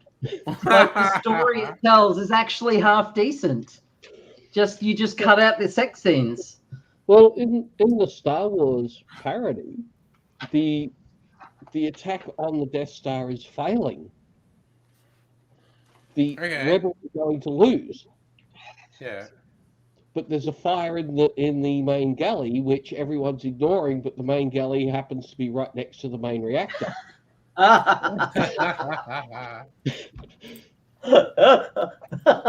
Whenever we think Star Trek porn, all I think is, because people talk about, famously the shocker is like 2 in the pink, 1 in the stink. But then with Star Trek porn, it's the spocker, and it's most illogical. And sorry, I'm just doing that. I don't know. And I'm just please, like someone. You're very drunk. You're very drunk. Someone change the topic. That's what I'm saying. Good idea. I'm going to clip that and play it back later. I am. I think. Yeah. Mega Leech, I didn't have my movie drive die on me. I had it disappear from my house. DVD. More frustrating. Yes. Heine in there. I did get the chance to introduce my housemates to the Star Wars Christmas special, because I watched it when I was like 9 years old. I didn't realize that Old Man Wookiee was actually getting off on porn. Yeah. But the Star Wars Christmas special is hilarious. That whole Wookiees thing where they go with Wookiee speak with no subtitles, and there's that whole extended sequence of just the Wookiees, and it's just like, man, cocaine's a hell of a drug, isn't it? It's just like... Okay, if you watch the fact that people thought this was watch it on TV when it first came out. Oh. And see, this is the thing later generations don't understand, because I was a teenager when Star Wars came out. The original Star Wars, no one knew there would be a sequel. That's right. There was like Star Wars. Alan Dean Foster wrote a novel, which was Alan Dean Foster is a great science fiction writer, and he wrote a great novel called Splinter of the Mind's Eye, which was a sequel to Star Wars. Which was really quite good, because he wrote that at the point when no one knew there would be a movie sequel. And then all the money came through, and they said to George Lucas, yeah, fuck, man, make a fucking movie sequel. And The Empire Strikes Back has nothing to do with the novel Splinter of the Mind's Eye. But people don't fucking realize George Lucas just tried to cash out big time. That's why the Star Wars Christmas special exists, because he didn't think there would be any more movies. That's why Splinter of the Mind's Eye novel exists, because he didn't think there would be any more movies. And then it was just like Hollywood was like, this appears to be a license to print money. So yes, please just make many more of these movies. And George went, okay, I will make many more of these movies. And he did. There's an amusing little story He about. had all the 9 episodes planned out. No, he didn't. Say what you want about his filmmaking skills and his directorial skills, but he's a fantastic storyteller. Yeah, but also he fucking lied when the prequels came out, and then all the hardcore nerds who remembered him saying when The Empire Strikes Back came out, he said in interviews, this will be 3 trilogies. It's this first one, and he did the prequels, and he was never going to do another trilogy. And he said, no, that's it. And the fans said, but you said you would. And he went, no, I didn't. And they went, fuck you, dude. We fucking remember you saying this. Here's the it was the newspaper, the document saying you said it. And that's when he sold the rights to Disney and made the 3rd trilogy. I'd just like to ask a question of everybody. Yeah. How old were you, and where did you see Star Wars? Okay. Which one? Episode 4. Okay. This is a real thing. Yeah. Okay. Because I was like Episode 10 4, years Star old Wars. when Star Wars came out. How old were you? That was a far distant and weird world where movies from the US or Europe would take 6 months to 24 months to come out in Australia. And I remember as a kid seeing teasers for Star Wars on shows like A Current Affairs, and it was so different to anything that had ever come before. When they were showing bits with stormtroopers and C-3PO and R2-D2, I was just looking at it going like, I am fucking tripping balls, man. What is this? I don't understand these robots and these guys in art. And it was so far beyond any sci-fi that had happened up to that point. When they were showing all these teaser clips of Star Wars, I was like, I can't comprehend what this movie is.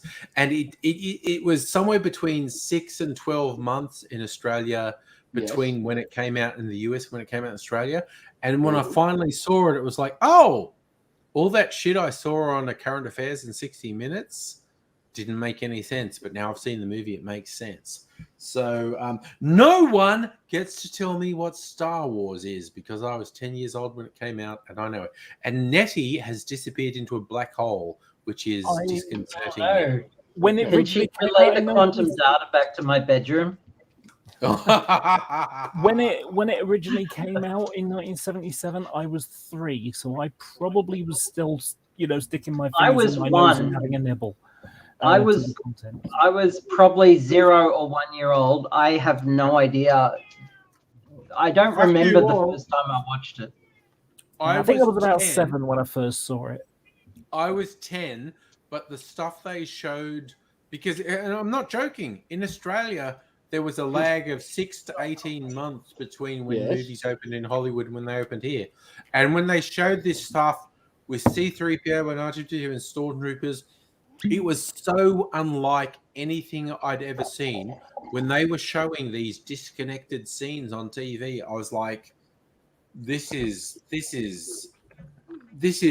fantasy dream material. This is weird. Star Wars was so groundbreaking in so many ways. People who watch, even people who love it, people who watched it after the fact and love it, don't understand what it was like to watch it when it was completely unlike any sci-fi that had existed up to that point. It's wild. Angry? For me, Yeah. like the first one the first one of the movies that I actually remember was Return of the Jedi, and I was 9. So okay, I was 7 years old. Yeah. So I'd been going through the same hype you were. Yeah. Of what the fuck is this? Yeah, what the fuck? That was the hype. What the fuck? What is this? I must see this.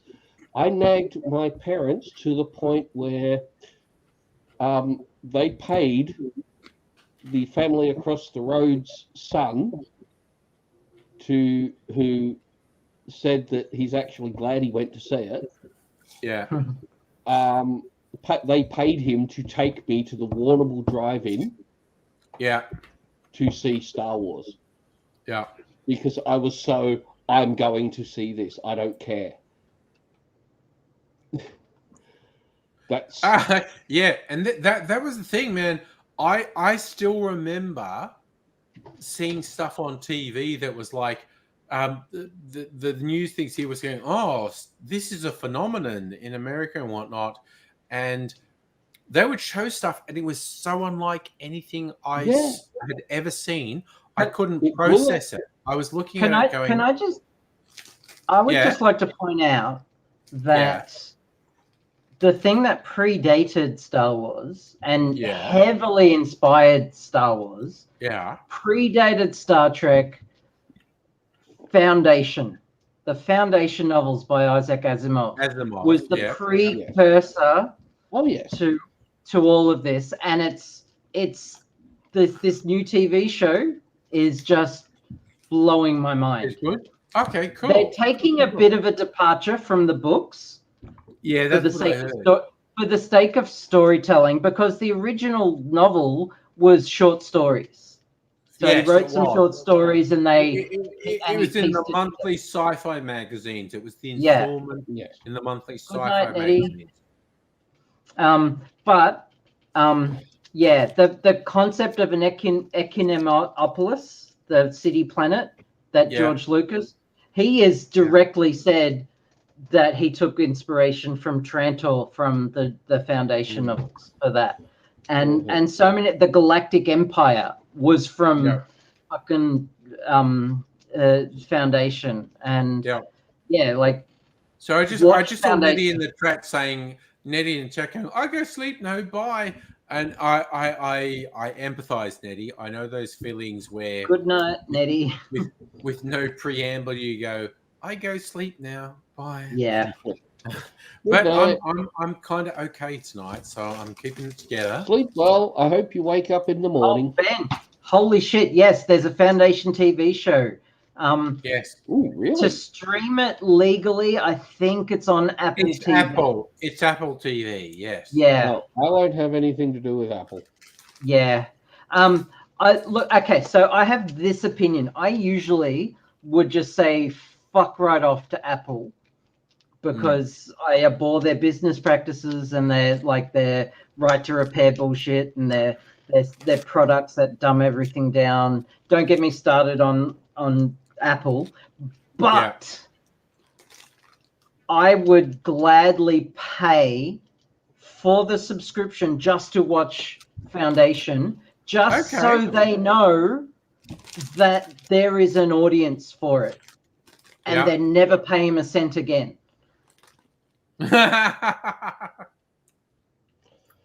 Okay. So, yeah. Cool. Because of Apple's practices, I would actively pirate it.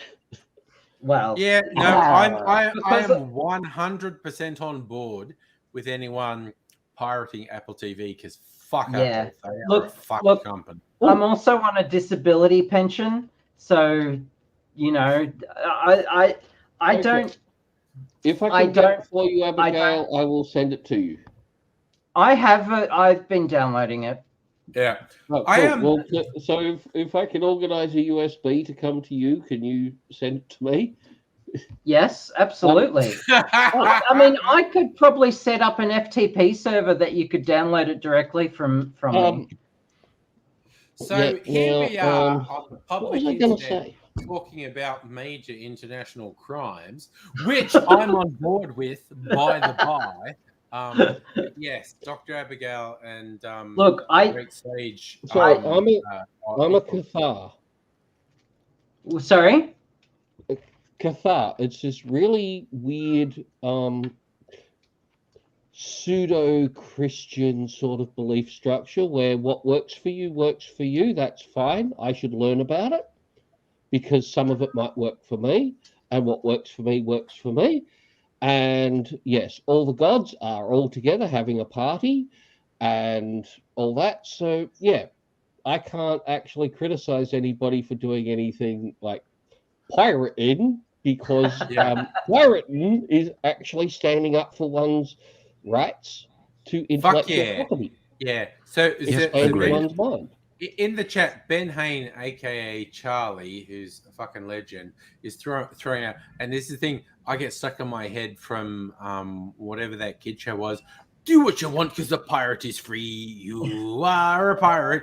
Yar har fiddly dar. And you can find an endless loop of that fucking thing. And at a certain point, I have watched that for like 10 or 15 minutes, and it's only 30 seconds of stuff that ends in the loop, and my brain starts going, it's definitely changing. No, it's different. It's different. It's definitely changing. Just to make things clear, I haven't set up the FTP server yet. No, so we'll do. And I don't have a static IP address, so if I send a link, it's very it's up to my ISP when that link is invalid. So, speaking of pirates, does anybody here remember Captain Pugwash? I fucking loved Captain Pugwash. And what was fun, it was a really low-tech animated show from the, 70s. And a couple of things that were absolutely not true became urban legends. And because this is pre-internet, so everyone believed them. There were two things that are not true that everyone thought was true. There was a character called Roger the Cabin Boy, which is not true. But it was like, there's a joke, Roger the Cabin Boy, which meant fuck the cabin boy. And another character called Seaman Staines, and also not true. But there was a whole thing in the 80s where everyone thought there was definitely a character in Captain Pugwash called Roger the Cabin Boy, and there was definitely a character called Seaman Staines, neither of which was true. But there was a character called Master Bates. No, he was Master Bait. Yes. Yes. He was. And it was the ship's master. The ship's master's name was Bait, and it was just like, but there was the cabin boy. There was a cabin boy. His name wasn't Roger. No. And there was a character whose name was Stain, but he wasn't referred to as a seaman. I think it was first mate Staines. Yeah, it was the first mate name was Stain, and it was like something like that. But we convinced ourselves there was a character called Roger the Cabin Boy and Seaman Staines, and it was just like fucking I'm sorry, everybody. Angry and I seem to have grown up in the same time period. I know, right? We've grown up in the same weird, fucked up 1970s thing. So we had things like Auntie Jack. Oh. Farewell. I'm sorry, I have to interrupt. You weren't born at the same time. You were born in the same gutter, by the sounds of it. No. I think we were born in the same gutter. Definitely, yeah. Definitely. No doubt. Apparently, there was a show that I was sent to bed before it started called Number 96.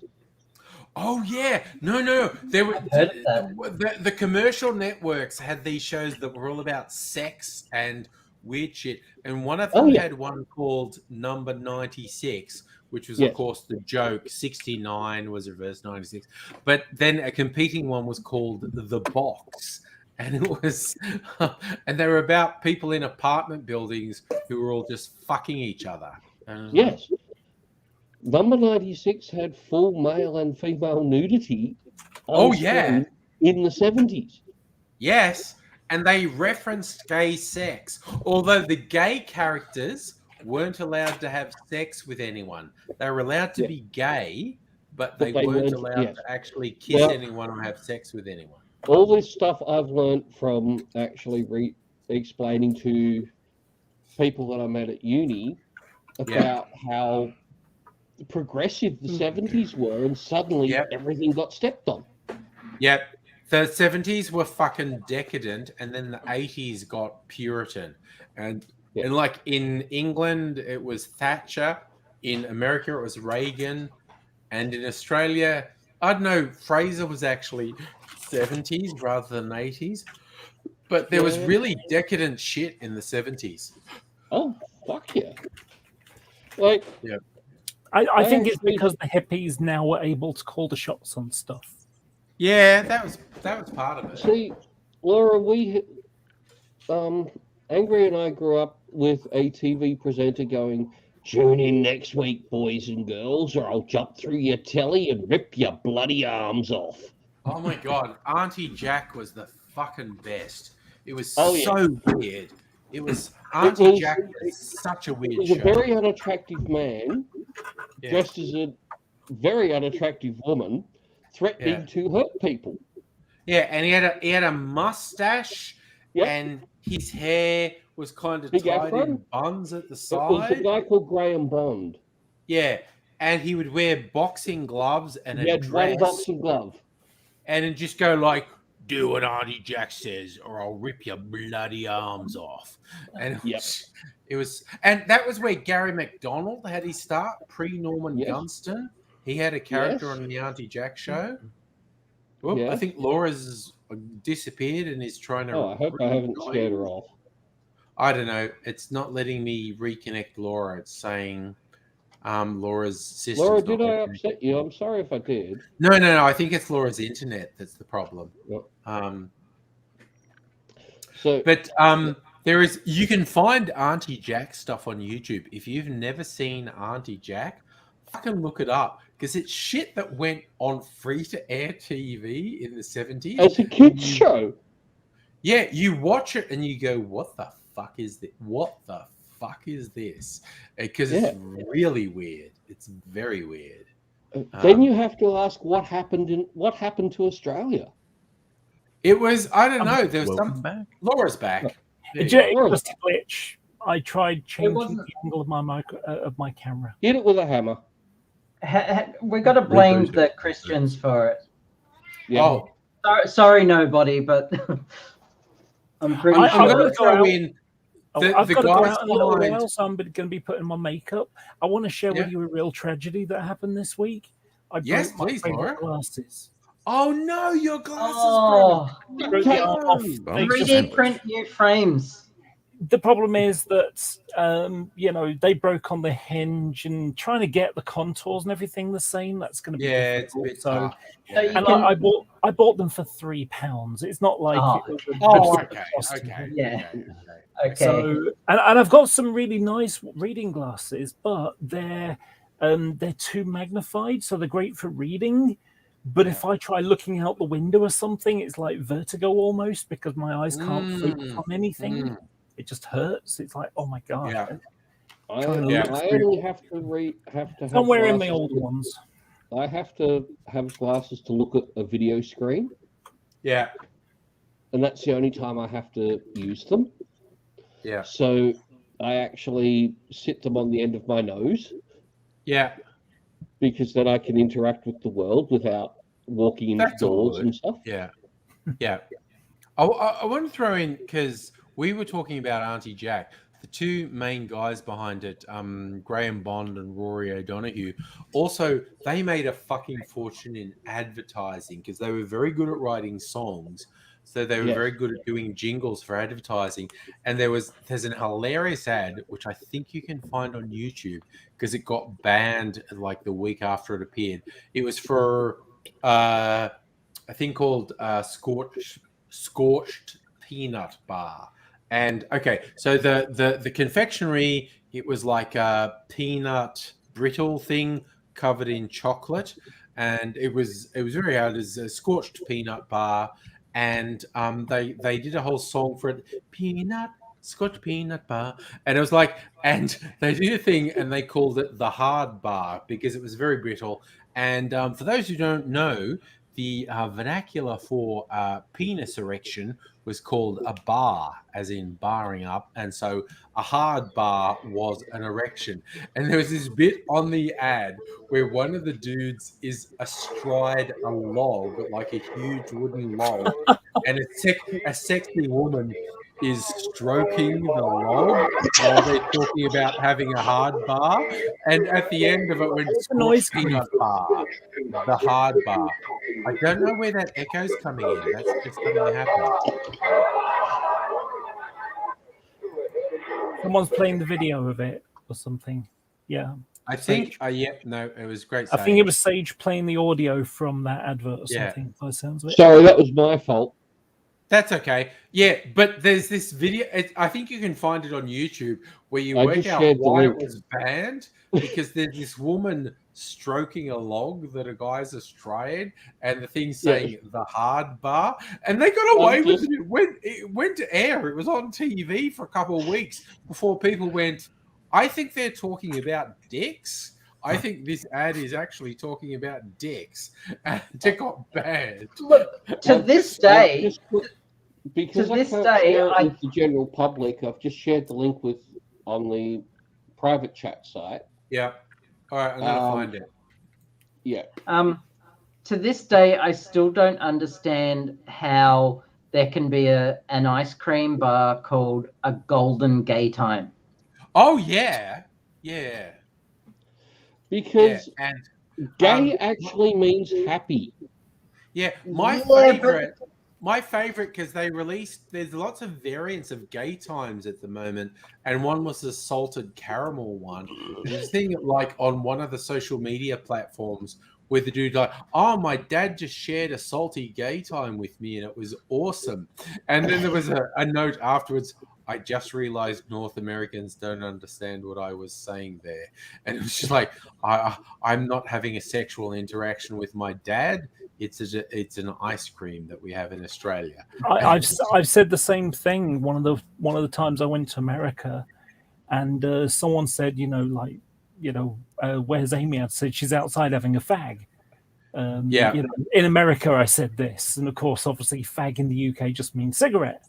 Well, of course, that got the giggles because, and not only was that funny in itself, but the fact that we were at a gay resort made it twice as funny. Oh yeah. My other favorite thing is there's a traditional English food that's known as a faggot. Yes. And I there's a video on my YouTube channel from ages ago when I was on a holiday in England, and I was just in a convenience store, and in the freezer they had a frozen thing called English faggots, and so I'm just holding this box up. I'm just hanging out with some English faggots. Because it's true.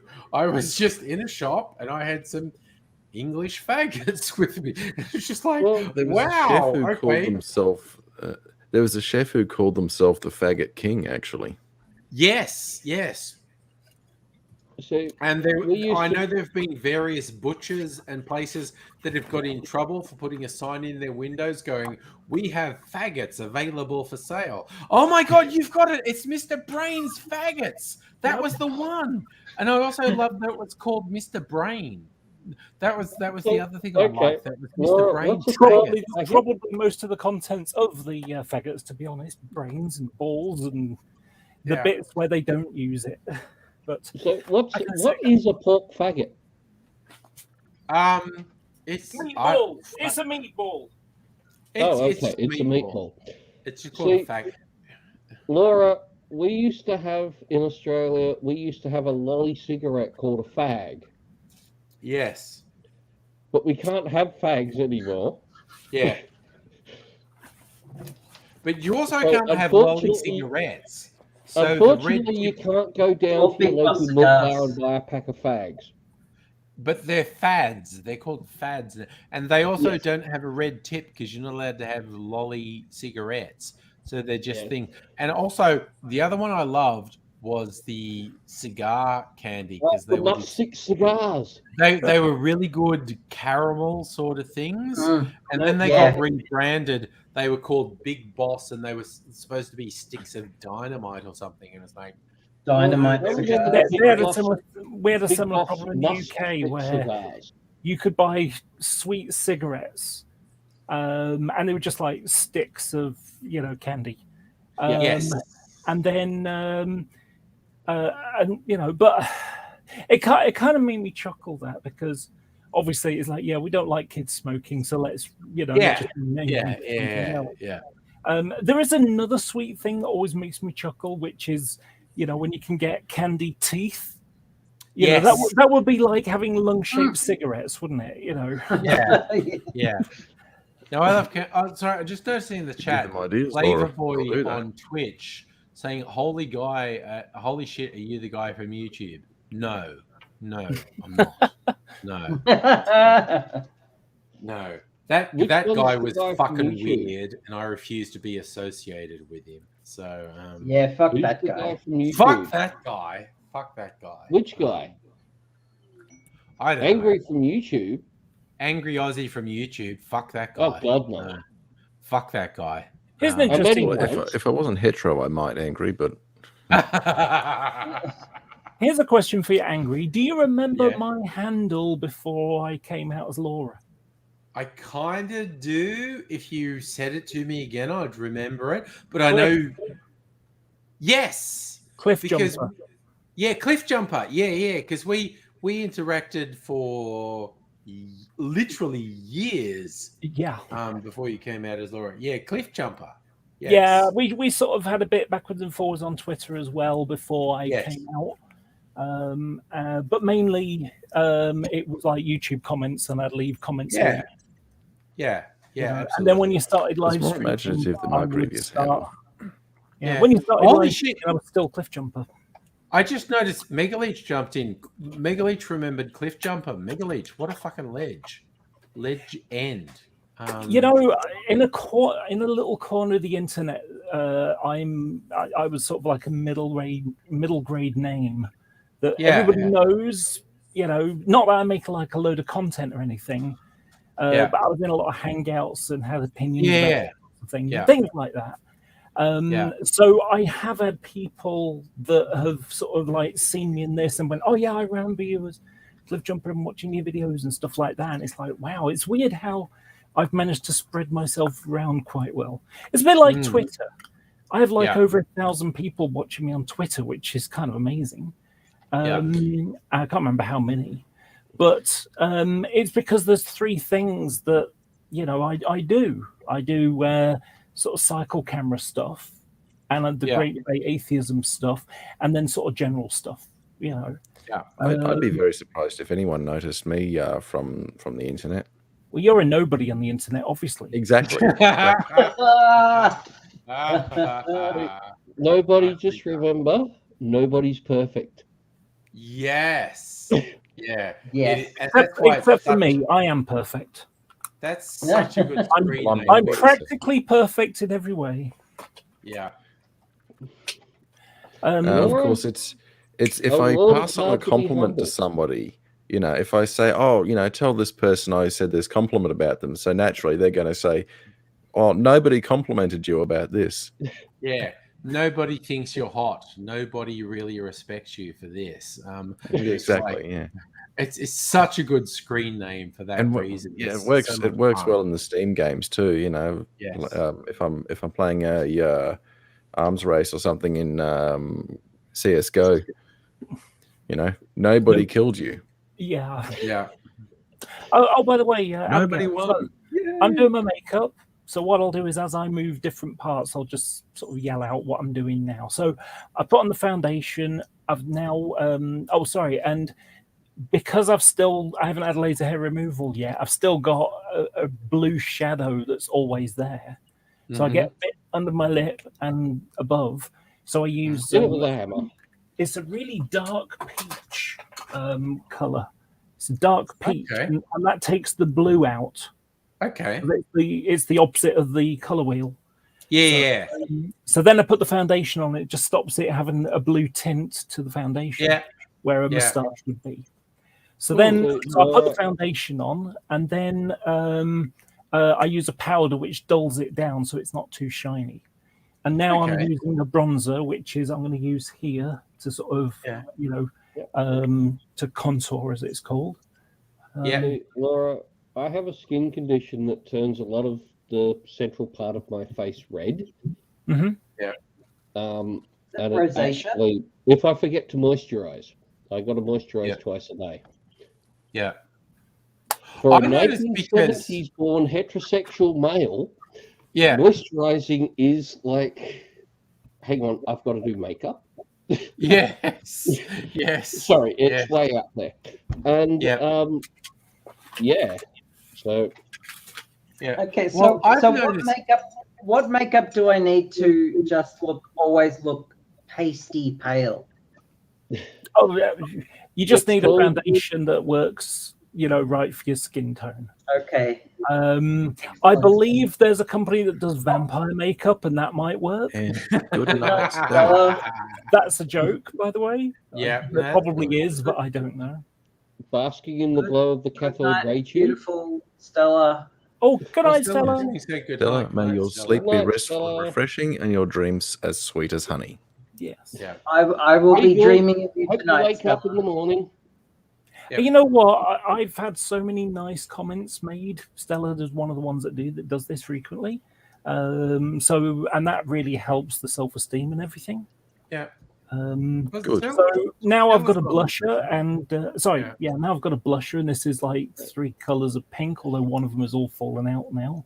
I quite like the peachy one, but I'm going to use the darker one because I'm wearing dark clothes today.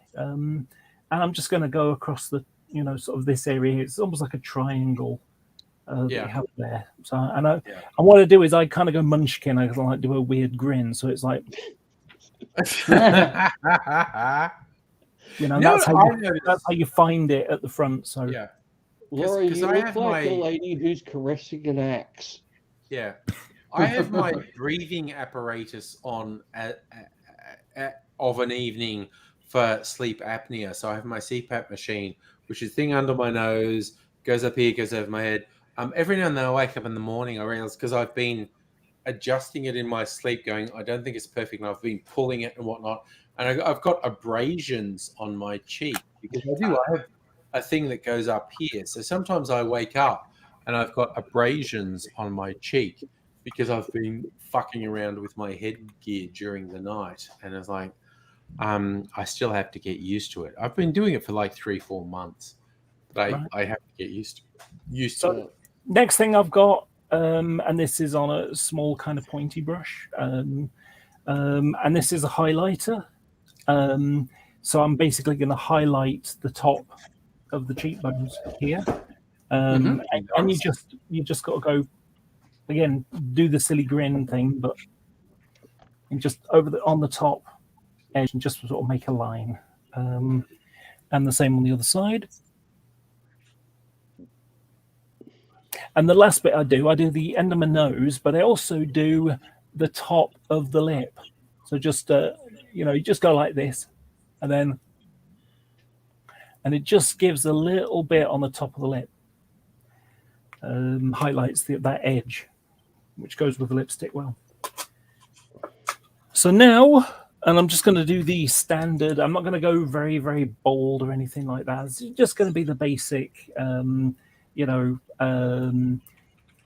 browns, that it's what's it called? Nude colors, basically. And this is just a cheap one. I bought it for like £1.50, £2, something like that. And it's just got a bunch of browns and greys in there. And what I'm going to use, this pale pink, this pale sort of skin tone. I'm going to use a sort of a mid-gold color, and I'm going to use a dark one. And so I have 3 brushes for the job. So the light, the mid, and the dark. And so with the first one, just gonna pick some up like that, and then just tap it to knock any big clumps away. And what I do is I start on the inside of my eye, and I just sort of work my way out about 3/4 of the way. I do a couple of coats of this stuff. And the other part I also do just on the eyebrow edge, just below the brow. Less in the middle, more on the outside part. And I quite like shimmers because they blend really easily. Some people just put one color on. You could even use a blush if you want to. But I quite like these. And you can add other colors. If I'm wearing red, I can add a bit of red with the brown or orange. That sticks up right now, so I've got a big hair around my neck. right across my eyebrow.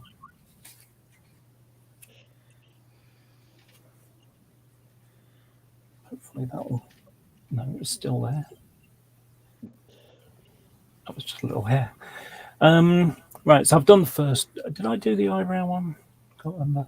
I think you did. See Ben, Hayen, Charlie, I think. Yeah.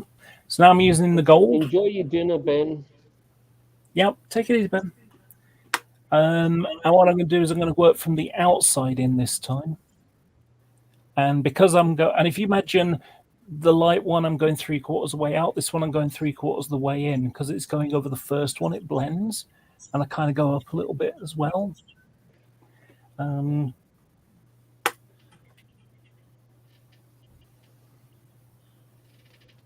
have a my housemate. I think Angry Noser is Aggro Pixie.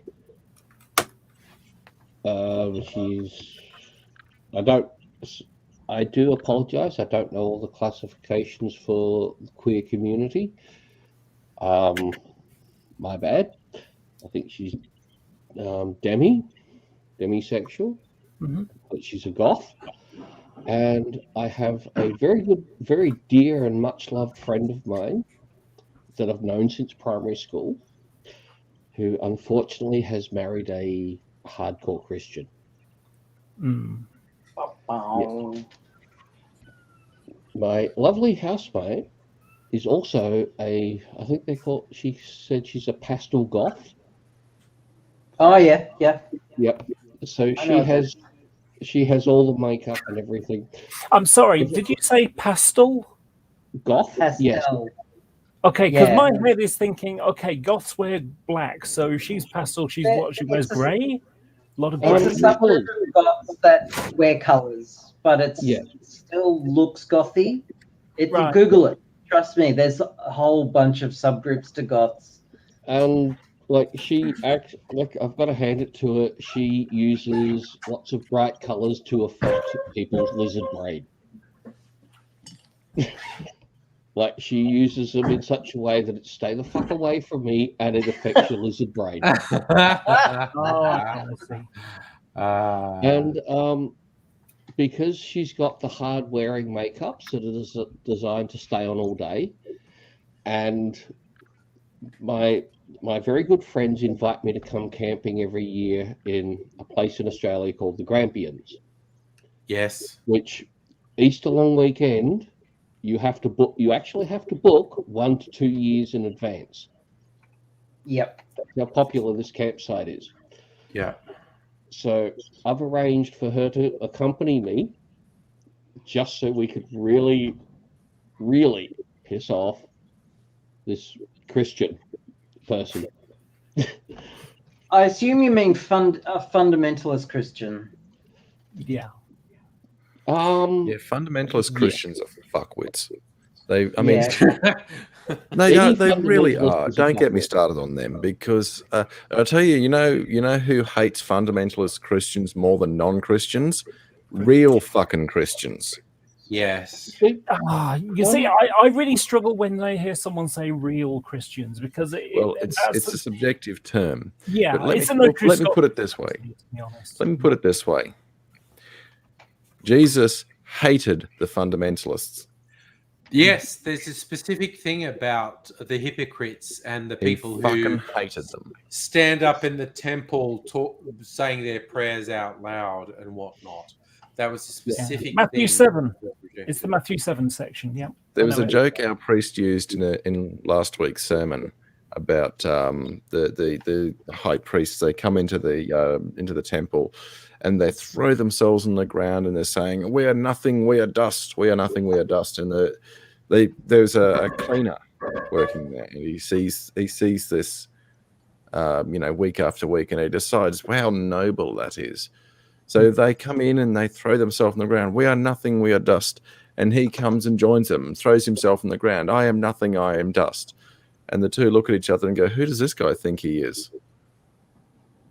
Coming in here and acting like I am nothing, I am dust. Who does he think he is?" Yep. Yes. I just want to tell Abigail. So now I've got the dark color, and I'm just going to go in the corner. So basically, just stab in the corner there, and just give it a wiggle. Really, give it a wiggle. Honestly, that's like my sex life summed up. I'm going to stab it into the corner and give it a wiggle, and yeah, Ironically, that's what I By the do. way, Abigail, I did leave you a message in the private chat. Sorry about the ambulance. Angry's disappeared, but when my parents were in what? Have I upset you, Abby? No, you haven't. I just read something. When my parents were in... At least I didn't say it on camera for you. Thank you, nobody.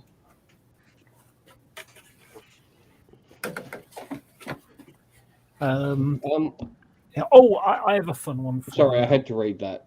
Yeah. I have a fun one for you. When my parents were in... Oh, sorry, Laura, go. So I remember being on a hangout one time, and my friend, who's a Catholic lady, she's in there, and this guy is basically saying, he's already heard that my friend Fiona is awful or whatever, and so, he's like, well, what do you believe? He says to her. And and she's like, well, I believe Jesus is Lord and Savior. Oh yeah. And going through a whole list of things, and then but as soon as the word Catholic comes out of her mouth, oh, you're not a real Christian. Every single thing of his position that he believes in, the Christian mantra kind of stuff, the list of things. Oh, my door is just gone. Give me a sec. A friend of mine showed me a sermon. It's one of those YouTube sermons, and it's a bit of a lottery as to whether they're going to be any good or not, honestly. But this person used scripture to basically suggest that churches like Scotty from Marketing's church, the those evangelical kinds, make God want to vomit. Yeah.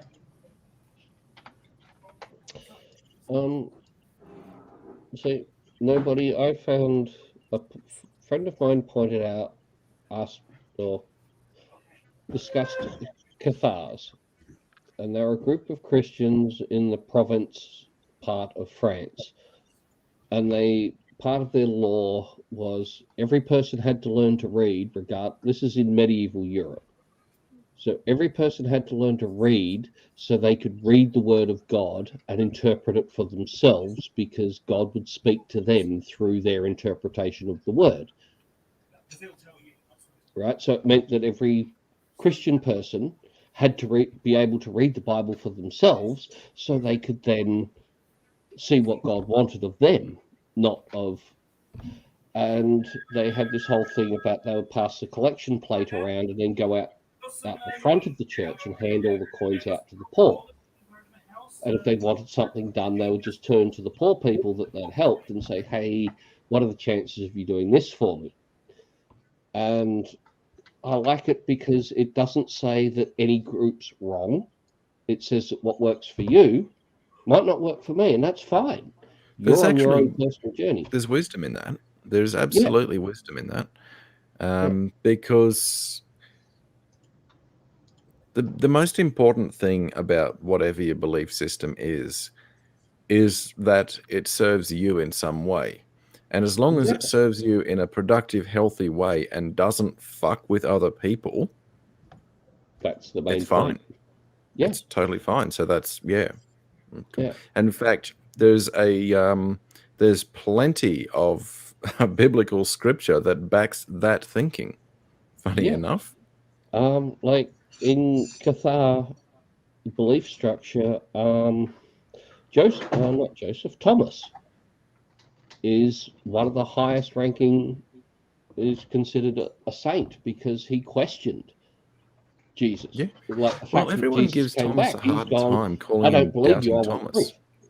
Yes, everyone calls him Doubting Thomas, but the other disciples saw with their own eyes and didn't believe initially. Yeah, and he's gone, well, I want proof.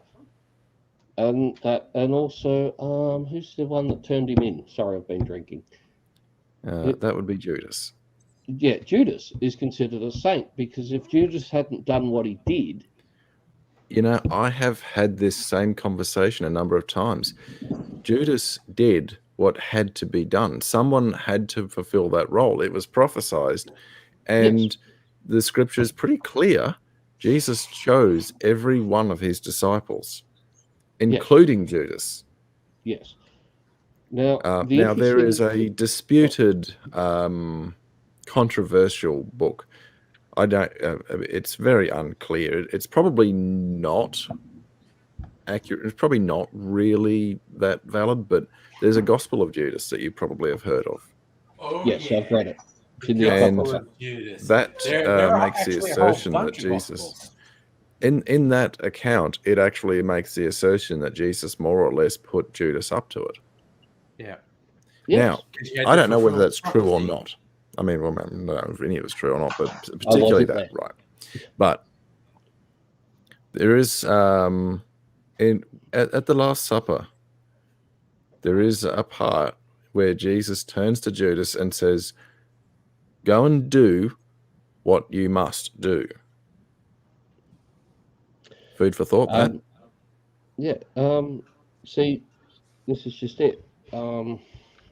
Like, I have this argument. My sister, ironically, I've got a, what is he? He's like a third cousin that's actually a high-ranking bishop.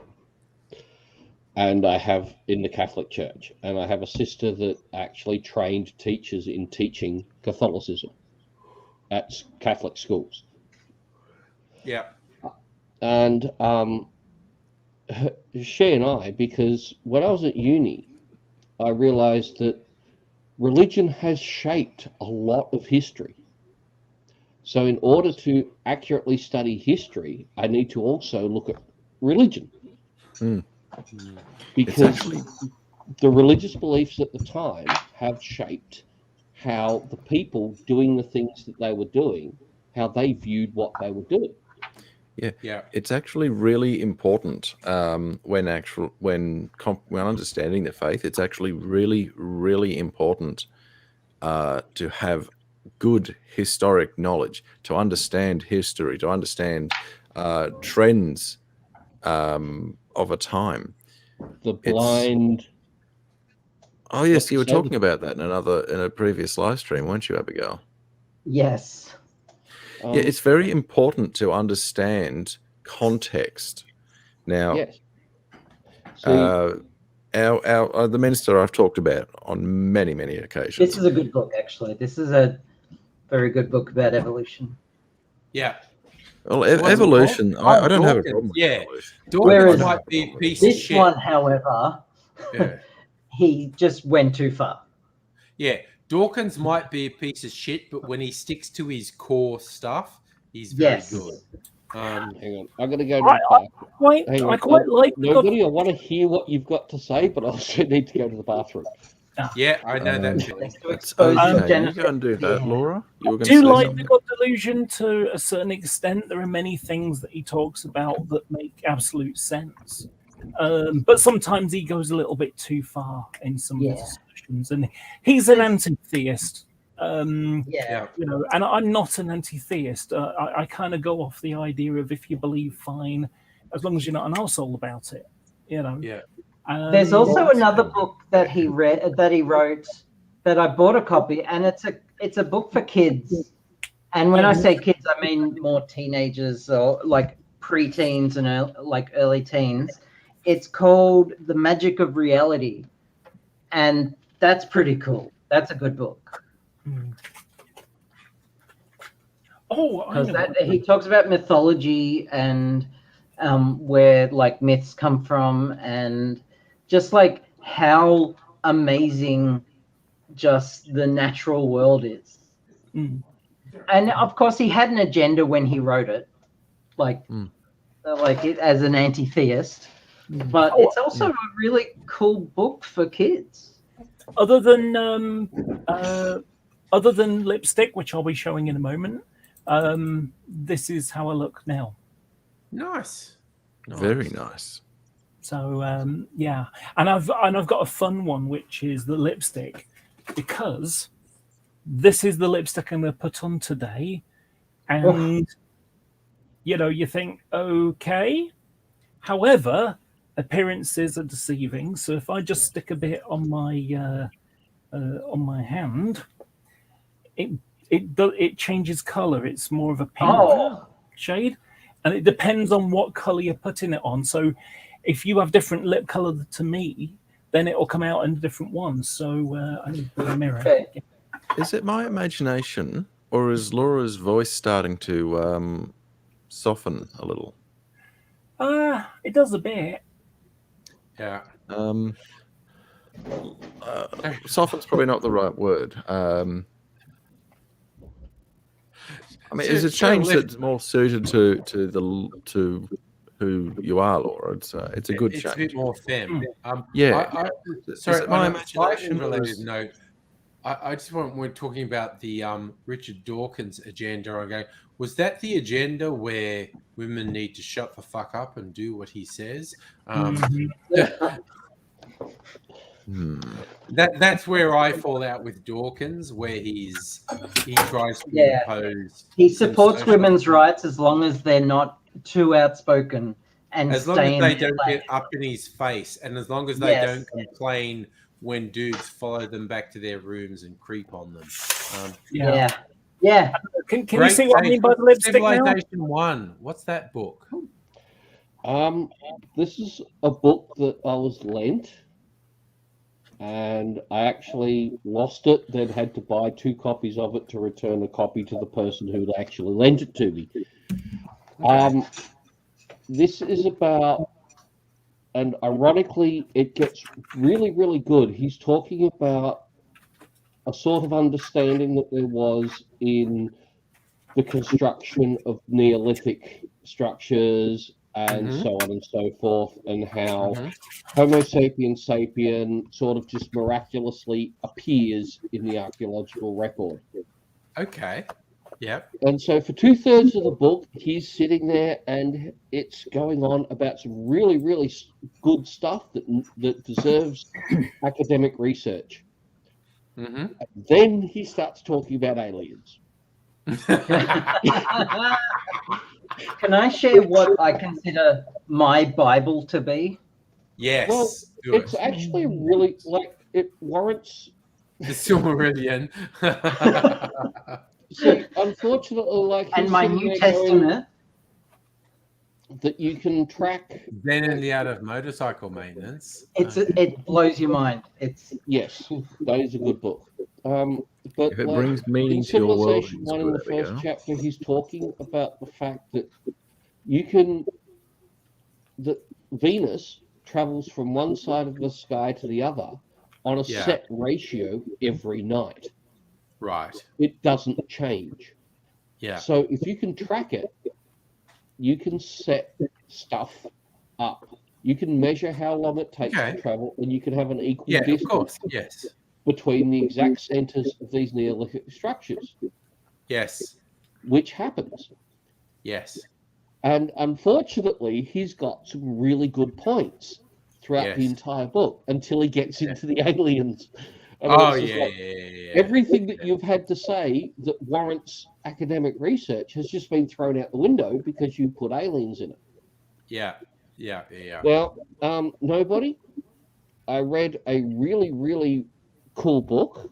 It was called The 21 Lessons of Merlin. Ooh. And I lost it in a house fire.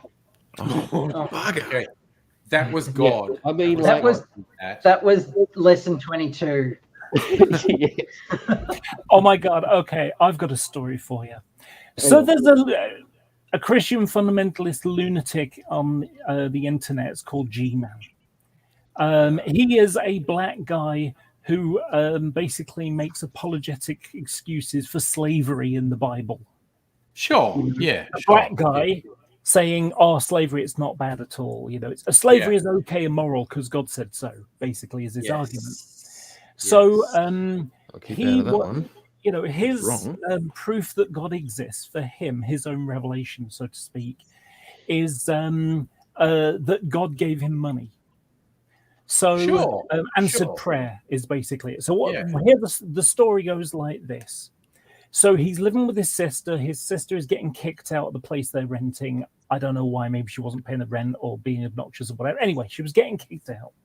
So he needed money to put a deposit on for another flat to live somewhere else. And he asked his church and he asked his family, and no one would give him any money. So he prayed to God for some money to help him move. A couple of days later, he goes around the back of the house or around the side of the house, and he finds a CD player, some CDs, and a safe, you know, with the little lockbox kind of things. And he had a hole on it, and he could see something green. So he went to his brother and he wouldn't help him. He went to his dad and dad lent him a hammer thing, and he basically smashed into it and it opened up. And there was $3,000 in there, and that's proof God exists. Now, there's a couple of problems. Yeah, irrefutable.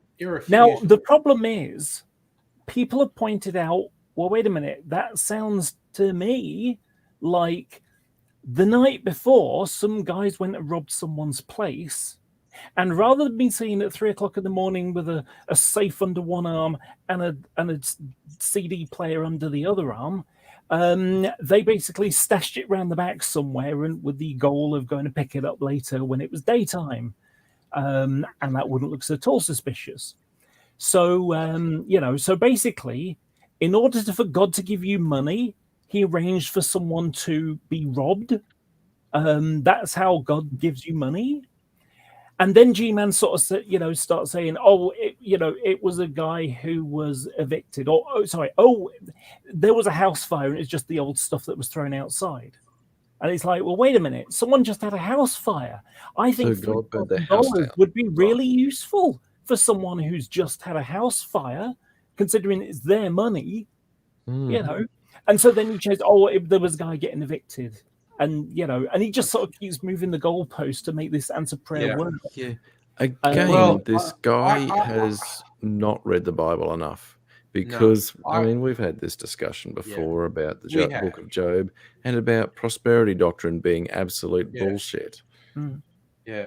I side with Homer Simpson, where you just go, you can use facts to prove almost anything. And I can? Thanks. Yeah, I know. You can use facts to prove almost anything, and it's just like, that's crazy talk. You might, you probably won't be surprised to know. Laura will know this. Laura will absolutely know made up on the spot.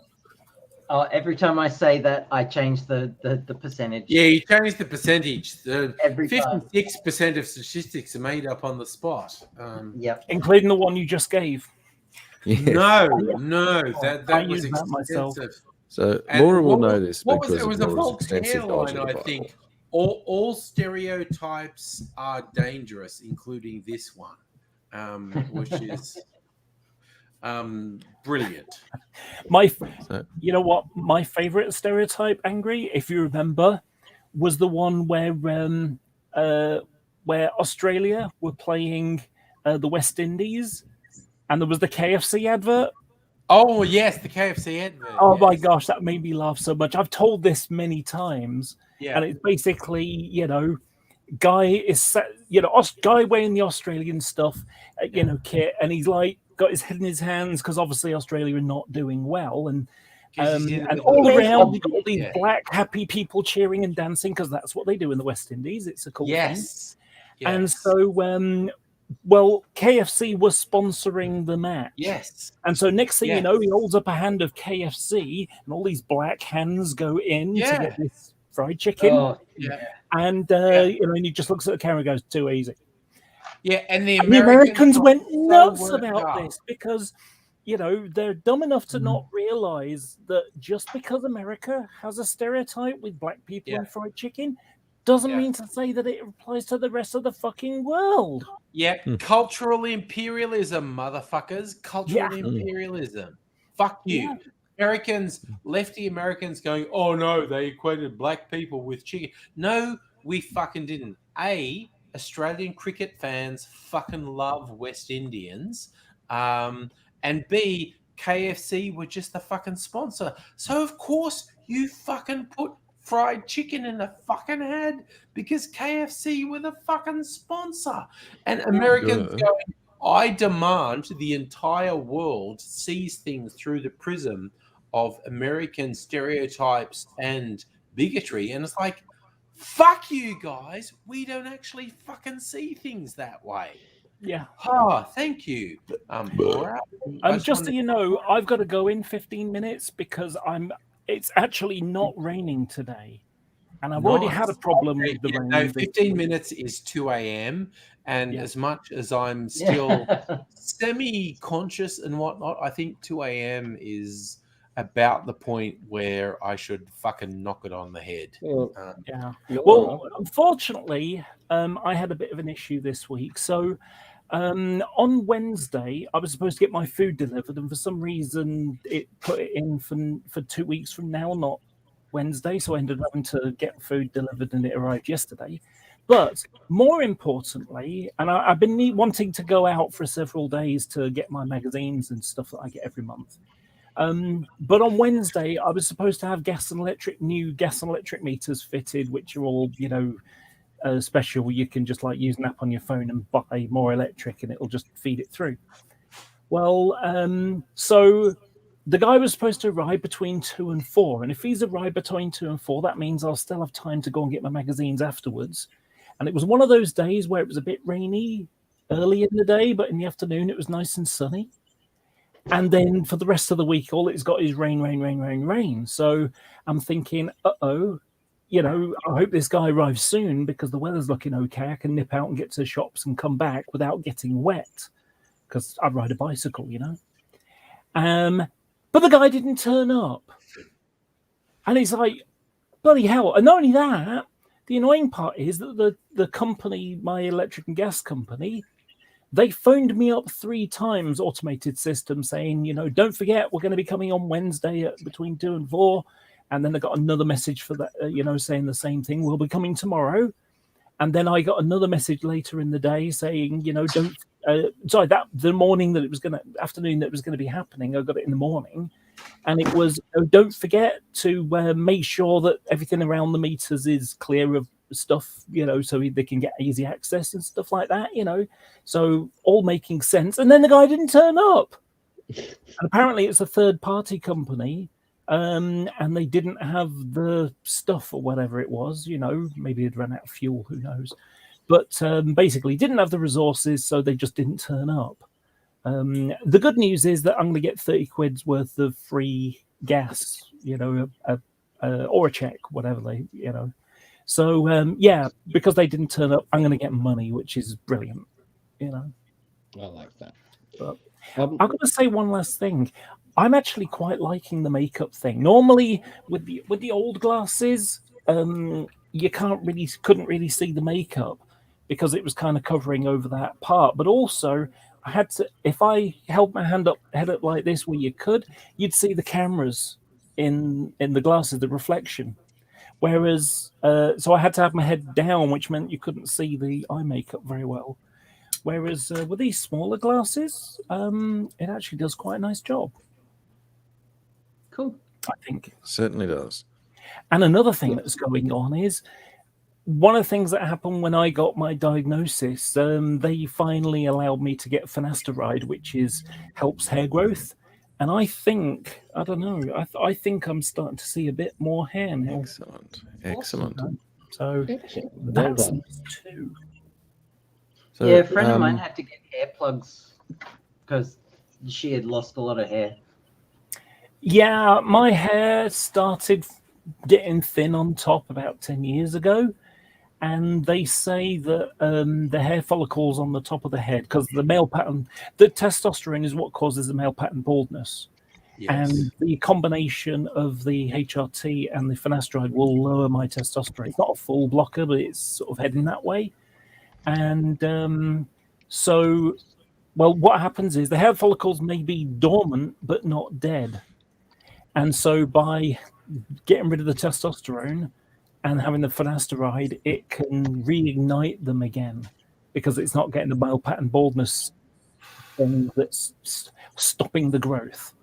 I feel blessed that I've never had a problem with head hair.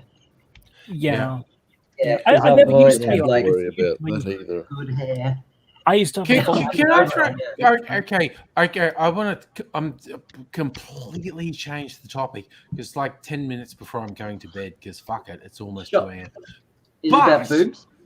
You'll remember, like, I don't know, 3 hours ago, there was a suspicious number of people in the stream and whatnot. And there was that one fucking dude who wouldn't show his face. I think it was Fuckboy, Locust fucker. Yeah. I think that's who it was. Who? Because I heard his voice and I've heard that fucking voice before. He sounds underage. Oh God, don't even go there. But yeah.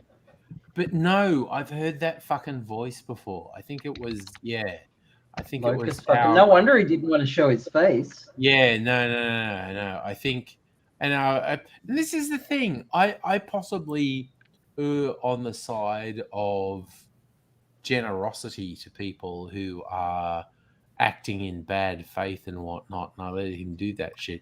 But I heard his voice, and I go, no, I've heard that fucking voice before, and I think that's who it was. I could be wrong, but yeah, no, I'm very fucking suspicious. But also, Christ, so many fucking people showed up about 4 or 5 hours ago, and it was like, I am very fucking suspicious of what's happening right now. But I got something else I wanted to say, and it's a very negative thing, I'm afraid. All right, do it. Yesterday was the court case of a guy that killed a woman. And the cop guy, yeah. So basically, what happened was he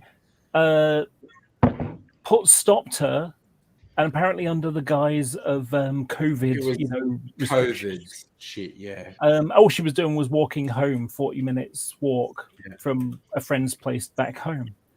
And the guy basically flashed a warrant card at her and arrested her, put her in handcuffs, and then put her in a hire car, drove her off out in the middle of nowhere, and basically raped and killed her. And later he disposed the body by trying to set it on fire, which was really upsetting for the family because, obviously they didn't get to see the body to say goodbye, kind of thing. Yeah, which was very healing for many people. And not healing. Sorry, not healing, but closure. Closure. What upsets me about the way the media has been reporting it and the Met have been phrasing it this way, you'll see all these stories are referring to ex-policemen. The motherfucker was a serving cop when he did this. Oh, yes. He was a serving cop when he falsely restrained this person. And because, after the fact, he was kicked off the police force. And so all these media reports that are complying with what the Met wants refer to this guy as an ex-cop. And it's like, no, get fucked. He was a fucking serving cop when he did this shit. Yes. And it's it's not just that, though. It's because if a woman gets stopped by the police, there's a lot of women basically saying, look, if I was stopped by a police officer showing a warrant card, you naturally believe them. They're trusted people. And so it takes away, the sense of security. I mean, I could be the next person. Yeah. And the number of women I've seen on Twitter who share stories where a cop, and they believe the person was a cop, was doing stuff like get out of your car, and they're going, yeah, no, I'm not going to do that. And the guy gets really abusive and whatnot. And it's like, cops are fucked. What the short version of this story is cops are fucked. Yeah. Now, obviously, there's been the not all men thing going on. Oh. And I shared this. Not all cops. Yeah, and the thing is, that's what cops have been doing. It's like, oh well, women should take it up. Effectively, I'm going to make it the woman's problem to be safe, rather than, it's a cop that did bad stuff.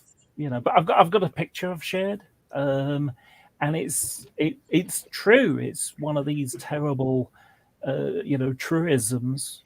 Can you see it? Sorry, just a sec. There you go. Why does every woman know another woman that was raped, but no man knows a rapist? Oh, fuck it. No, because again, over the 15 years that the Angry Aussie channel has existed on YouTube, I've done some videos that I thought were very mild, like with titles like "Men Need to Be Better" and whatnot.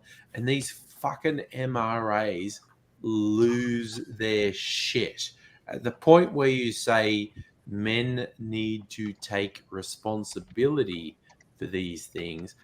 Stop telling women what they need to do to avoid bad things. Men need to take responsibility for not doing bad things. I've had these MRA freaks come out of the fucking woodwork. You can say the mildest shit about maybe men shouldn't do bad things, and weird fuckers will come out of the woodwork, and you're just like, what's wrong with you, brother? I remember there was a argue comical one. against men doing bad things. There was a comical one probably about 6 years or so ago, and it was an Indian politician because they had a spate of rapes in India. Women get raped a lot. And so a politician, an Indian politician, said that women should have a curfew to solve the problem. And it's like, no. Maybe it's the men who need to have the curfew because they're the ones that are doing the bad things. Yep, and that was Indira Gandhi, who was actually a very conservative politician when there was a fucking endemic sort of series of rapes happening in the major Indian cities, and male Indian politicians who thought they were being very thoughtful said, we should have a curfew where women don't leave the home after dark. And Indira Gandhi, who was not a progressive, she was a very conservative politician, she said, I've got a better idea. Why don't we stop men from leaving their homes after dark? Then this wouldn't happen. And the male politicians are going, what? And she's going, but seriously, look at it. If men weren't allowed to leave their houses after dark, these attacks could not happen. And they just went, oh no, let's not do that. Yeah, it's funny. It's funny how when the logic is reversed, then they've got the problem with it. Yeah, and she did it again. And what I love is Indira Gandhi was a fucking conservative. She wasn't a radical. She wasn't a progressive. Indira Gandhi was a conservative. But when all these men said, oh, we should keep women locked in the home, and Indira Gandhi said, that won't work. But if we kept men locked in the home, that would work. And all the men were like, what? Fucking hell. So, I mean, even the Met today, I can't remember exactly what the wording was, but it's, basically, women should just try and flag down a bus or something, and the bus will just go straight by. Yeah. Yes. Celtic's saying good night. Brother, good night. I am saying good night. It's 2 a.m. I have not fallen asleep again on a fucking Friday night. Fucking mega party. 6-hour live stream. And I am going to go to the shops. Yeah.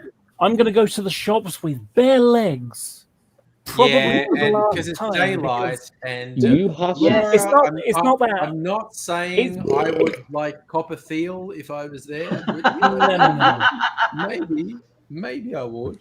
The beard would be on the back of your head. Laura, you're a shameless Yeah, hustler. I'm I just can see imagining your Laura anger. going, "Pow!" I just Angry, hang on after the stream for like 1 second. There's something. Oh I have to yeah, show. no, we will. Yeah, I just wanted to say that I'm going out with bare legs for probably the last time this year because it's been getting a bit nippy lately, which means I'll probably have to start wearing tights or leggings. And we are the opposite. It's getting warmer here. So, okay, It's like fucking 2 a.m. This has been a 6-hour stream. Good night, everyone. And we've fucking done Good it. night And all.